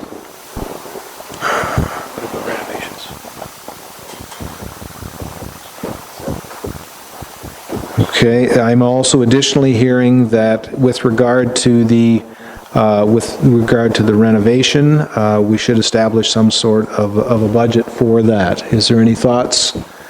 Councillor Ostrander, you're on this motion, you're seconding? Well, I had my hand up because I'm wondering why we would be going down the road of creating an advisory group when we've just heard that space is being made available that will get us through a year. My anticipation would then be that once the renovations are done in the former early years area, that staff would be themselves looking for additional space for the BHSC, or, working with the YMCA to create additional space. So I'm just not in favor of creating yet another group that doesn't really need to meet if we've already dealt with the issue. Well, I guess the only issue we're looking at is we do have space available. We're not necessarily clear at this time whether that will or will not accommodate physician need. And it was just a thought put forward. So I think the other thing we're doing too is we see even just this evening the amount of work that additional work that we've provided staff with. I'm just putting it out there. Anyone else? Councillor Martinello. I just want to be clear, so what's been proposed so far looks after all the potential doctors coming in. Like, there's the two that are considering coming in, but they might not. No, what the space coming available, as we're understanding from the executive director, Wendy Parker, is they're in requirement of approximately 1,100 square feet per physician. They need a small area and a washroom piece and a couple of different offices, examination rooms. So this space will hopefully accommodate Dr. Harrison Bishop. We're still looking for space for potentially 3 more. One is coming next summer, which is Dr. Bishop's wife, Kelly Bishop, formerly Kelly Fernandez, and now there are 2 additional physicians expressing strong interest to come to Brighton. Unfortunately, there is no physical space for them to go into. Go ahead. I kind of support what Councillor Ostrander says, and I don't know that staff would have to be involved with this anyway, and the staff could come back with different solutions, or solutions to council, and council would consider them. Anyway. Yep, go ahead.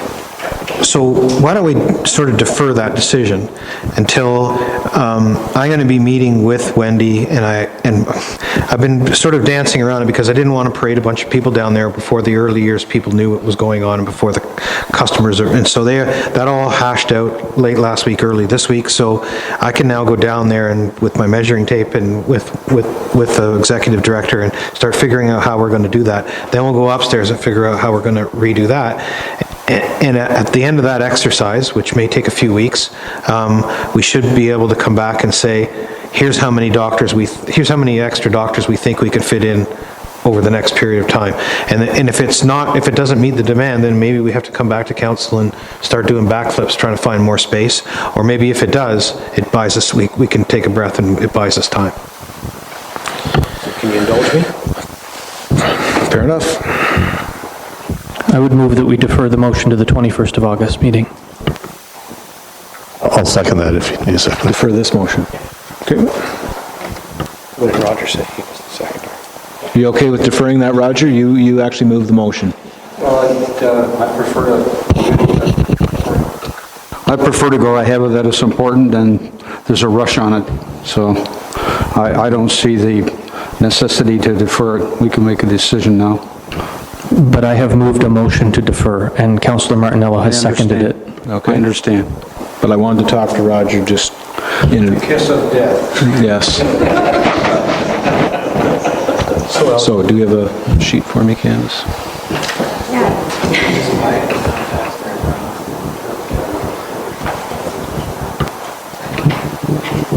So it's moved by Ostrander, seconded by... Yep. Item... A question about this whole issue, and it's not related to the motion. Is there ever a time when the council goes back on behalf of the taxpayers and asks the doctors? I understand we need doctors. I get all that. But doctors are fairly well paid. Is there any chance that the doctors might be asked, can you help pay for your accommodations also? Do you know what I mean? Like, is there some time when we... Like, is all the costs always going to be borne by the taxpayer? We just bought the building.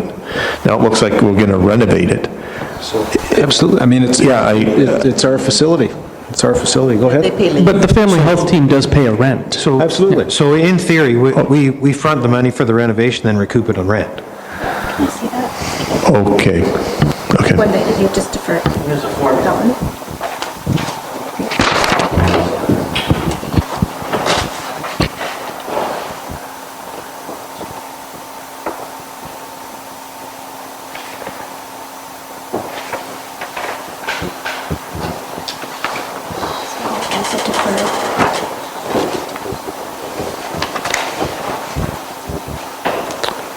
Okay, so the motion says, it's moved by Councillor Ostrander, seconded by Councillor Martinello, the council defer the resolution for physician accommodation group to the August 21st meeting. With this going out, I think maybe we should provide, based on waiting for information from staff. I mean, I don't want the wrong message to be sent by this resolution. Still, staff can It's Councillor Ostrander's motion. Thank you, Mr. Mayor, and without debating the motion, of course, I would expect just want clarification. staff would be wanting to speak to Ms. Parker as soon as humanly possible to let her know that we're supportive of the want to increase space for doctors, but that the need for a group or a committee, yet another committee in the municipality. It's not a committee, it's a group, doesn't need minutes, doesn't need notice, doesn't need agendas. The need to create another quasi-organization out of council to make some decisions is unnecessary at this point. We'll discuss it in August. Seeing nothing further, all in favor? Carried. Those opposed?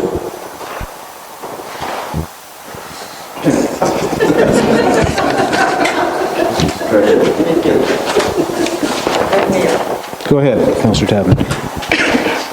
We haven't given the CAO any kind of a budget. Now we know for sure that there's going to be space and we need renovations there, so can we talk about that? Well, I guess we can, but I guess that's all going to wait till August now.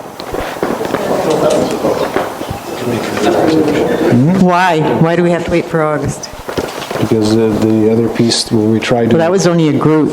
Understood. That's only a group. Understood, but that was going to be attached to that, so if you'd like to bring something forward at this time, Yeah. that's fine. Yeah, I'd like to move a motion that we provide the, whatever that amount we come to agree with here on council for the renovations for, a budget. Thank you. For the amount that's needed to do the An idea of renovations. what would be a reasonable number? 25 to 30,000, I suppose, would probably get us most of the way there. Councillor Tappin, is that $25,000, $30,000? Sure. Okay. So, 27.5, Councillor Bank. Going once, going twice? I'll second the motion. Thank you. so Councillor, $27.50. 27?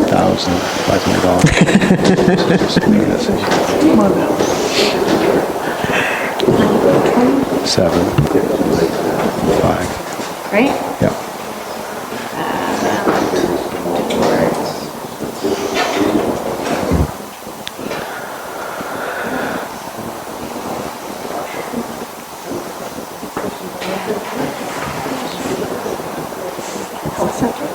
Raise wide. We do. Start doing that.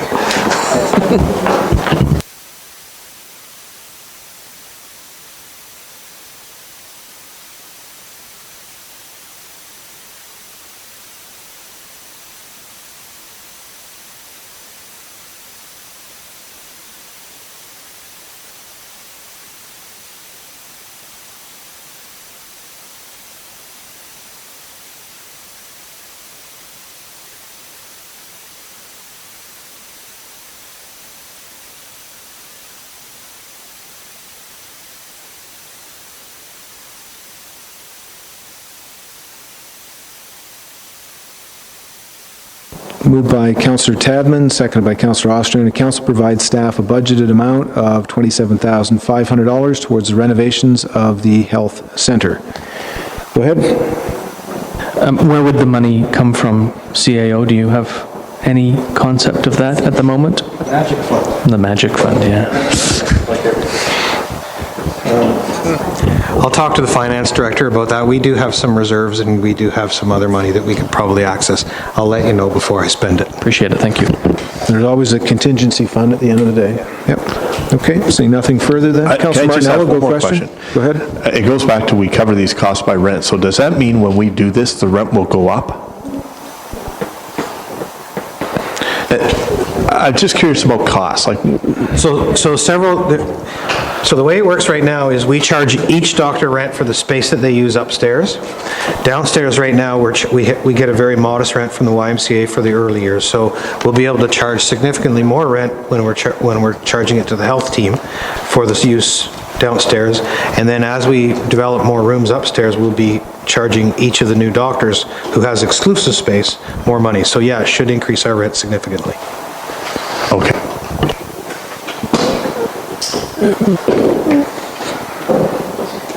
But as far as the space, I mean, the square footage gathers a certain, or collects a certain dollar amount right now.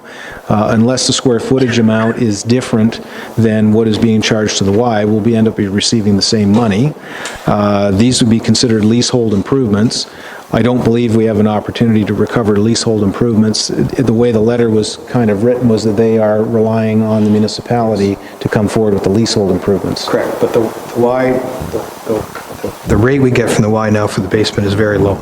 So we'd be able in respect to what the physicians are paying. Yeah, so I expect we'll be more in line with what the upstairs is when we renovate the downstairs. Okay. Anything further? Go ahead. And thank you, Mr. Mayor. And the family health team pays us on a schedule provided to them by the province in terms of rates they are permitted. Is that not true? Yeah, and that's, well, yeah, they have a range, but that's why we charge each of the doctors separately, and they each cover a portion of the extra space, because they are actually all individual contractors to that other group. Thank you. Yeah, there's a rental space for each physician, then there's the administrative space, which is rented separate. Seeing nothing further, all in favor? That's carried.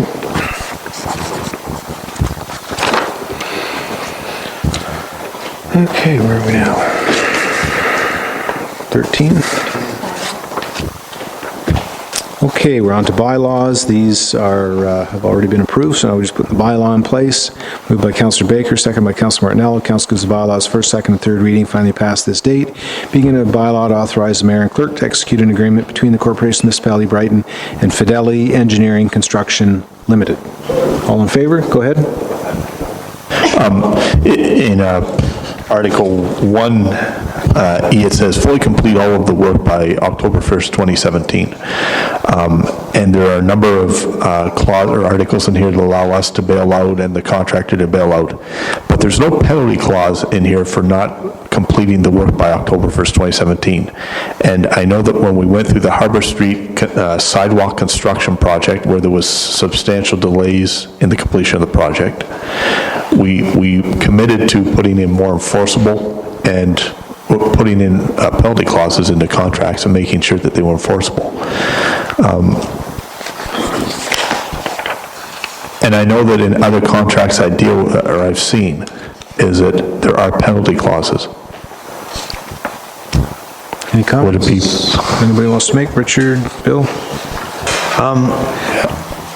Yeah, I wasn't that involved in doing this one, but I can imagine when they put this thing together with the consultant, given the weather and the issues with weather we've had this year, it's probably pretty difficult to do that at this point in time because we've had a lot of problems. So I would imagine they had some discussion around the ability to get people to bid on something that had a penalty clause on something like that. Oftentimes when in construction of buildings and stuff like that, where there can be long delays with sub-trades and everything else, yeah, you want penalty clauses because you want them to stay active and do the work. This is a pretty simple, small contract. Councillor McMurray? What exactly is the problem with the berm? There's been a washout, and there's continuing erosion on the berm. It's leaking? No, it's not leaking, but that's why we want to do it, so it doesn't. All right. Okay. Again, this is a bylaw. The tender's already been awarded. Anything further? All in favor? That's carried.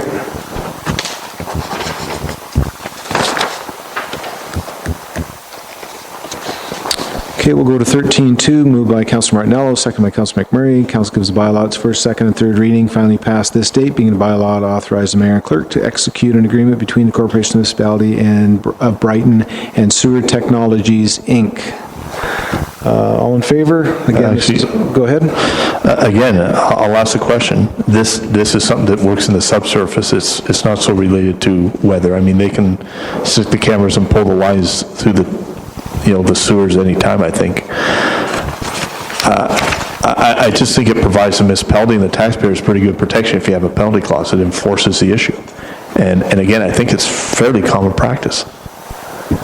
And there's no penalty clause. I've not seen a penalty clause in an I&I study. This is a company that's worked for us 3 times previously. And we've been very happy with their progress and their diligence in the past. Roger, go ahead. Thanks, Mayor. I was quite shocked when I saw the 1,500 extra cubic meters over and above our capacity being blamed on infiltration. So there must be an awful lot of holes, or maybe there's a cross-connect, I don't know, with a storm sewer or something. Go ahead. So we've gone through the whole system now. This will be the last of the I&I proper, because there's a whole bunch of things that can be cross connections. They can be wrong connections, or they can be bad pipes. So our routine issues with infiltration, which is generally linked to regular rainfalls, water table issues, inflow at manholes and catch basins and stuff like that. We seem to feel, based on what's happened thus far, that they've done a pretty good job of finding them and correcting them. The stuff that was related to, this spring, those very high flows,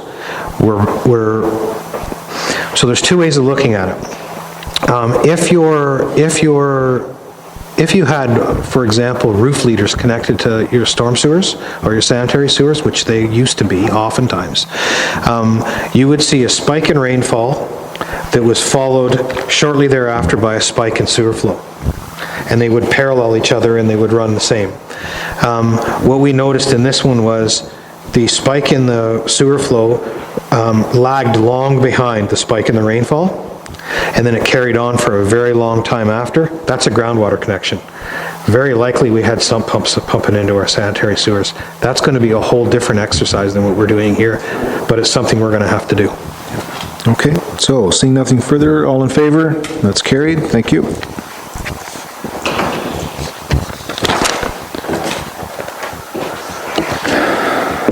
So we'll move on to the reports of advisory committees. Moved by Councillor Baker, second by Councillor Martinello. Council receives and approves the Heritage Advisory Committee meeting minutes of June the 20th, 2017. Anything coming out of that? All in favor? We're carried.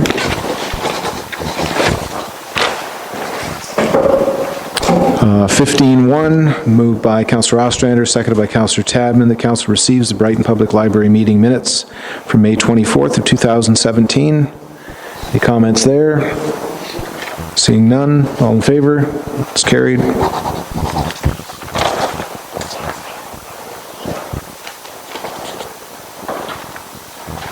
Move on to item 16, under correspondence, moved by Deputy Mayor Vink and seconded by Councillor Tadman. The council approves the correspondence from the Rotary Club of Cobourg regarding Ribfest fundraising, requesting permission to place road signs along certain roads in the municipality of Brighton. All in favor? It's carried.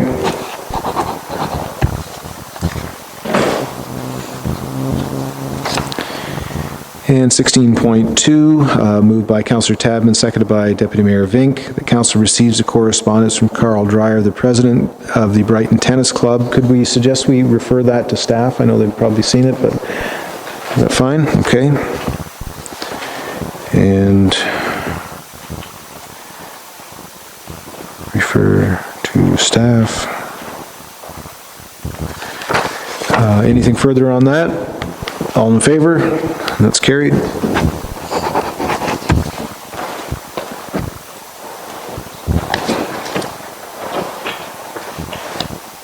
Uh, 16.4, moved by Councillor Tadman, second by Councillor Ostrander. Council fully support the QEDC in this application for Sector Partnership Program Planning Grant from the Ministry of Advanced Education and Skills Development. All in favor? And that's carried. Thank you.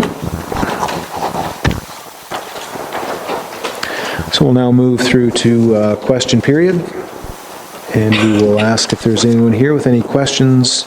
They're welcome to come forward at this time. Ensure that they are questions of something that was on our agenda this evening. Introduce yourself by name first at the microphone, please.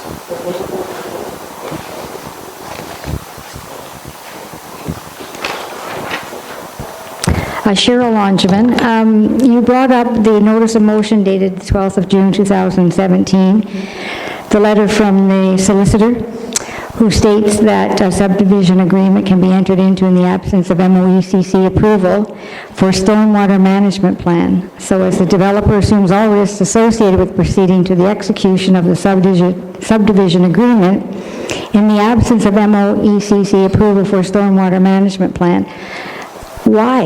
I mean, why do we have MOECC if the developer can go ahead and put that in place without having approval? And here we're discussing this all along, so I don't understand why that's there. Okay, and if you just want to hold until the CAO returns, we'll have an answer for you. The other thing is about the doctors. And that's for him too. I worked for 10 doctors in Ottawa, and 4 of which were part-time.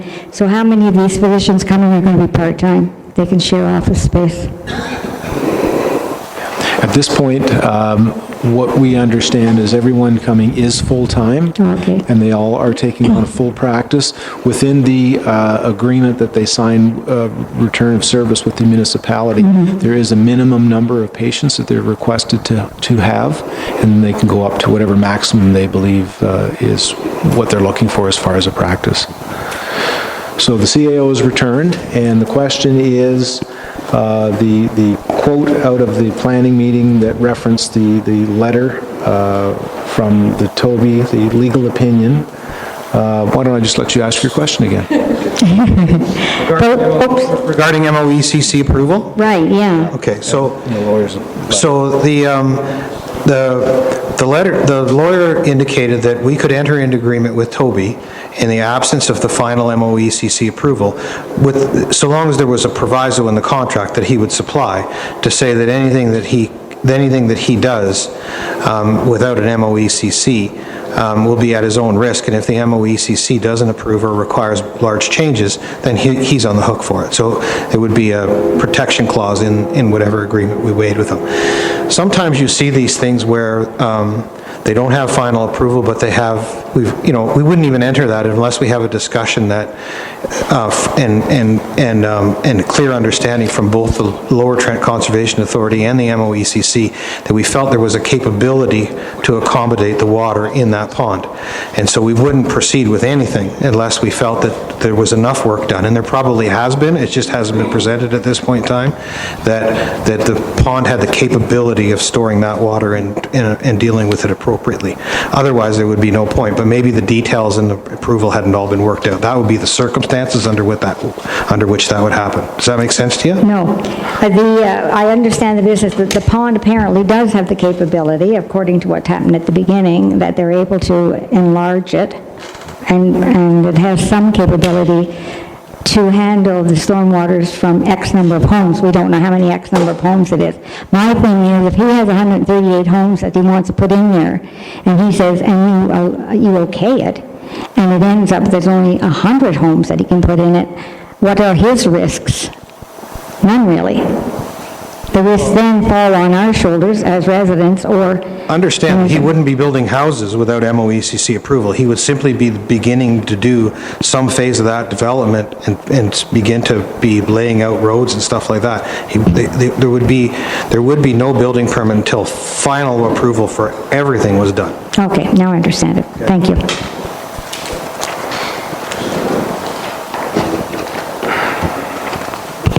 Thank you, David Green. 11.3.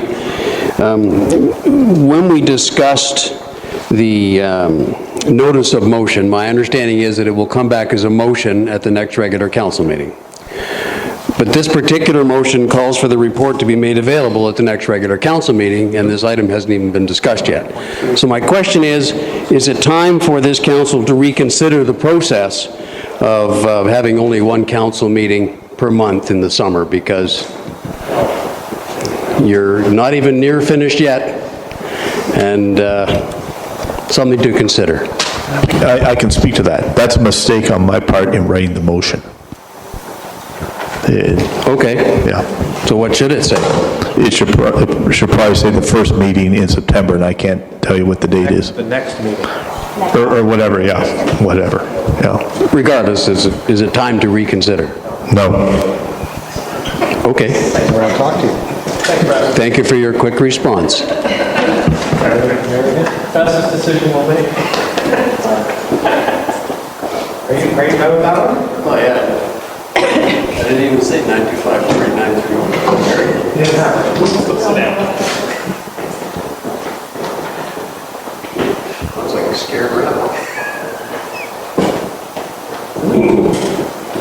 John, we made it past 10. You're coming. You said no, you're coming. You said be over by 10. Just state your name, please. And I understand that you're talking about...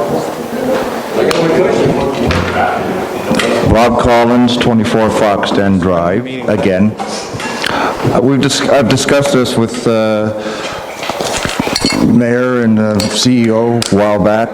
I was informed today by a developer behind me that he still thinks the road beside my house, Monarch Drive, or whatever it's classed as, is not going through. I saw maps, drawings, or diagrams of a crescent coming in behind my house now, where he's stopping behind my house, and a house might be built beside me. Going by discussion with you, yourselves, and the fire chief, there's always two entrances to the road. I'm trying to figure out what's happening now. So I'll bring you up to date. So it is still our intention to have a road beside your house because we need that connection, as the fire chief has previously told you. I recently instructed the manager of planning to set up a meeting with the lawyer to begin actions with that, again, to that developer, and I believe he's already sent him a letter indicating that we expect him to convey that road to us at once. And we haven't heard back yet, and they have instructions that if they don't, then we'll continue on. We have a very strong legal opinion that we're owed that road. The only compensation that he should get for that is we should return his taxes that we've taken from him. That's what I was informed was already done. Because MPAC identified it as a parcel and charged him taxes on it, and we've accepted those taxes, which we shouldn't have, because it's a block, it's not a lot. And it's always been identified as a block. So a compounding of mistakes from various agencies have led him to paying taxes. And of course, he is going to take advantage of that, say, I've paid X amount a year, you owe me a building permit. Well, here's your X amount a year back, give us our property. So essentially, that's what the lawyer's doing at this point in time. I know that we've heard a lot of things and you've not seen a lot of action. It takes a while. We're relying on good faith for quite some time and none came forward. So now we're pressing the issue. Thank you very much. Okay. Anything else? Go ahead. It's question period. Can I ask a question of clarification? Sure. Who is the developer? I mean, we're talking all around something that's being talked about in the public, and you can be sure to get no, I don't. All I know, it's Voskamp built my house, and across the street was McDonald's. Now, the combination of the two who owned the developer, I think it was Voskamp's father who was the developer. Clamp Developments is Voskamp and Klemensick. Oh, Klemensick, yeah. The two fathers worked together to develop the lots, and Richard, the son, was the builder there, Richard Voskamp. So it's Clamp Developments. That was Ray Voskamp. Yeah. Yeah, Klemensick and Voskamp. Okay, I think that's all we have. We are, at this late time, can we have the press contact us afterwards for comments or questions? We still have a closed session to go into. They need radio clips. Let's be really quick, folks. Okay, let's be really quick. We'll recess for a couple minutes just to get your clips and have everybody move. Then we'll move into closed. Because they want radio clip, they want audio.